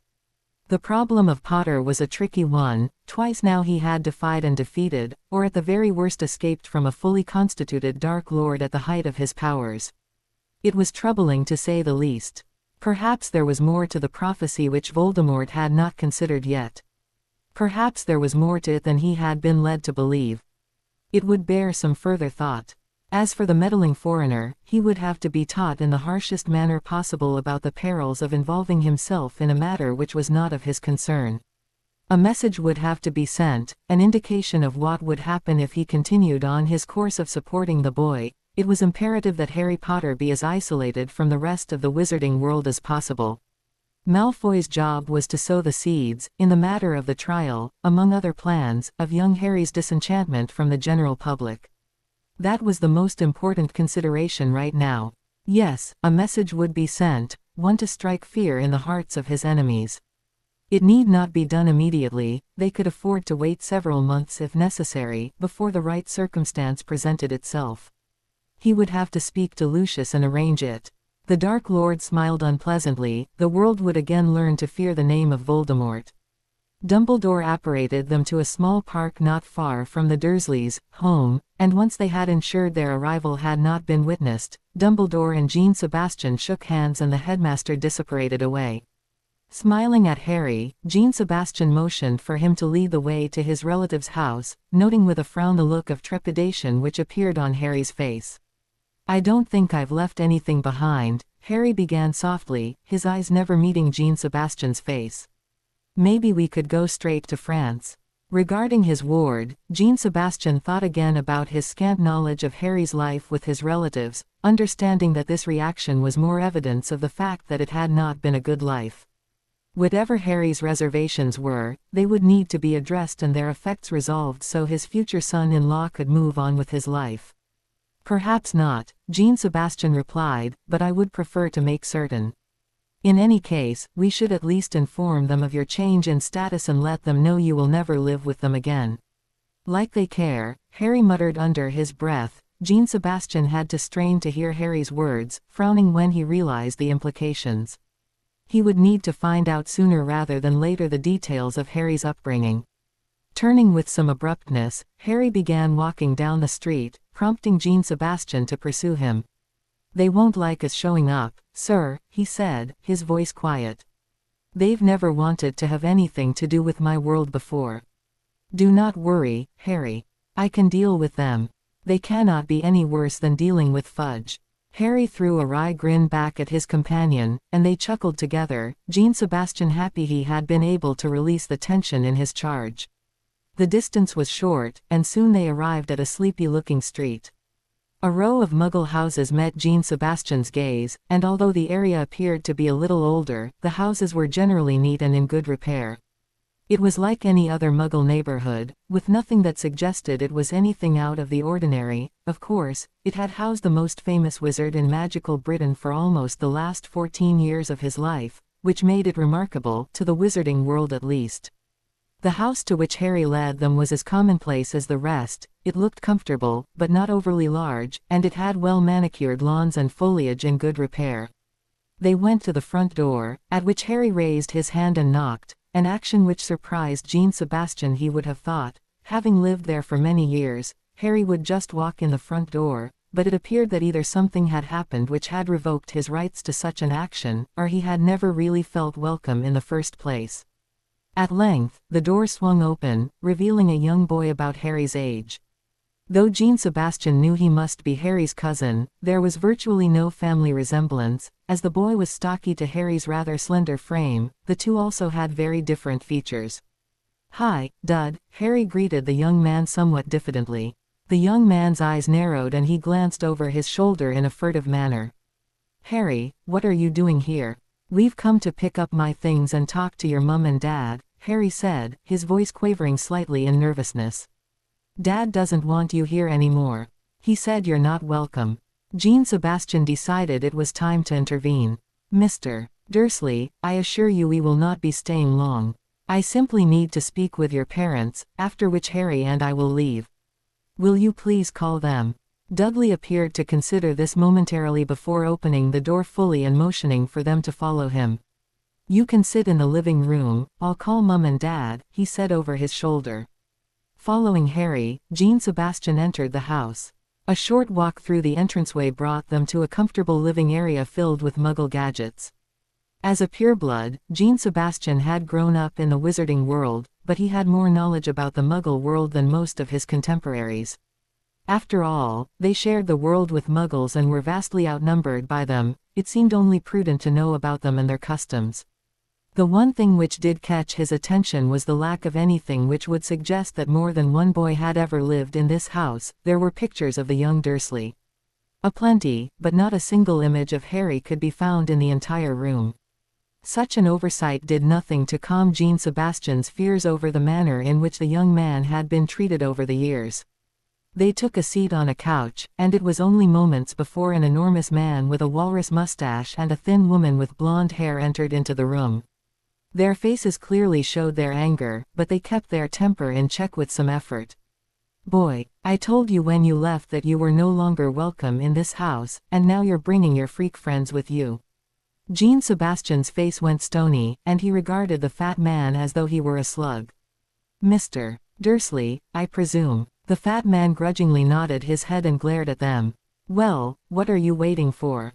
Get out." "Mr. Dursley, I am Jean Sebastian Delacour, and believe me, nothing will please me more than to take Harry away from here and never return," Jean Sebastian responded, his voice the icy chill of a winter wind. "But Harry's circumstances have changed, and I think you have a right to know. Shall we sit and discuss this like adults? We don't care what happens to the freak, Mrs. Dursley spoke up with some distaste. "Our Dutters was almost killed by those creatures. Having him here is dangerous." A scornful laugh escaped Jean Sebastian's lips and he stood and turned the full force of his glare on the bad-mannered couple. "Do you really think you could stop Dumbledore if he decided Harry needed to stay here again?" The woman's face became white at his suggestion, while the fat man's face purpled in anger. "We don't care. Get out. Sit down," Jean Sebastian thundered, whipping out his wand and pointing it at them. They paled and muttered but sat as asked, although their faces still showed the petulant anger of truly small-minded people. "Now, we will sit down and converse like rational adults," Jean Sebastian enunciated clearly. "There will be no further outbursts about freaks, or any of the other names you have called Harry over the years." His voice was stern and uncompromising, and although Jean Sebastian had the impression Harry's relatives had rarely been spoken to in such a manner, they grudgingly nodded their heads in assent while stealing apprehensive glances at his wand, which was still held in his hand. "Thank you. I understand there was an incident this summer before Harry left your care." At their nods, Jean Sebastian continued. "He has been exonerated for his actions during that incident, but due to certain circumstances, his guardianship has changed, and he will no longer be required to live with you." He witnessed as the man and woman exchanged a glance with each other, triumphant grins passing across their face. "Good," the woman finally exulted. "We never wanted the little our nephew to live with us anyway. That headmaster of his forced him on us and we had no choice. We want nothing further to do with your strange world." The man continued, his voice forceful and unpleasant. "You people aren't natural, and his parents weren't any better. We'll be happy to be rid of him." Jean Sebastian leaned back and studied the three of them for a moment, feeling more resignation and annoyance at their attitude than any true anger. He had seen this behavior many times, although since he was a magical, he had usually seen magicals disparaging muggles rather than the reverse. Still, it did not take a genius to see the blatant bigotry and hatred these people harbored for something they could not possibly understand. It was good that Jean Sebastian had intervened when he had, as this life could not have been comfortable for Harry. Glancing sidelong at his new ward, Jean Sebastian considered the situation and wondered if the situation had been what he had seen here, or if the Dursleys had been more physical in their treatment of the young boy. His eyes narrowed as he saw Harry's slumped posture and the way he would not meet his relative's eyes. It was difficult to tell, but Jean Sebastian determined he would get to the bottom of it and swore that these ignorant people would pay if they had abused the young man.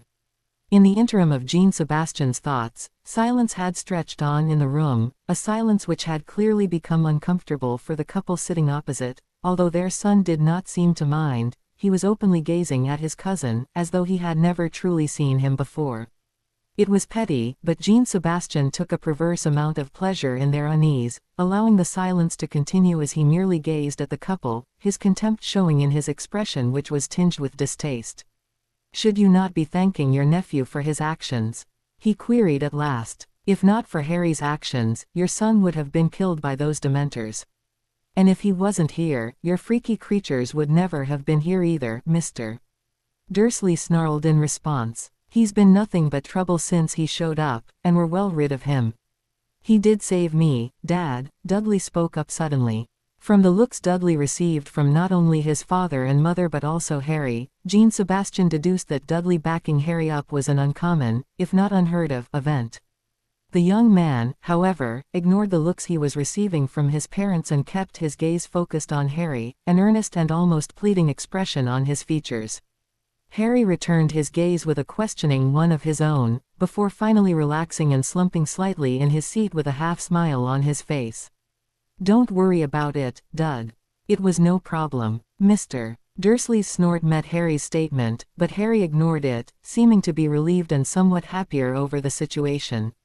Jean Sebastian strongly suspected he was happy to have finally received some measure of approbation from at least one of his relatives, even if it had been bought at the price of a life-threatening situation. "Mr. Dursley, I fully understand you would like us to leave, so I'll get right to the point. I am not impressed with what I've seen here today and what I've heard about Harry's home life. You clearly know nothing about nurturing a young man properly, and if I didn't consider you to be worth nothing more than an ant to crush beneath my boots, I might take offense to the things you have said today." Mrs. Dursley paled, while her husband's face purpled in anger, but Jean Sebastian ignored them. "Be that as it may, I am happy to say that Harry will never have to suffer your presence again. I will certainly never allow him to return here, and I cannot imagine him ever wanting to return once he comes of age." A single glance at Harry, showing the boy's slightly anxious expression and furtive glances in the direction of the front door, told him what he already knew: Harry would undoubtedly be quite happy to never return to his relative's house again. "But be that as it may, I felt it only prudent to advise you of the change in Harry's status and the fact that he will not be returning. He is now betrothed to my daughter and will be my ward until his guardian is once again fit to resume his duties. Therefore, he will not be requiring your hospitality any longer. Once a freak, always a freak, Mr. Dursley responded with a sneer. "Imagine, magic and betrothals. It's all freakiness, I tell you." His beady eyes fixed on Harry, and an unpleasant leer came over his face. "So, you had to go and get someone else to get you a betrothal to get yourself a girl, did you, boy? Couldn't get a girl on your own with your freakiness? I bet she's short and warty, a true witch." Mr. Dursley's laugh grated on Jean Sebastian's nerves, but he said nothing, merely removing a Muggle-style picture from his wallet and enlarging it until it was the size of a large painting. "This is my daughter, Fleur, who is now engaged to Harry. I don't think she has any warts, to the best of my knowledge.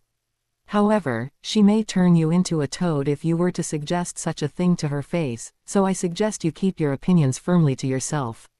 The mouths of all three Dursleys dropped as they gazed at the picture of his daughter, causing Jean Sebastian to chuckle in response. As a father, he was proud of his daughter's beauty and Vila heritage, even while he had worried about the effect that heritage would have on potential suitors.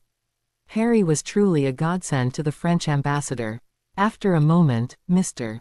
Dursley turned red and he began to stutter with rage while his wife regarded Harry as if she had never seen him before. The youngest Dursley could hardly take his eyes off the picture, although he did glance at Harry with a new respect in his eyes. Shrinking the picture once again and replacing it in his wallet, Jean Sebastian regarded the abysmal family with some distaste. "Once we leave this place, it will be up to Harry as to whether or not you will ever see him again. When he comes of age, I will leave that decision up to him. Just take him and go, Mr. Dursley said in a gruff tone of voice once he had recovered somewhat from his anger. "The only thing that will make us happy is if we don't have to deal with you lot again." "We will, Dursley," Jean Sebastian responded. "But I also feel it necessary to warn you as well." Dursley passed a weary hand over his face. "Why can't you freaks just take a hint and understand where you're not wanted?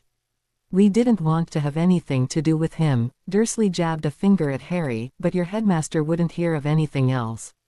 We wanted him to live normally without all his parents' freakiness, but we were forced to send him to that school. Why do you people insist on doing this to us?" Astonished at the rudeness and tenacity of this man, Jean Sebastian was tempted to do exactly what he asked: leave them to their fate. However, his sense of responsibility demanded he deliver his message before he quit the place entirely. Besides, Dumbledore had convinced Jean Sebastian that regardless of the Dursleys' worthiness as guardians or their worth as human beings, they deserved to be warned, due to the fact that they were Harry's relations. Mr. Dursley, are you familiar with the story of Lord Voldemort? Mrs. Dursley gasped. Wasn't he that madman who was after Lily? Jean Sebastian inclined his head. He was after the whole family, yes, but more specifically after Harry, I suspect. Although his wife seemed to understand what Jean Sebastian was talking about, Mr. Dursley appeared to be completely at a loss. What are you talking about? Lily told me about him before she died, Mrs.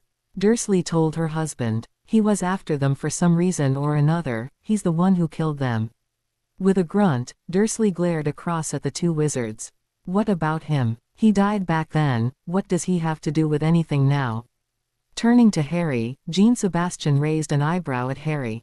They don't want to hear anything I have to say, Harry muttered defensively.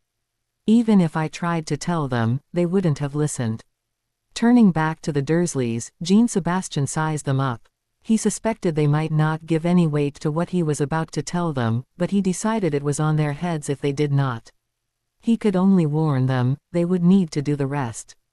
Mr. and Mrs. Dursley, we are here today not only to tell you that Harry will be leaving your residence but also to warn you that you may be in danger if you stay here. This Voldemort who tried to kill Harry when he was a baby has recently returned, and if he learns of your relationship with Harry, he may try to get to Harry though you. Now, you and I both know that there are virtually no familial feelings between you and your nephew, but Voldemort certainly will not know that. But he died. Mr. Dursley scoffed. Would you have us fear a dead man? He did not die, Jean Sebastian responded evenly. Through unknown means, he managed to cheat his fate and has recently returned to Britain, intent on picking up where he left off.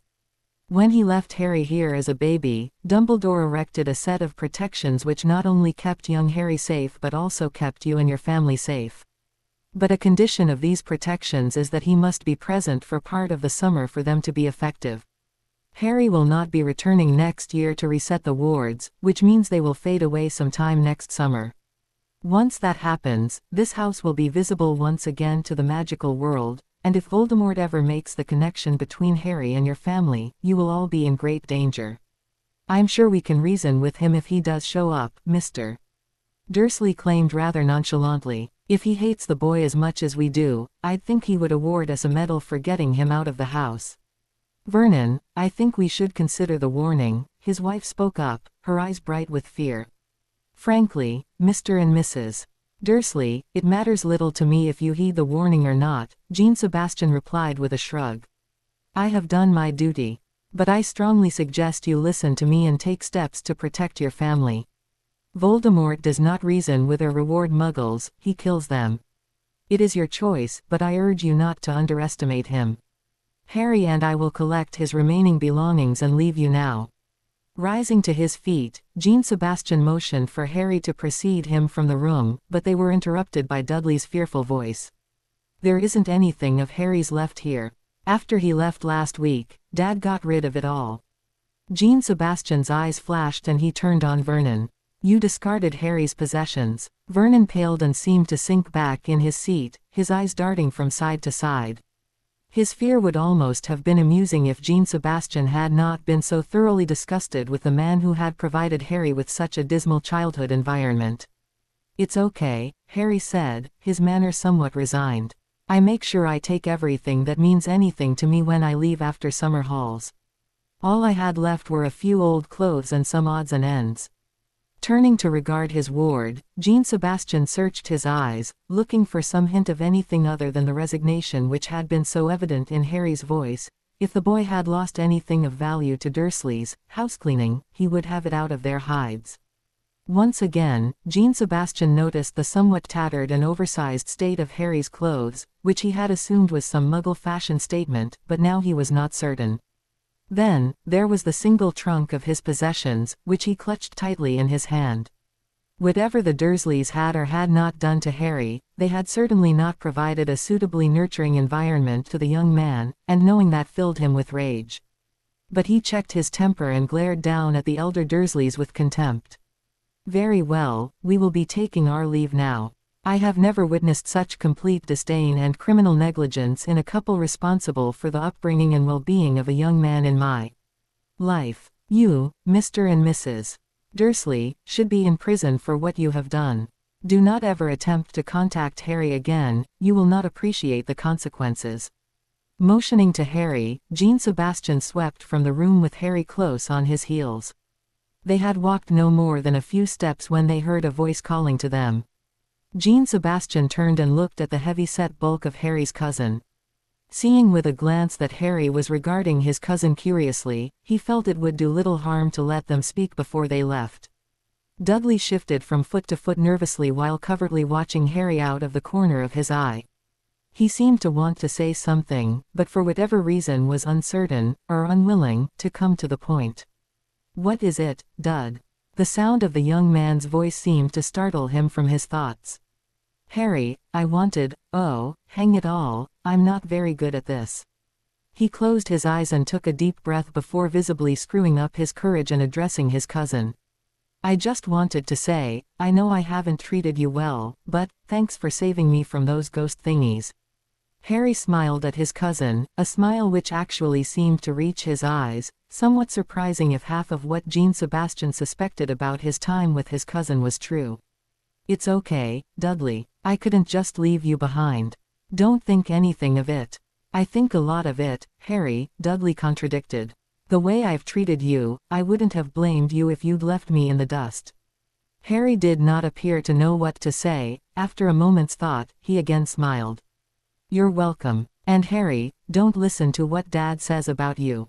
You're no freak. Wherever you're going, I hope I can see you again, sometime." "I'd like that, Dudley," Harry said again. "Maybe when this is all over I'll look you up sometime."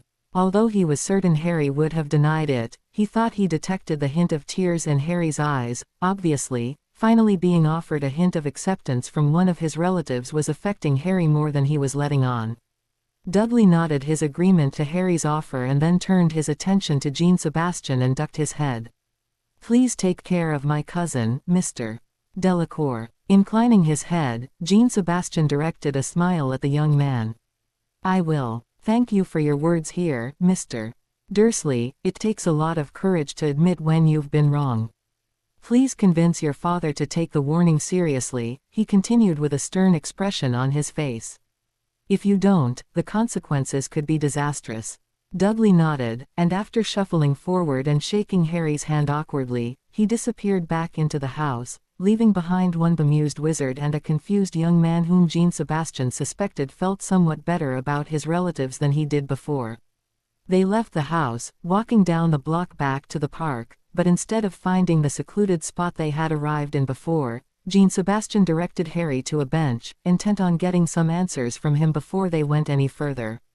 Harry seemed somewhat confused, but he allowed himself to be guided and then sat down, waiting for further instructions.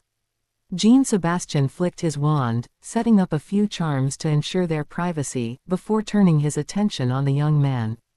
"Harry," he began, not wanting the boy to become uncomfortable with a long silence, "I wanted to speak with you about your time with your relatives." Harry's face assumed a defensive expression, and Jean Sebastian could almost imagine he saw an extra mask come over his eyes, hiding his feelings behind them.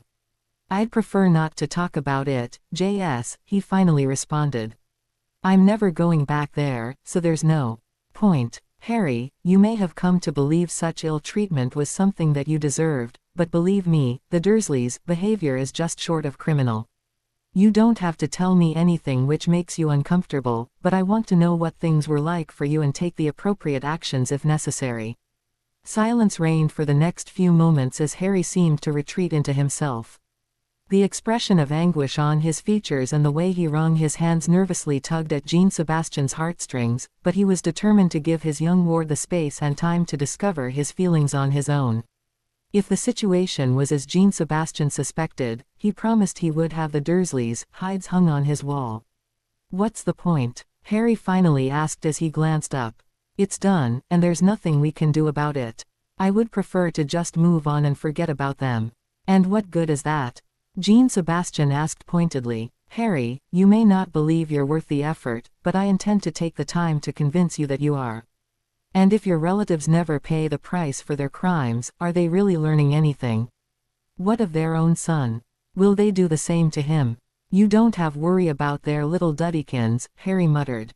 Lifting an eyebrow, Jean Sebastian thought back to the encounter, remembering the way the couple had spoken of and referred to their son, and he reflected, somewhat ruefully, that Harry was probably right. Dudley had likely been treated like a prince by his parents. Of course, their treatment of their own son obviously created its own problems in their son's sense of entitlement and his becoming spoiled, but that really was not Jean Sebastian's concern. Such an inequality of their situations must have made Harry's childhood all the worse, knowing that he had been singled out. Jean Sebastian sat there regarding Harry, allowing him time to sort through his feelings and find his words while at the same time presenting a calm yet implacable front to the young man. He would have an accounting of Harry's relatives. At length, Harry began speaking. He was somewhat reluctant and unsure, and although his manner was hesitant, once he started, the words began to come in a torrent. Yet though the subject matter was emotional and the actions of his relatives had hurt him immensely, his face was a stony mask and his voice was emotionless. Jean Sebastian knew he had learned to protect himself from his relatives' neglect by holding his emotions in check and not admitting they had hurt him. It was something they would have to work on changing. Harry would certainly never face such attitudes in his family. The story Harry weaved was heartbreaking. It was one of a lonely, miserable child who could not understand what he had done to deserve the contempt and ridicule to which he was subjected on a daily basis. The story was one of emotional abuse, where the words, freak, worthless, and unwanted, figured prominently in the boy's upbringing. Harry spoke of growing up living in a cupboard under the stairs, moving out of said closet and into his cousin's second bedroom after receiving a letter from Hogwarts, only because the Dursleys worried what Dumbledore would do when he found out his living circumstances. Of course, he was not allowed to remove the pile of discarded and broken old toys which took up the majority of his new room. No, little Duddykins was not finished with them, so they had to stay. According to Harry, he had started cooking the family meals at an early age and ended up doing the bulk of the household chores while his cousin sat on his lazy behind, planning his latest round of bullying. He had never had a Christmas present from them, whereas his cousin had been buried in a veritable mountain of presents, and he had been told that freaks did not have birthdays, while again his cousin was treated as if he were a prince. He spoke of odd things happening to him, things which he could not understand, but of which his relatives must have known due to their knowledge of his parents' abilities. Yet nothing was ever explained. Instead, he was punished whenever anything happened which could not be explained, while his relatives lied to him, telling him he was the spawn of drunkards who were killed in a car accident, blaming them for the scar he now wore on his forehead. As horror after horror was spoken in that same emotionless monotone, still, Jean Sebastian reflected, there was something missing from Harry's tale. The young man fell silent, and Jean Sebastian determined he would discover whether or not Harry was hiding anything from him. Thank you for trusting me with your story, Harry, Jean Sebastian told him, showing the young man a smile of compassion. But, Harry, I need to know something. Your relatives treated you abominably, but you haven't said anything about physical mistreatment. Did your uncle ever beat you? His eyes widened and he began shaking his head vigorously. No, he never did anything like that. I mean, there were some times I thought he was so mad he would, but he never did. Maybe he was afraid of what I could do to him when I grew up or something. And your cousin? Harry laughed bitterly. Dudley's favorite game was called Harry hunting. He and his gang used to terrorize the neighborhood and vandalize whatever they could without getting caught. I learned very quickly to be much faster than Dudley and very good at hiding, otherwise, I'd get a beating. But he never hit me hard enough to leave a permanent mark and was careful to never leave any kind of mark where it would show. He didn't want my school teachers to know about the bullying. Jean Sebastian digested all this, reflecting it was better than he would have thought or hoped. The mental abuse in some ways was worse than if they had physically abused him, but if they had beat him, then nothing would have prevented Jean Sebastian from exacting a stiff price for their actions. As it was, he was inclined to leave well enough alone. Harry was physically undamaged after all, and it would not do to drag up further painful memories for the young man. Instead, he would focus on helping Harry rehabilitate his sense of self-worth, something which he knew would be difficult yet ultimately rewarding. It was amazing how well he had turned out, given the adversities he had faced in his life. Jean-Sebastian would have understood if he had grown into a bitter and vengeful young man, yet nothing was further from the truth. He was as pleasant a young man as Jean-Sebastian had ever had the good fortune to meet. "Harry, I want you to know something." The young man's eyes flickered up to meet his, but his expression remained placid, waiting for Jean-Sebastian to come to the point. "That part of your life is over, and I will never bring it up again. Is that clear?" "Yes, sir," Harry responded. Jean-Sebastian raised an eyebrow at the young man, prompting him to flush with embarrassment. "JS," he amended sheepishly. "That's better. Just remember, Harry, I will not bring it up, but that does not mean you cannot. If you ever want to talk about it or ask my advice, I will always be available for you, and for that matter, Sirius can help too." "Thanks JS," Harry replied with considerable feeling. "You're welcome, Harry," Jean-Sebastian said, his mouth rising in a warm smile. He had only met Harry that day, and already he was developing a fondness for the polite and serious young man.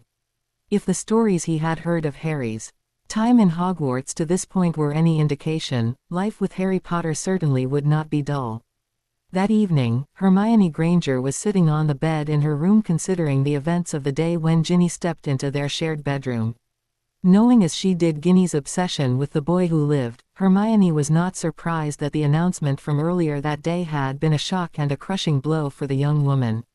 She had been closeted with her mother for the better part of the day, presumably commiserating and crying out her frustrations, joined by her mother no doubt, considering Mrs. Weasley had wanted the match longer than her daughter had.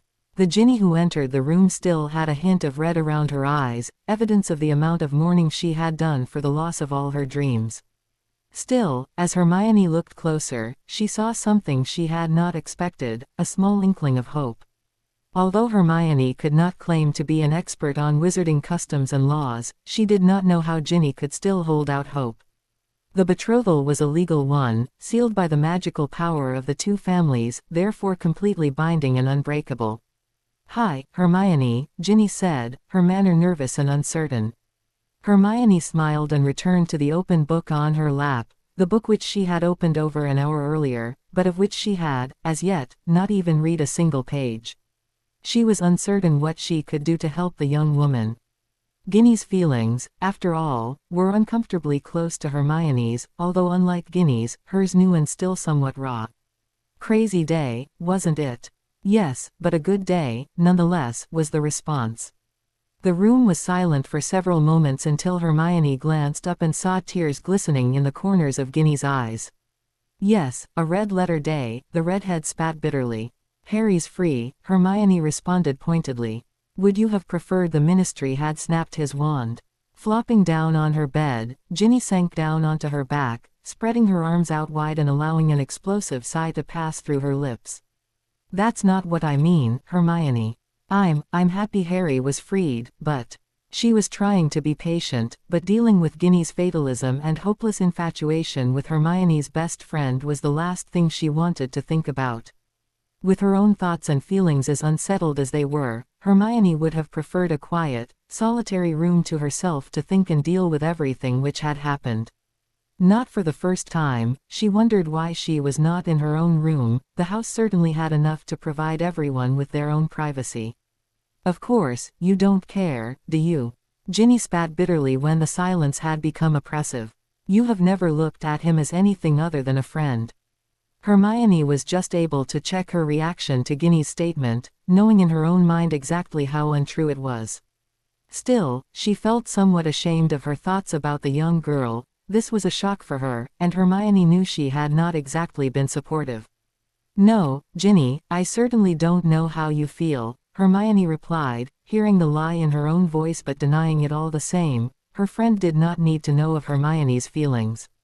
"But Ginny, you knew there was no guarantee he would ever return your feelings. You've set yourself up for this by refusing to get over this obsession." Abruptly sitting up, Ginny glared at Hermione, tears glistening on her cheeks and an expression of utter desolation etched upon her face. "I know," she responded quietly.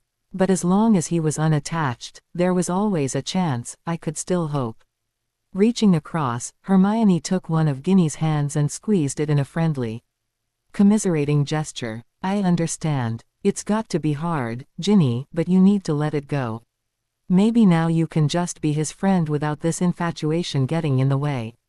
"I tell myself that," Ginny responded, lowering her head, "but I can't help but hope." "What is there left to hope for?" Hermione said, confused again over this hope to which Ginny continued to cling. "Harry's betrothed now, Ginny, a magical betrothal.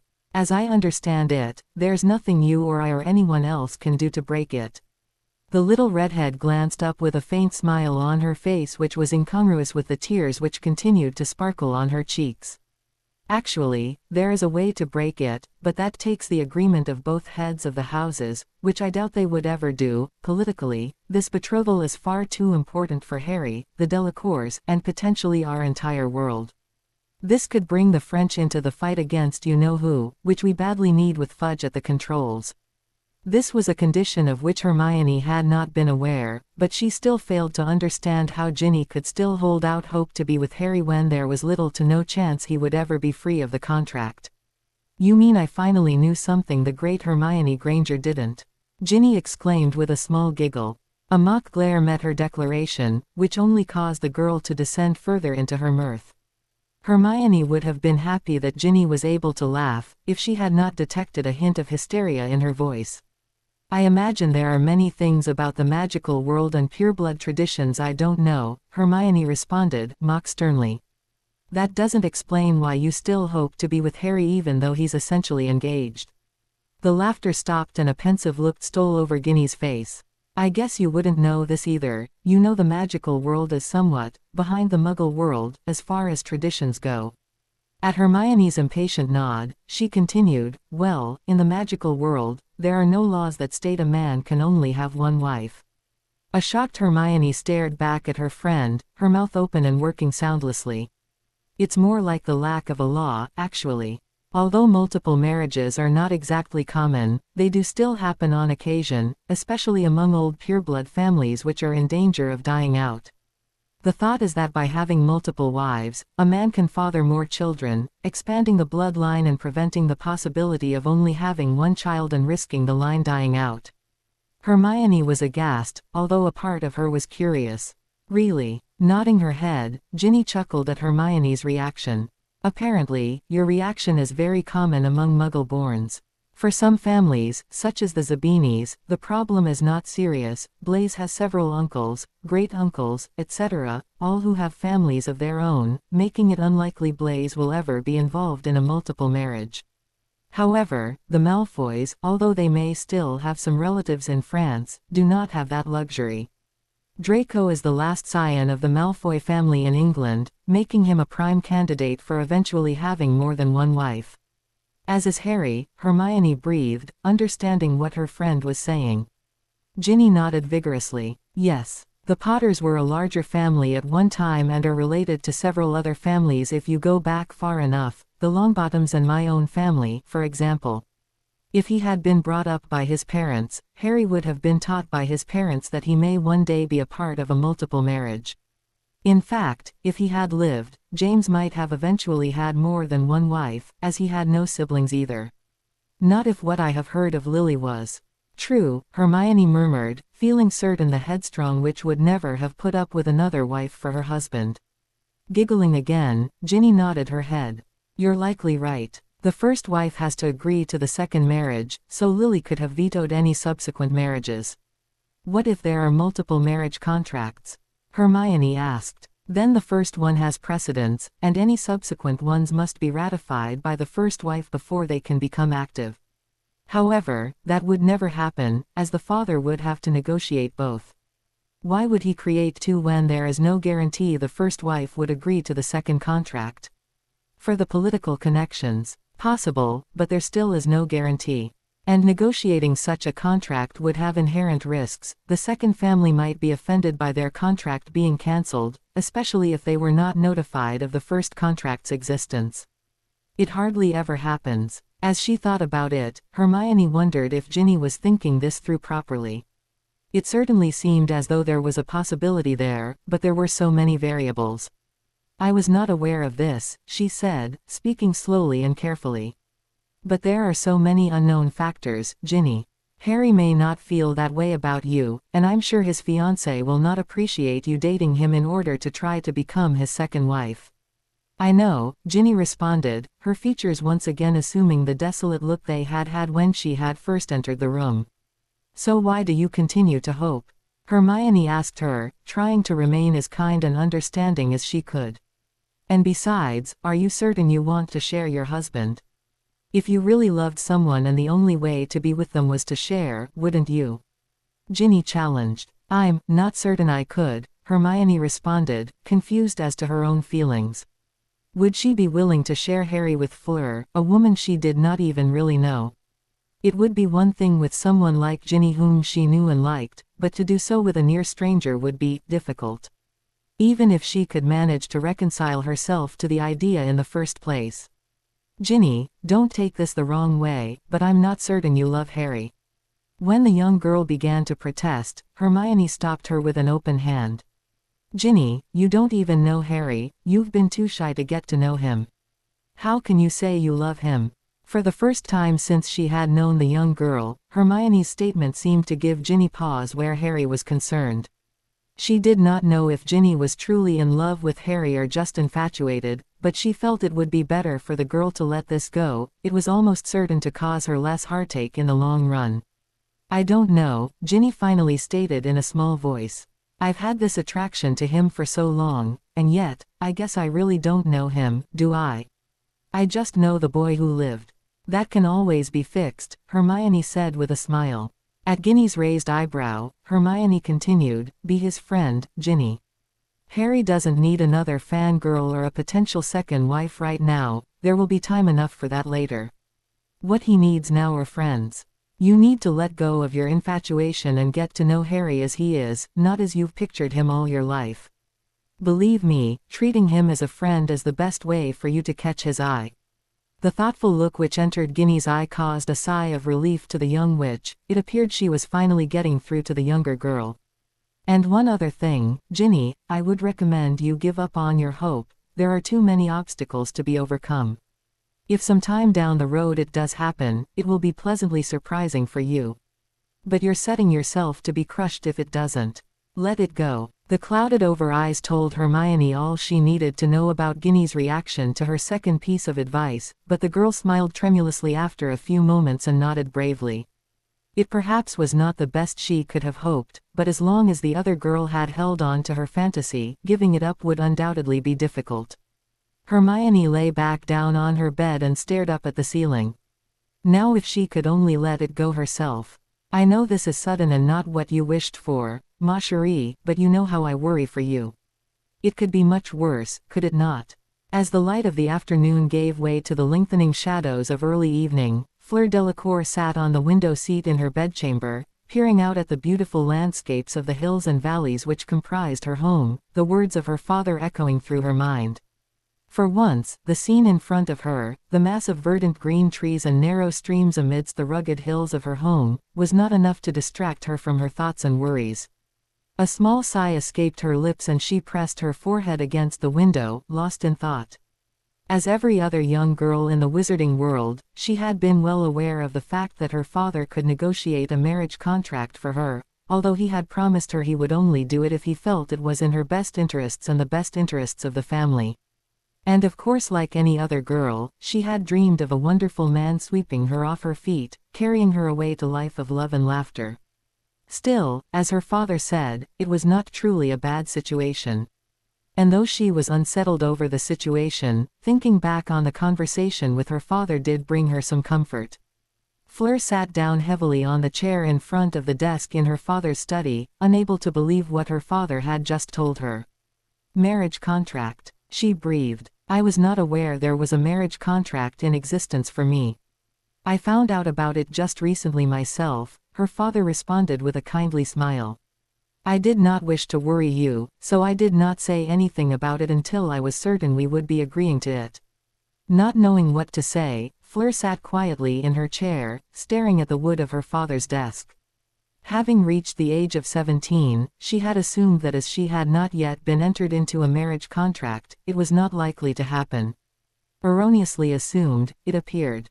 She was well aware of the state of her father's position in both the political landscape of France and the wizarding world as a whole, and try as she might, she could not imagine with whom he would need to cement a political alliance. But suddenly, the import of the words made its way through her consciousness and she peered up at her father. You didn't know about it. Then who negotiated it if you did not? It was negotiated 50 years ago for my generation, her father replied. He then proceeded to relate the history of the marriage contract by which she was now bound. But the one thing he did not tell her was the identity of her betrothed. I see you are curious of the identity of the young man, he finally said after he had related the entirety of it to her. On the contrary, she said with a hint of wry humor which she did not feel, that is the kind of minor detail which is quite unimportant, given the circumstances. Her father favored her with an indulgent smile. That is the spirit, Fleur, and I think you will not be displeased with the young man I have chosen for you. Fleur glared at her father, somewhat put out that he would not come to the point and tell her to whom she had been saddled. With another smile of amusement, her father finally relented. Your new betrothed is Harry Potter. A stunned Fleur stared back at her father, aghast at the revelation. Never would she have believed that her father would betroth her to not only a foreign wizard but one of the most famous in the wizarding world. Harry Potter, Fleur. But Papa, I hardly know him. You have met him, yes. At Fleur's nod, he continued. I have never met him personally, but from what little I saw at that tournament, he seemed like a serious, competent young man, and he handled himself amazingly well given the circumstances. His godfather, although I suppose he can be considered to be somewhat biased in his opinion, has nothing but good to say about the young man. Fleur considered all her father had said, certain he believed he was doing as he felt was right. Knowing what she did of Harry, Fleur could not help but agree with her father's assessment. There were certainly worse wizards out there to whom she could be bound, not that Jean-Sébastien Delacour would ever tie her to someone merely for political gain, he loved his daughters too much for that. I know this is sudden and not what you're wished for, ma chérie, but you know how I worry for you. It could be much worse, could it not? And she was aware of what it could be. As a Vila, she knew that many men would seek her out for her beauty and the status of being with a Vila. The burden of distinguishing those interested in Fleur the person from those interested in the Vila was always difficult and uncertain. Surely, from what she knew of Harry Potter, he was not the type who would use her in such a way. Yes, father, she whispered, it could be worse. That is one of the reasons why I decided to enter into this agreement. I trust the account of your young man that I have been given, and I believe that he will treat you well. By all accounts, Harry hates his fame and wishes for a normal life, something which I hope you both can build together. In fact, it seems to me that you two share a similar problem. You cannot be certain if a man is attracted to you or the Vila in you, and Mr. Potter cannot be certain if a woman is attracted to him or his fame. Besides, given what I have been told of him, I think you will do very well together.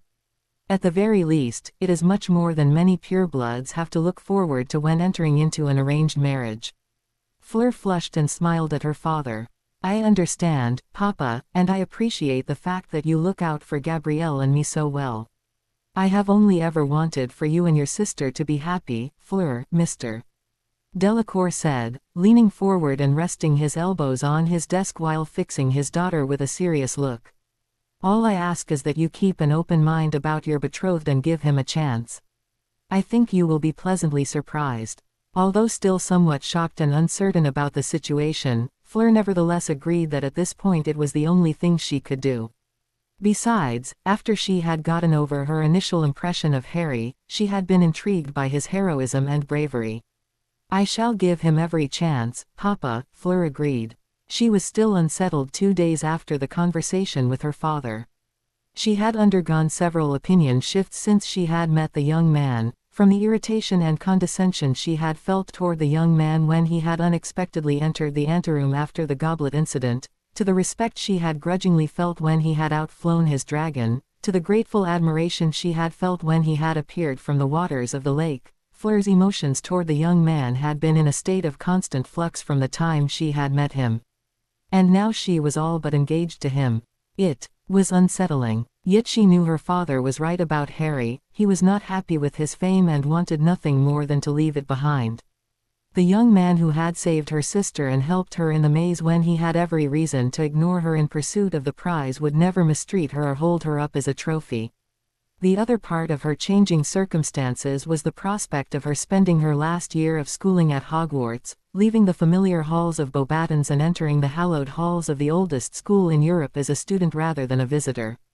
She was ambivalent about that thought. On the one hand, she was leaving the familiar for the unfamiliar, while on the other she really was not leaving much.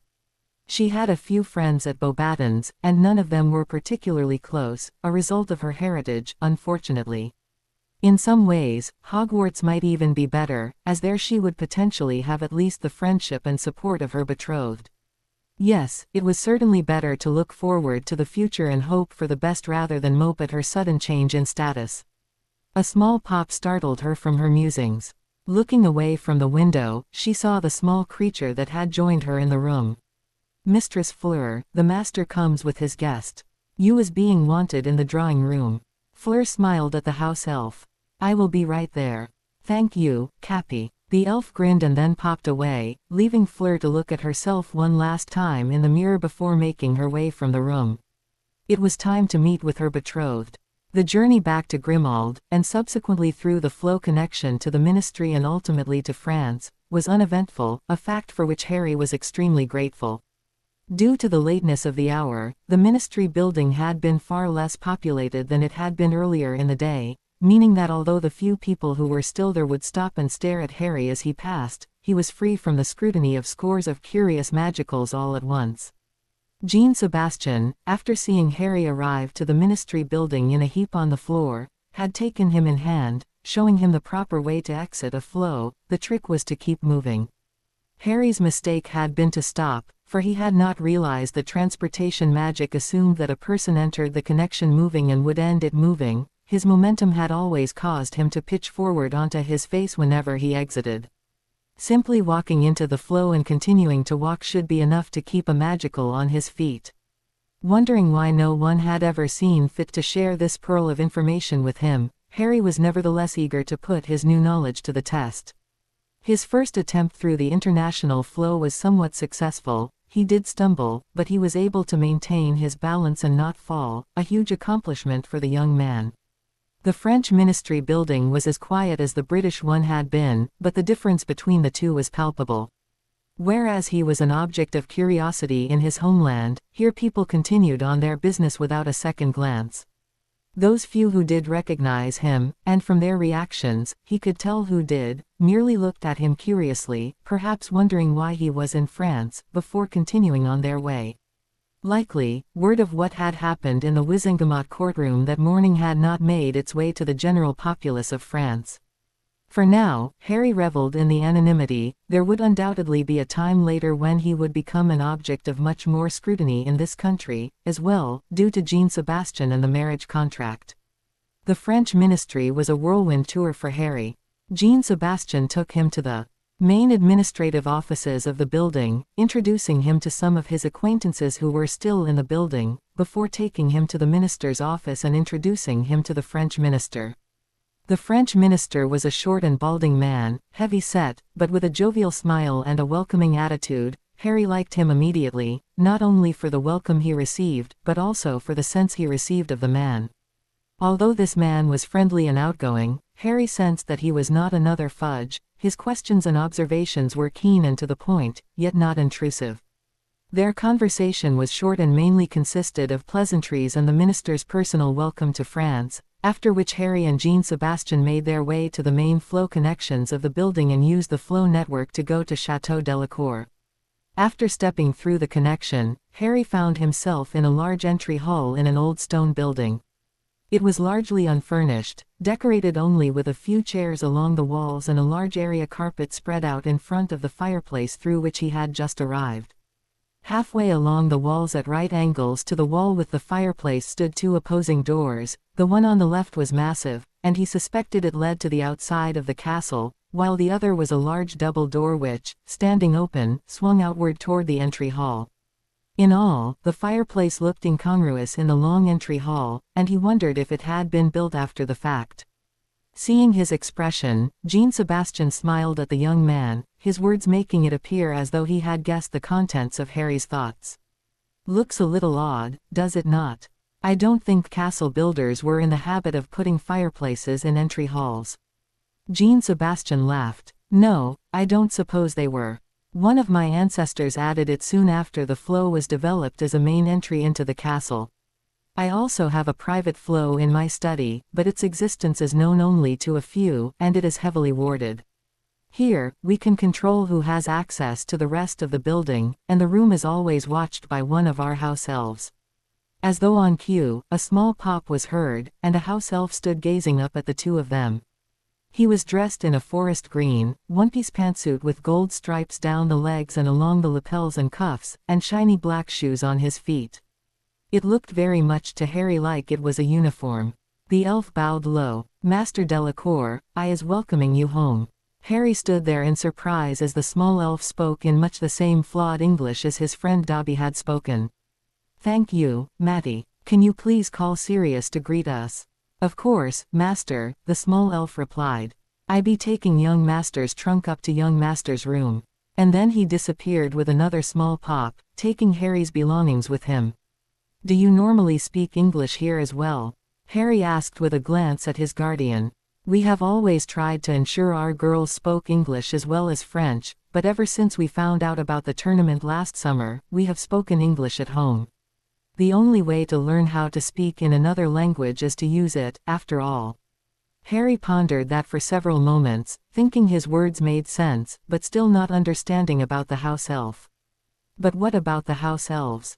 Matty sounded just like your house elves in England. At Harry's confused nod, Jean-Sebastian chuckled and led him through the double doors into the castle. One facet of house elf magic is that it allows them to speak in whatever language their master requires, though I assure you their grammar is no better in French than it is in English. For some reason, they always speak in this manner, regardless of what language it is. It sounded like something which would catch Hermione's interest, but Harry did not pursue the subject. It was enough to know the house elves would be able to speak with him. At that moment, Sirius came rushing down a large set of stairs, and upon seeing Harry, his face broke out into a huge grin. He ambled over and engulfed his godson in a huge embrace, which Harry returned fiercely, the beginnings of tears forming in his eyes. Overall, Sirius looked somewhat better than when Harry had seen him the last time more than 3 days earlier. Although he was still haggard and thin, he had a twinkling in his eyes which Harry had never seen before, and his coloring was markedly better. "It's good to see you, Sirius," Harry said, his voice choking with emotion. "I wondered where you went, but no one would tell me." "I'm glad you're here, pup," Sirius responded. "No one was told where I was going, we had to keep this under wraps." "Indeed," Jean-Sebastian interjected. The corners of his mouth were turned up in a slight smile as he regarded the two wizards fondly. "I had Sirius brought here a few days ago, not only to get him out of England, but also to get him some treatment for the years he spent in Azkaban and on the run.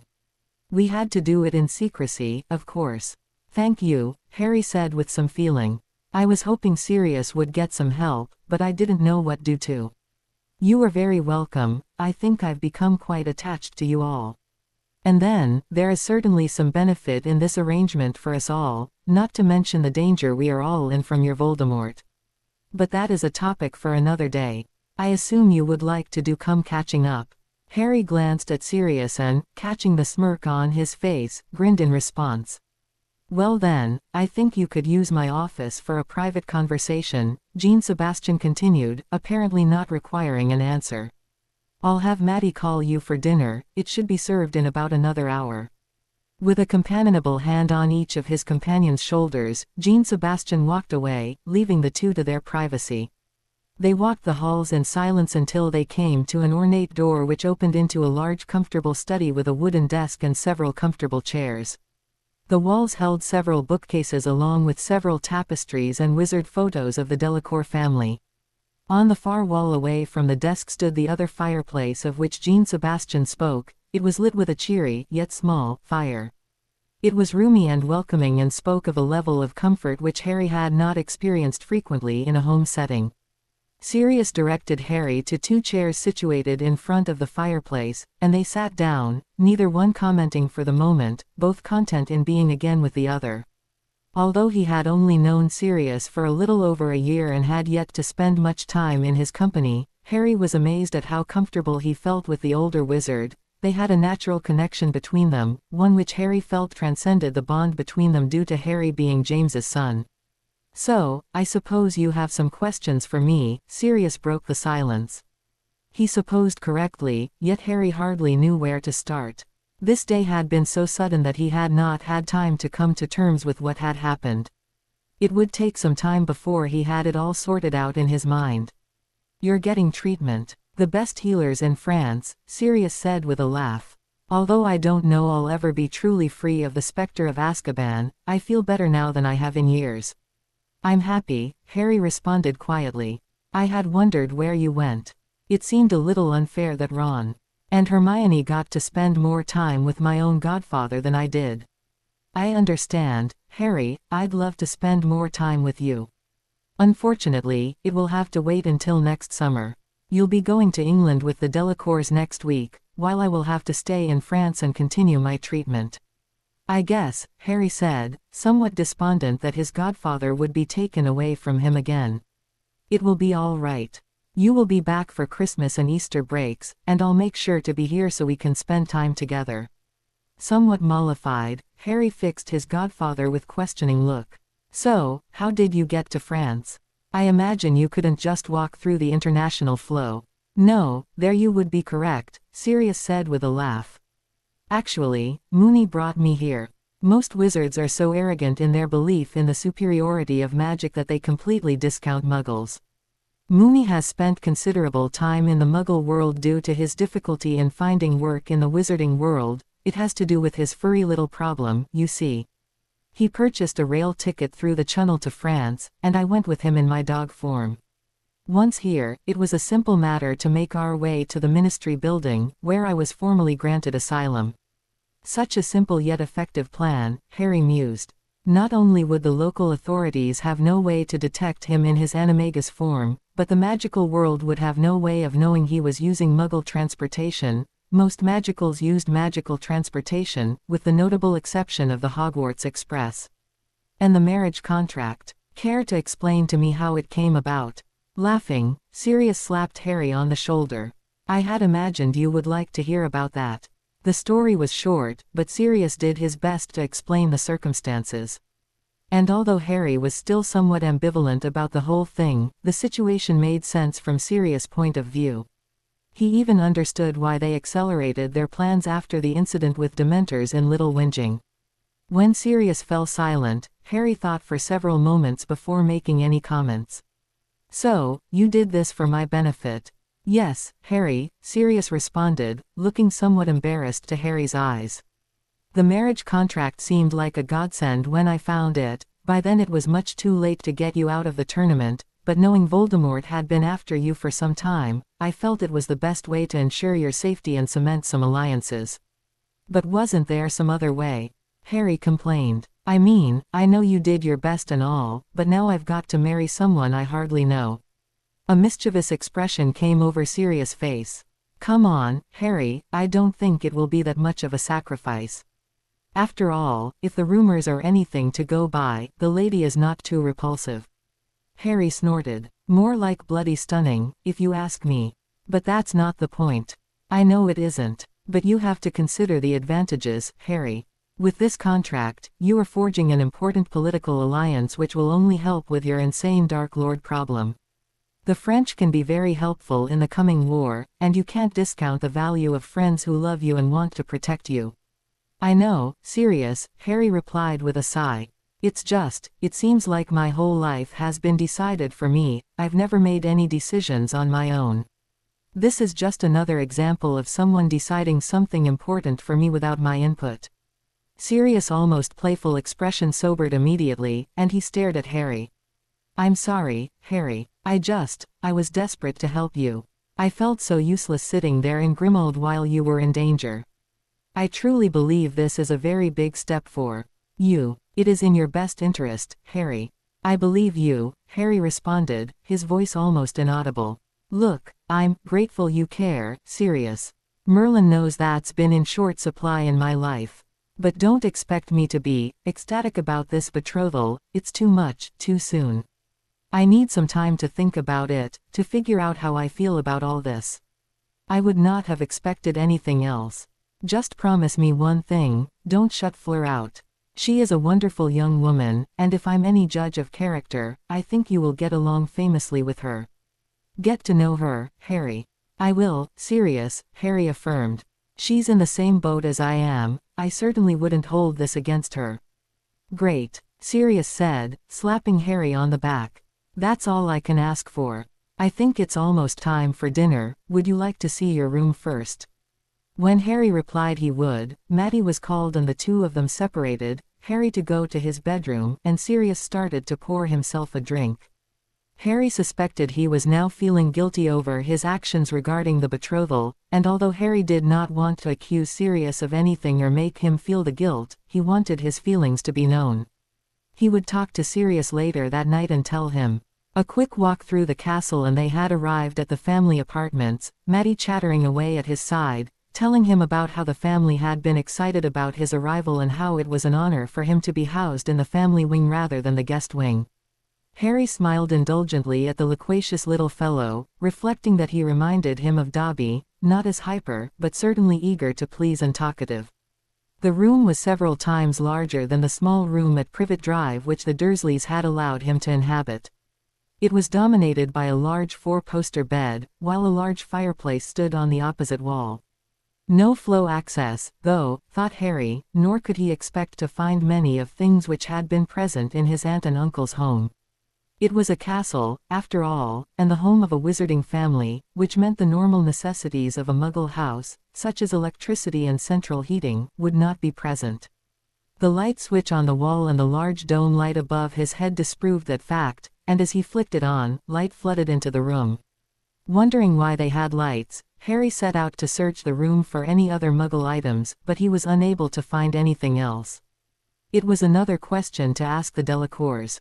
Other than the bed, the furnishings in the room consisted of a desk against the far wall beside the window and two comfortable-looking stuffed armchairs situated in front of the fire. His trunk lay on a chest at the end of the bed, although it had not yet been unpacked.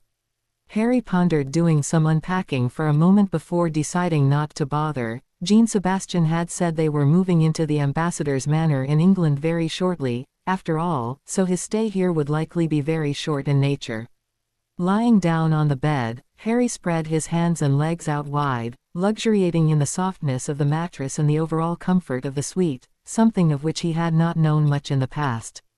His bedroom on Privet Drive certainly could not compare, and although his bed at Hogwarts was very comfortable, still it was a dorm room, shared with 4 other young men. This was his own and far more than he had ever had before. A moment later, Matty popped in, informing him that dinner would be served shortly and that he was to make his way down to the dining hall to greet the family. Suddenly nervous, Harry asked the small elf to lead him there, to which Matty replied that was the reason why he was here after all. Harry grinned and fell into step behind him. Harry was led to a sitting room down several levels below his bedchamber. Upon entering, he was stunned by the sight of more beauty in one location than he ever could have imagined. The entire female population of the Delacour family was there. Fleur, of course, he already knew from the previous year, but the older woman who sat beside her could easily have been mistaken for her older sister, if Harry did not already know who she was. Fleur was a carbon copy of her mother, from her deep ice blue eyes, to the waves of silvery blonde hair which hung free down her back, to the pale skin, high cheekbones and slightly narrowed chin. When they stood to greet him, he could see that they were even of the same height with one another, with the mother perhaps slightly taller than the daughter. Gabrielle, whom he also knew, was contrasted slightly from the two older women by her hair, which was a lighter shade, a pale, almost white, blonde which shimmered in the late afternoon sun. Her eyes were also a darker shade of blue, and her face was heart-shaped, although with age and the loss of her baby fat, that might well change. Still, her whole person bespoke of the ethereal beauty of her older family members, of which she would undoubtedly share when she matured. The truly disconcerting fact was that they were all watching him closely, making Harry feel like he was on display. Feeling exceptionally self-conscious, Harry nevertheless squared his shoulders and, with resoluteness he was far from feeling, marched into the room, only to be almost bowled over by a blonde-haired blur who latched onto him like a heat-seeking missile. Gabrielle excitedly chanted his name while chattering away in French, of which Harry, of course, did not understand a word, all the while hugging him as though she would never let go. Harry glanced up at the other two Delacour women, noting their fond smiles for their younger family member as well as the welcoming smiles for himself. Harry immediately blushed again, looking down at the still prattling Gabrielle, not noticing the smile of appraisal which graced his future mother-in-law's face, or the slightly forced quality of Fleur's own smile. "Gabrielle, Harry does not understand French, my sweet Mrs. Delacour admonished, her voice a throaty soprano, contrasting with what he remembered of Fleur's clearer voice. The young witch's hands flew to her mouth, and she giggled, batting her eyelashes at Harry, who, bemused at the sight, smiled back at her. "Oh, excusez-moi, Harry," Gabrielle breathed. "I did not think, I was so happy to see you." "It's all right, Gabrielle," Harry responded, unable to stifle a returning grin. "Come with me, I shall introduce you to my maman." She dragged him the rest of the way across the room and dropped into a girlish curtsy in front of her mother, making Harry wonder if he should bow to the Delacour matron. "Mama, I would like you to meet Harry Potter, my savior, and Fleur's," here she cast a dirty look at her elder sister, betrothed. Ignoring her daughter's antics, Mrs. Delacour stepped forward with a silvery laugh and greeted Harry. "Welcome to Chateau Delacour, Harry, we are happy to have you here." "Thank you, Mrs. Delacour," Harry replied, feeling somewhat uncertain. "Now, Harry," she admonished, "I know you call my husband by his name, and I would prefer you did the same with me. Please, call me Apolline. Now, I believe you are already acquainted with my older daughter, Fleur." Harry smiled, suddenly feeling bashful, and turned to greet Fleur. She was regarding him with an unreadable expression on her face, and although he did not detect any hostility, he was still uncertain of her reception. "Harry," she greeted him softly, prompting him to respond in kind. The situation seemed about to become somewhat awkward between the two of them until Gabrielle was once again there, tugging on his arm, once again began speaking, asking him how his trip was and how he liked France, among about a million other things. Trying to decide how to respond, Harry was grateful when they were interrupted by the arrival of the two men. "Ah, Harry, I see you have begun to charm my entire family," Jean-Sebastian stated with a hint of laughter in his voice. "I can see I will have to watch you, or you'll be stealing them all." "Away from me. Don't tease the boy," Sirius cautioned with a smirk. "You'll break him. He is a teenager, after all." The entire room broke out into laughter, even Harry laughed, although he did direct a pointed glare at the marauder. Sirius did not deign to reply to his godson's displeasure, contenting himself with nothing more than a wink and an even larger grin.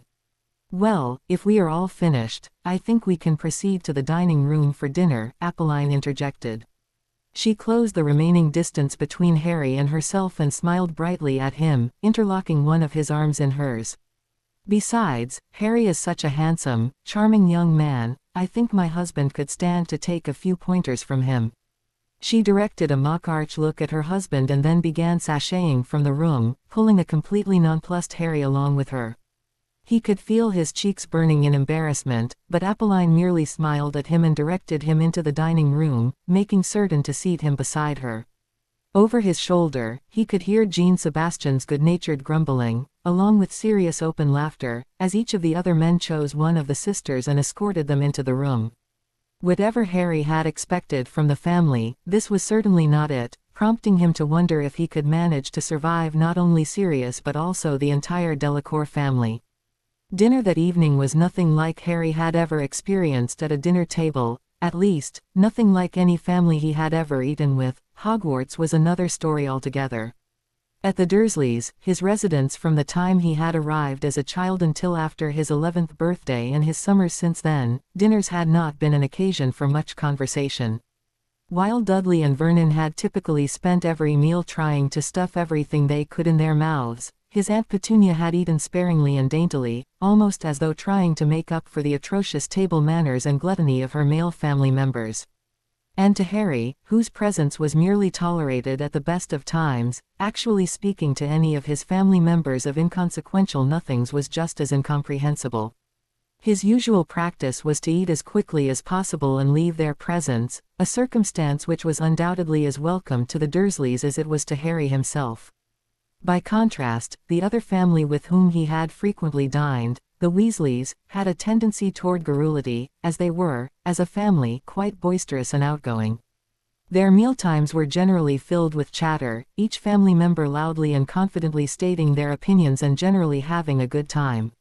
Yet while Harry generally enjoyed his time with the Weasleys, the raucous atmosphere, along with the way the family generally interacted with one another, left the quiet and shy young man slightly overwhelmed. In essence, they made him feel welcome by word and deed, but their family atmosphere was not one in which he could feel completely comfortable.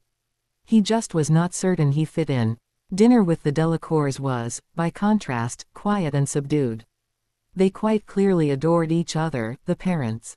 Pride and affection for their daughters, the children's respect and love for their parents, all of this was clear to see. Yet they were quiet and controlled in their warmth, and their conversation was pleasant and loving, yet restrained and respectful. Each person was allowed to state their own opinion without interruption before the next person took up the conversation, something which contrasted heavily with the Weasleys' tendency to speak over one another in an effort to be heard.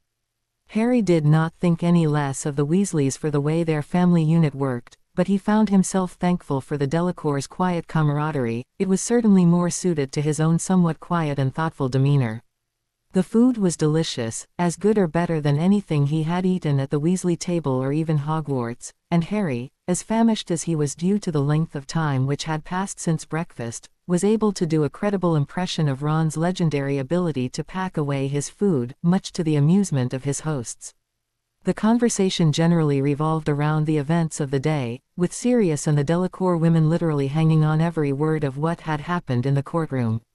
Sirius, of course, had found the whole situation, especially Fudge's humiliation, amusing in the extreme, and he had complimented Harry and Jean Sebastian many times on the immense prank they had perpetrated on magical Britain. Harry's questions also proved a major topic of conversation.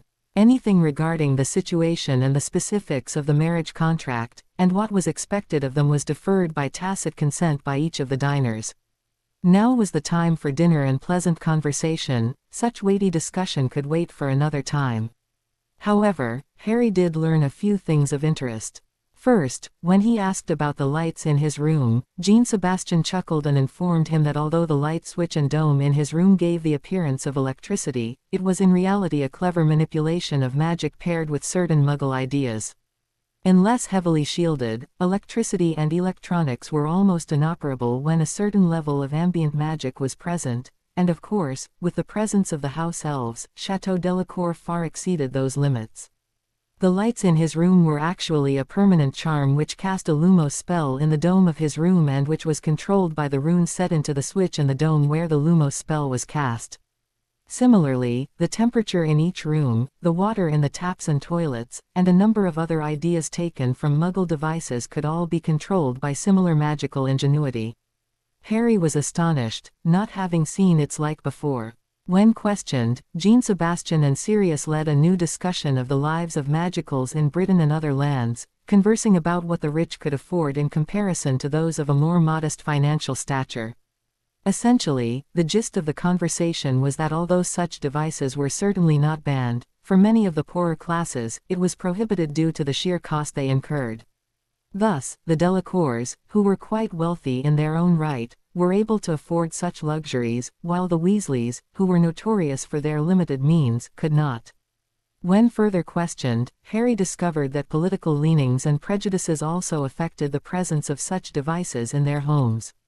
The Longbottoms, for example, were certainly able to afford the expense and would likely have such devices, due to their generally tolerant opinions, whereas the Malfoys, well known for hating anything Muggle, would undoubtedly stick to the old ways to light and heat their homes merely due to their distaste for admitting Muggles had any good ideas. The diners themselves were a treat to converse with, each different in their own ways. Sirius was talkative, regaling the company with tales of his exploits with James and the other marauders, while the older Delacours were friendly and kind Mrs. Delacour doing her best to learn everything of her future son-in-law. Gabrielle was chatty and bold for a 9-year-old, as she attempted to monopolize Harry's attention for the entire meal, something which earned admonishments from her mother several times. By contrast, Fleur was quiet and composed, and although Harry felt her gaze resting on him several times, her expression was inscrutable and her contribution to the dinner conversation was sparing and vague. He was unable to determine whether she was displeased with the situation in which they now found themselves. By contrast, he could not determine that she was especially pleased with it either. It had Harry worried. When dinner was finished, the adults, no doubt thinking it would be better for the two young people to become better acquainted with one another while they became used to their new situation, suggested they go off for a while together. Harry, though he was not opposed to the idea, nevertheless glanced at Fleur, trying to see if she had any particular opposition for the plan. Seeing her nod in agreement, he signaled his own consent and followed her from the room. She led him up several flights of stairs, down several hallways, and to a sitting room which he thought was near to the family bedrooms, though he was not certain due to his unfamiliarity to the layout of the castle. They sat somewhat uncomfortably for several moments, neither knowing what could be said at such a time. To Harry, it almost seemed like he was stealing her future from her by means of the infernal contract. The fact that he had had nothing to do with its enactment was almost irrelevant. It is really too bad neither of us possesses my sister's ability to chatter. Harry laughed at her comment, happy that his betrothed had found a way to break the stalemate. She appears rather determined, he said in response. I don't remember her being that talkative at the tournament. She would have been if Papa had allowed her to be. She's not always this way. You seem to have made a lifelong friend when you pulled her from that lake. Harry groaned and leaned back on the couch. I hope she gets over it. I get enough of that treatment as it is. Fleur appeared to be amused by his reaction. She is only 9, after all. They were silent for several moments, the lightness of the moment seemingly exhausted. Harry was not certain he was the greatest conversationalist, but he felt he had best try to contribute to their conversation. The tone of this time may greatly affect their future relationship. He blurted the only thing he could think of, this is a little awkward. She smiled her agreement but said nothing further. So, I supposed you were surprised, he continued after another brief pause. Just a little, she agreed. I always knew it was possible, but I didn't realize there was a contract already in existence. I was certainly surprised it was you, she continued quietly after a slight pause. I'm sorry, Harry said, uncertain as to how accepting of the situation she was. It seems my ability to attract trouble to my complicated life has pulled you in, too. Oh, Harry, she responded, reaching out a hand to touch his arm, I was not meaning to complain or blame you. We weren't the ones who agreed to this contract, though we have to live with it. Her comments mollified Harry somewhat, but he still did not know how she felt about the situation. It appeared she was at the very least resigned. But certainly she was not exactly happy about it. How did you feel when you found out? Harry took a deep breath and tried to organize his scattered thoughts. I'm not certain I've sorted out my feelings yet, I just found out at the trial this morning. Aghast, Fleur stared back at him. Just found out this morning. She did not appear happy with his disclosure. You mean they told me 2 days ago to give me time to get used to it, and nobody thought to tell you before? Sirius was already gone by that time, Harry protested. I assume they wanted to make certain it was kept a secret. Fleur's eyes continued to flash with displeasure. We'll see about that, she responded coldly. No wonder you still have not had the time to think about it. Though he could see her point, Harry was not about to continue with this line of conversation. She was obviously displeased with her father and Sirius for not telling him in advance, but for Harry, having been told the minimum all his life, this was nothing new. He had learned to take momentous changes with a certain amount of aplomb. It was either that or go completely insane. I was surprised, he stated, trying to return to the previous direction of their conversation. I don't know that I've ever been so shocked as when your father made his announcement. Though I suppose I shouldn't have been, he continued in a slightly mischievous manner. I've had so many things happen in my crazy life, I suppose I shouldn't be surprised by anything anymore. After tournaments, crazy dark lords, dementors, and basilisks, a betrothal contract should be a run-of-the-mill occurrence. Her silvery laughter rang out through the room, prompting Harry to join in. The ability to laugh in the face of such life-changing and unsettling circumstances was one which brought him a certain amount of comfort. Sobering, Harry sized up his still chuckling companion. He had to admit that Sirius was right. He would have had to have been blind not to notice it for himself, but it was true that she was delicate and beautiful, stunning, even, and he was well aware that physical appearance would never be an issue in this relationship, at least from his side. Of course, he had always seen her from a bit of a distance in the past, figuratively and, at times, even literally. Now, from up close, looking on her as a betrothed and potential lover, he had to admit he could likely do no better from a physical standpoint. And, he had discovered in the past few moments, though he could certainly not claim to be intimately familiar with her, he was quickly coming to realize that her personality was equally as appealing as her physical attributes. Love had grown from less, he was certain. How do you feel about it? Harry inquired, wanting to get directly to the point. I am not any more certain about my feelings than you are, Fleur responded, her manner hesitant. I was surprised, and I am a little nervous, which is no less than what you feel, I think. At Harry's nod of agreement, she continued. I must tell you, though, that I was not disappointed or upset, just surprised. In fact, to a degree, I welcome this. That definitely shocked Harry. Really, wouldn't you prefer to choose who you want to spend the rest of your life with? The penetrating gaze he received in response made him feel a little uncomfortable, but sensing his companion was not upset, he waited for her to reply. Do you know much of Vila, Harry? The first I'd ever heard of Vila was at the Quidditch World Cup, Fleur. You're the first Vila I've ever met. You haven't had a magical upbringing, have you? When Harry confirmed her suspicion with a nod, she continued. Harry, contrary to what you may have heard or read, Vila either are not.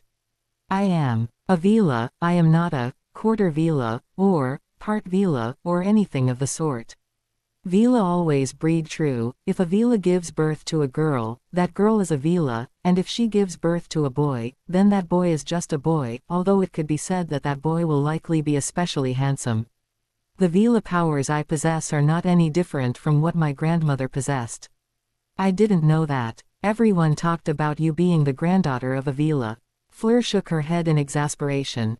That is what I am talking about. It is a common misconception about Vila, which most people simply do not understand.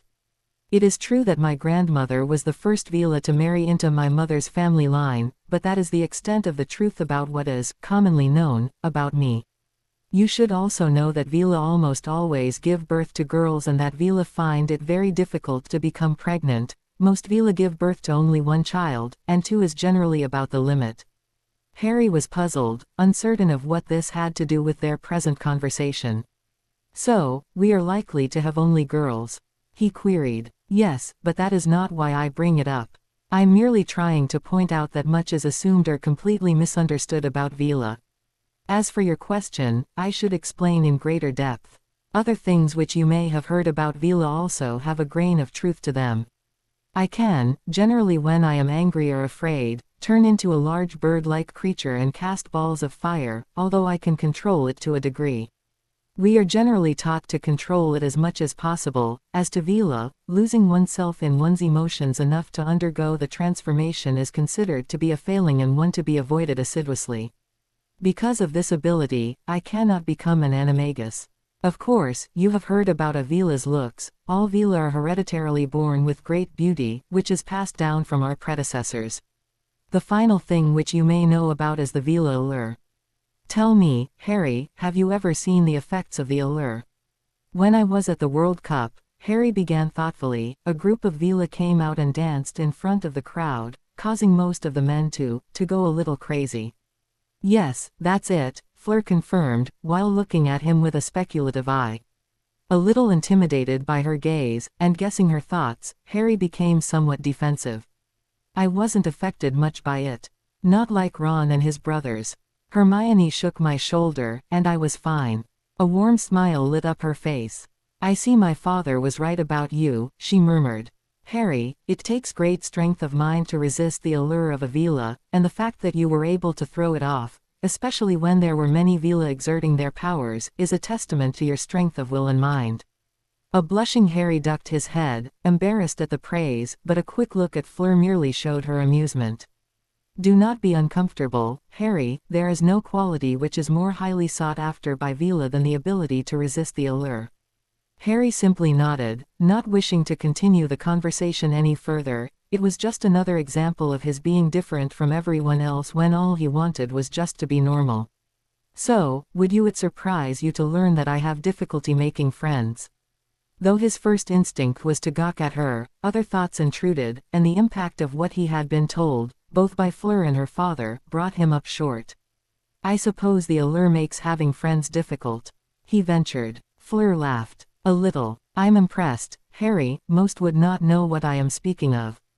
All they see is my looks, and they automatically assume that I am the most popular girl in my school, when the opposite is true. Those who are not intimidated or outright jealous of my looks are afraid of my ability to steal their boyfriends by simply exerting myself. I have a tendency to have acquaintances rather than friends, and if any of those acquaintances begins a relationship with a boy, they tend to start avoiding me. And I suppose your beauty doesn't help in obtaining a boyfriend, Harry guessed. I tend to have the same problem with my fame, although I'll admit I've never really tried to find a girlfriend. Exactly, Fleur said with a smile. And I do not want a mindless, slobbering fool for a boyfriend, and believe me, I could have them by the dozen if I really wanted. Harry snickered in response, certain she could. So, that is why the ability to resist the allure is such a prized commodity to Vila, she continued. If I should ever be fortunate enough to have earned your love, I will know it is for me rather than the allure. And trust me, Vila have a tendency to lose.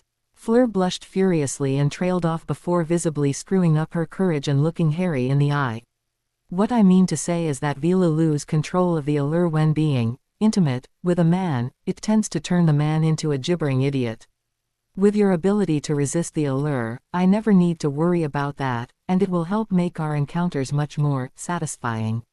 She breathed a sigh of relief and continued on in a calmer tone of voice. And, given what I know about you, I will not have to worry about your using me for my looks.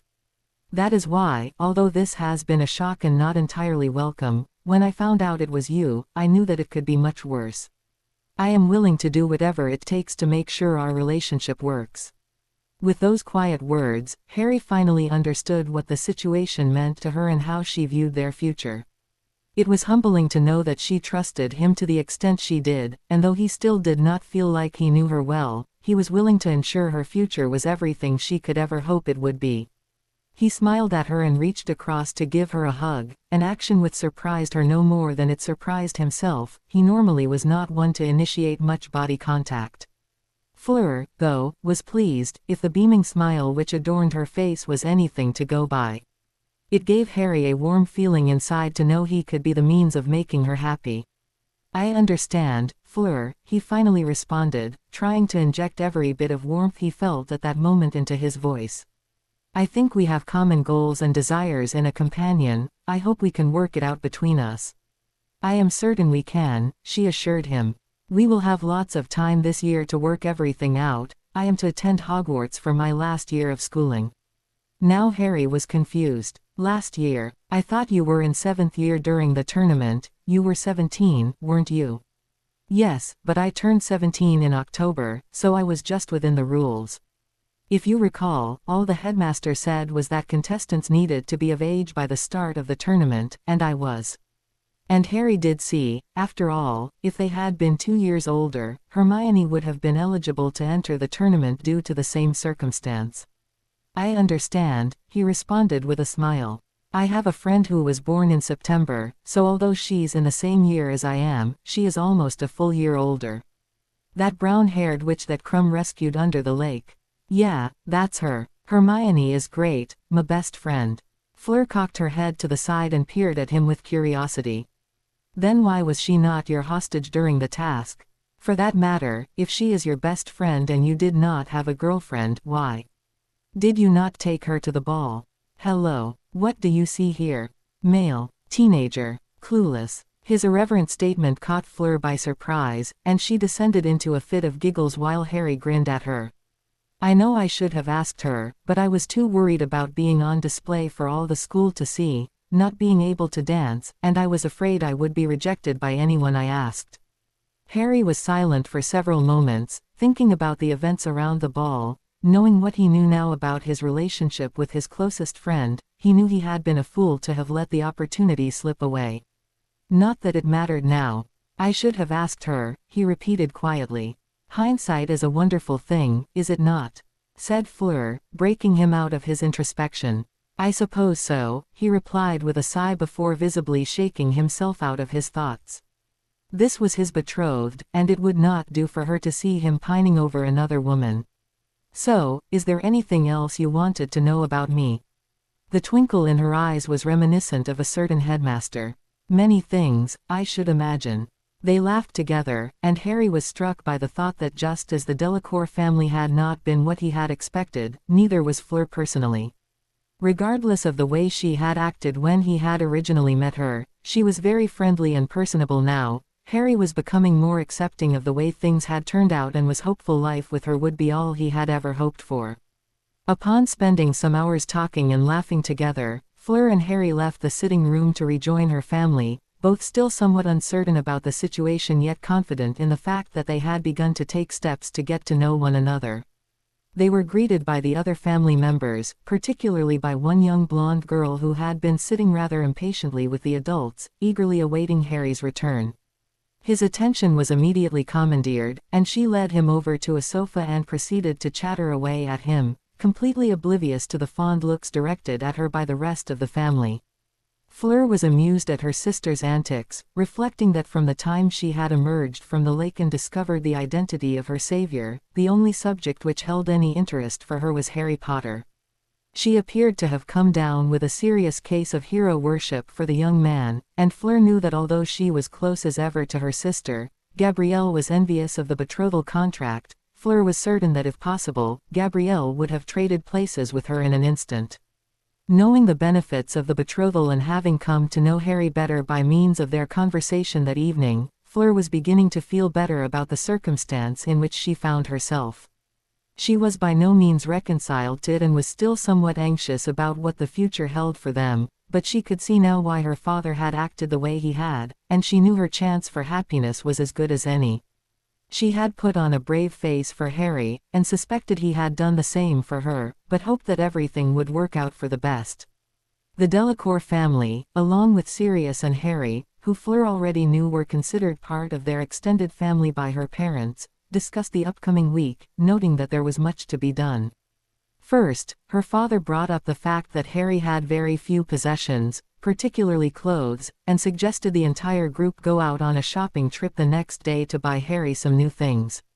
Harry, of course, declined, stating that he had always done with little and did not need new things. Perhaps unsurprisingly, he had been overruled by the female members of the family, whose ears perked up at the word shopping, and Fleur's mother had immediately began sizing up Harry and planning his wardrobe, if Fleur knew her mother at all. Sirius and her father had merely smirked and gone along with the trip, teasing Harry to beware of females afflicted with shopping disease.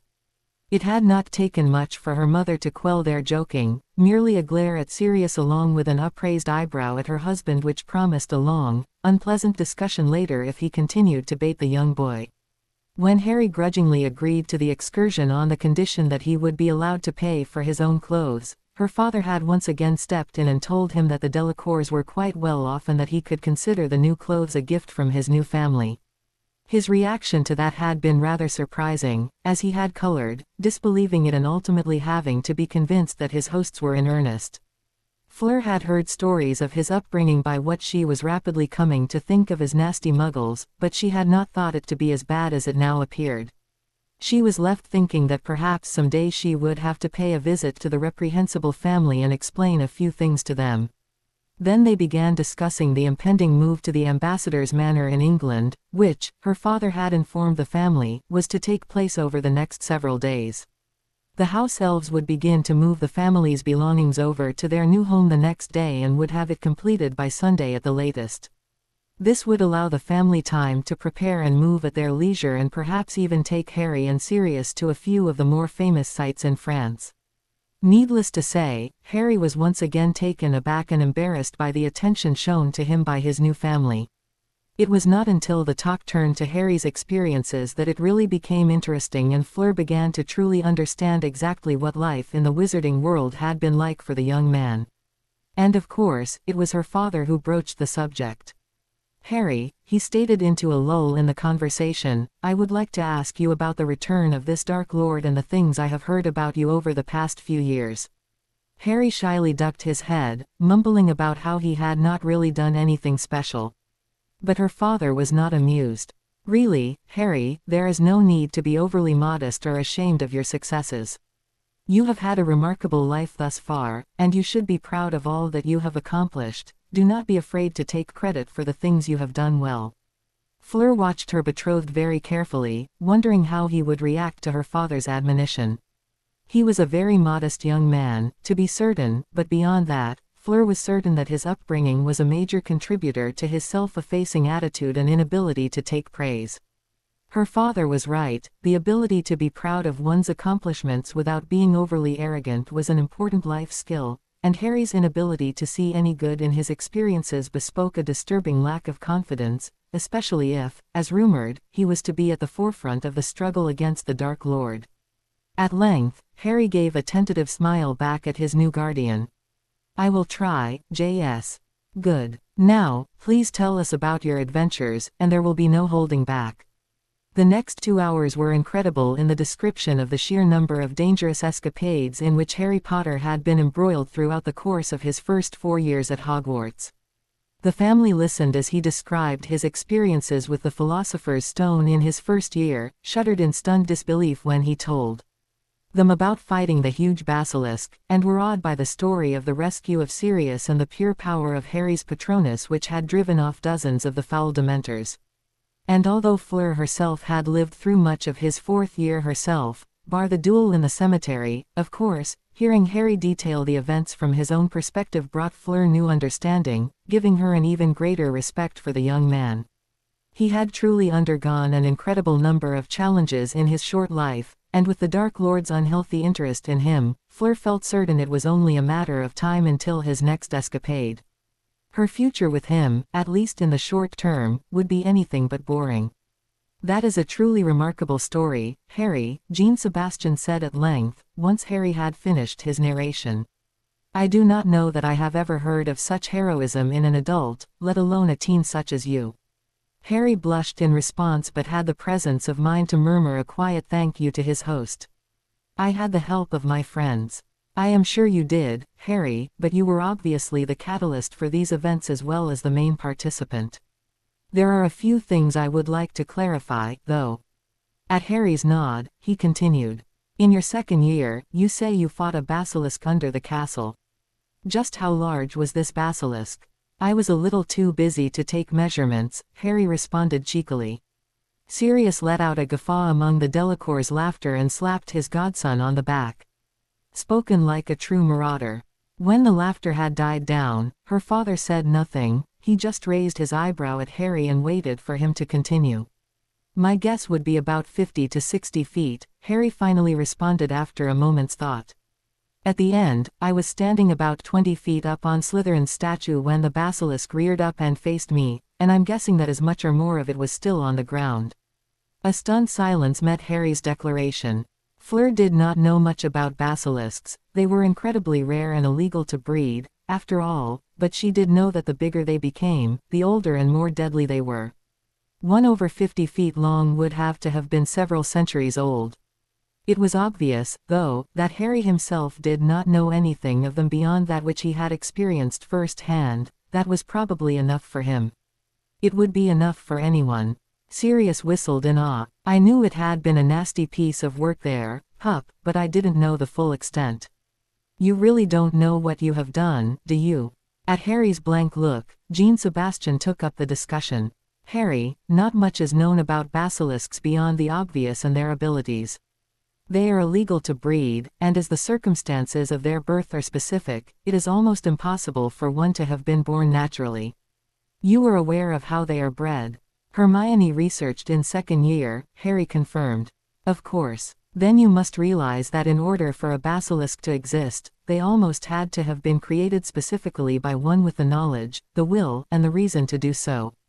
They are truly foul creatures and are illegal to breed. It is one of the tenets agreed to by all member states of the ICW. Therefore, the fact that you not only killed a basilisk but also one of that size underneath the castle is astonishing. Not only that, but you did it as a 12-year-old, without any training, Sirius added. I don't doubt there are few fully trained adults who could accomplish such a feat. When Harry was about to protest, Sirius waved him off. I know, Harry, you had help, and without the headmaster's trusty phoenix, you would likely not be here to talk about it today. But it, still is a marvelous feat, whether you did it yourself or not. And that brings us to another point, Jean-Sebastian interjected. Given the Dark Lord's interest in you, I think it is high time you receive some training to combat him. Has Dumbledore provided any additional training for you?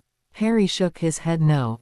I am not surprised, Jean-Sebastian responded, stroking his chin absently. You are still young and just coming into the age of being able to handle some of the more powerful spells. Don't forget the fact that he mastered the Patronus in his third year, Sirius interrupted. Indeed, maybe you have been there for a while.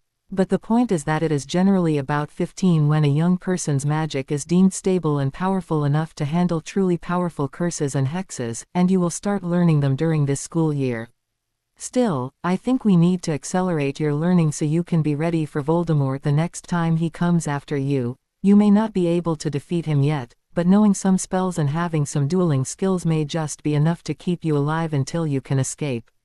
I think we will bring someone in to tutor you for the rest of the summer, and Fleur can join you in your sessions. Harry glanced over at Fleur with a questioning look in his eyes. It would certainly help, Harry, she told him. The Dark Lord has shown many times that he takes a specific interest in you, and I would feel much better if my betrothed knew how to defend himself. The shy smile on Harry's face completely disarmed Fleur, and she responded with one of her own. At this moment, she felt better about the whole situation, sitting with Harry and her family, listening to him talk about his adventures, all in his modest and self-effacing manner, had given her further insight into his character. She had to admit that she was impressed with what she had seen. Thank you, Jean-Sebastian I would be happy to receive the additional training, Harry finally responded. But could I invite my friends to attend, too? Jean-Sebastian and Sirius shared a glance. Ron and Hermione, Sirius asked. At Harry's nod, both of the men chuckled. That would be fine, Harry, Jean-Sebastian affirmed. I understand the bond you have with your friends. It would be good for you to have your support group better trained as well. The talk then turned to other matters and continued for some time, Harry by now completely charming Fleur's entire family. She had not known what to expect from Harry. Her interactions with him during the previous year had been sporadic and rather impersonal. He was not as she had expected. Jean-Sebastian watched his family interact with their guests, especially with one Harry Potter, and he was pleased with what he had seen from their interactions. Harry had quickly and effortlessly integrated with the entire Delacour family, even after only a few short hours, and he was certain Fleur had begun to get to know the young man she would eventually marry. She was a good girl and had always made him proud. He wanted the best for her, and although he had only known young Harry for a day, he was quickly becoming of the opinion that Harry was it. This was working out better than he had imagined. As for Harry, it was clearer than ever that Harry lacked the confidence that an exceptional young man such as himself should have at his age, and it was also obvious that it was the Dursleys' influence which was at the root of his problems. His association with Jean Sebastian's family should go a long way to helping him gain that confidence which only acceptance and love could instill. Looking around at his family, Jean Sebastian could see them all riveted on whatever the young man was saying. Gabrielle, he had to chuckle at the obvious hero worship and infatuation his youngest was showing, seemed almost unable to take her eyes off of him, while his wife was quite enamored of the young man. If they had been young and still in their dating phase, Jean Sebastian fancied that he might almost feel threatened by the attention she was showing him. Fleur was the difficult one. Though she was beginning to get to know Harry Potter, her manners and ways of expressing herself were still somewhat reserved, something he knew she had picked up as a defense mechanism against the sometimes open hostility she often experienced from other girls her age. Still, she seemed to have made a good start with him, and he certainly could not expect her to throw herself into his arms and declare undying love only a few hours after his arrival. Jean Sebastian believed in his heart that they were a very good match, they only needed time to get to know one another better. The other things he had learned that day, the state of the British ministry and of the minister in particular, well, he had known what the situation was prior to his trip into Britain that morning. However, seeing it firsthand was a shock. It was clear that the ministry, as long as Fudge was at the helm, would be of no help whatsoever. It bore some consideration for their future and could necessitate removing Harry from Britain if things became too bad there. It was a step Jean Sebastian was loath to take, as he knew that retaking a hostile land would be much more difficult fighting a hostile force from within. And that was another matter, this secret society of Dumbledore's which Sirius had discussed with him. He would have to contact Dumbledore at the first opportunity and discover what exactly it was, what their goals were, and how they meant to fight the battle he knew was on the horizon. If it was something he could in all conscience support, then he would have to, not only for the sake of his family, but also for the sake of the young man who had entered their lives. To be continue. I hope you enjoyed this story. Also remember to subscribe and like this video. See you in the next video.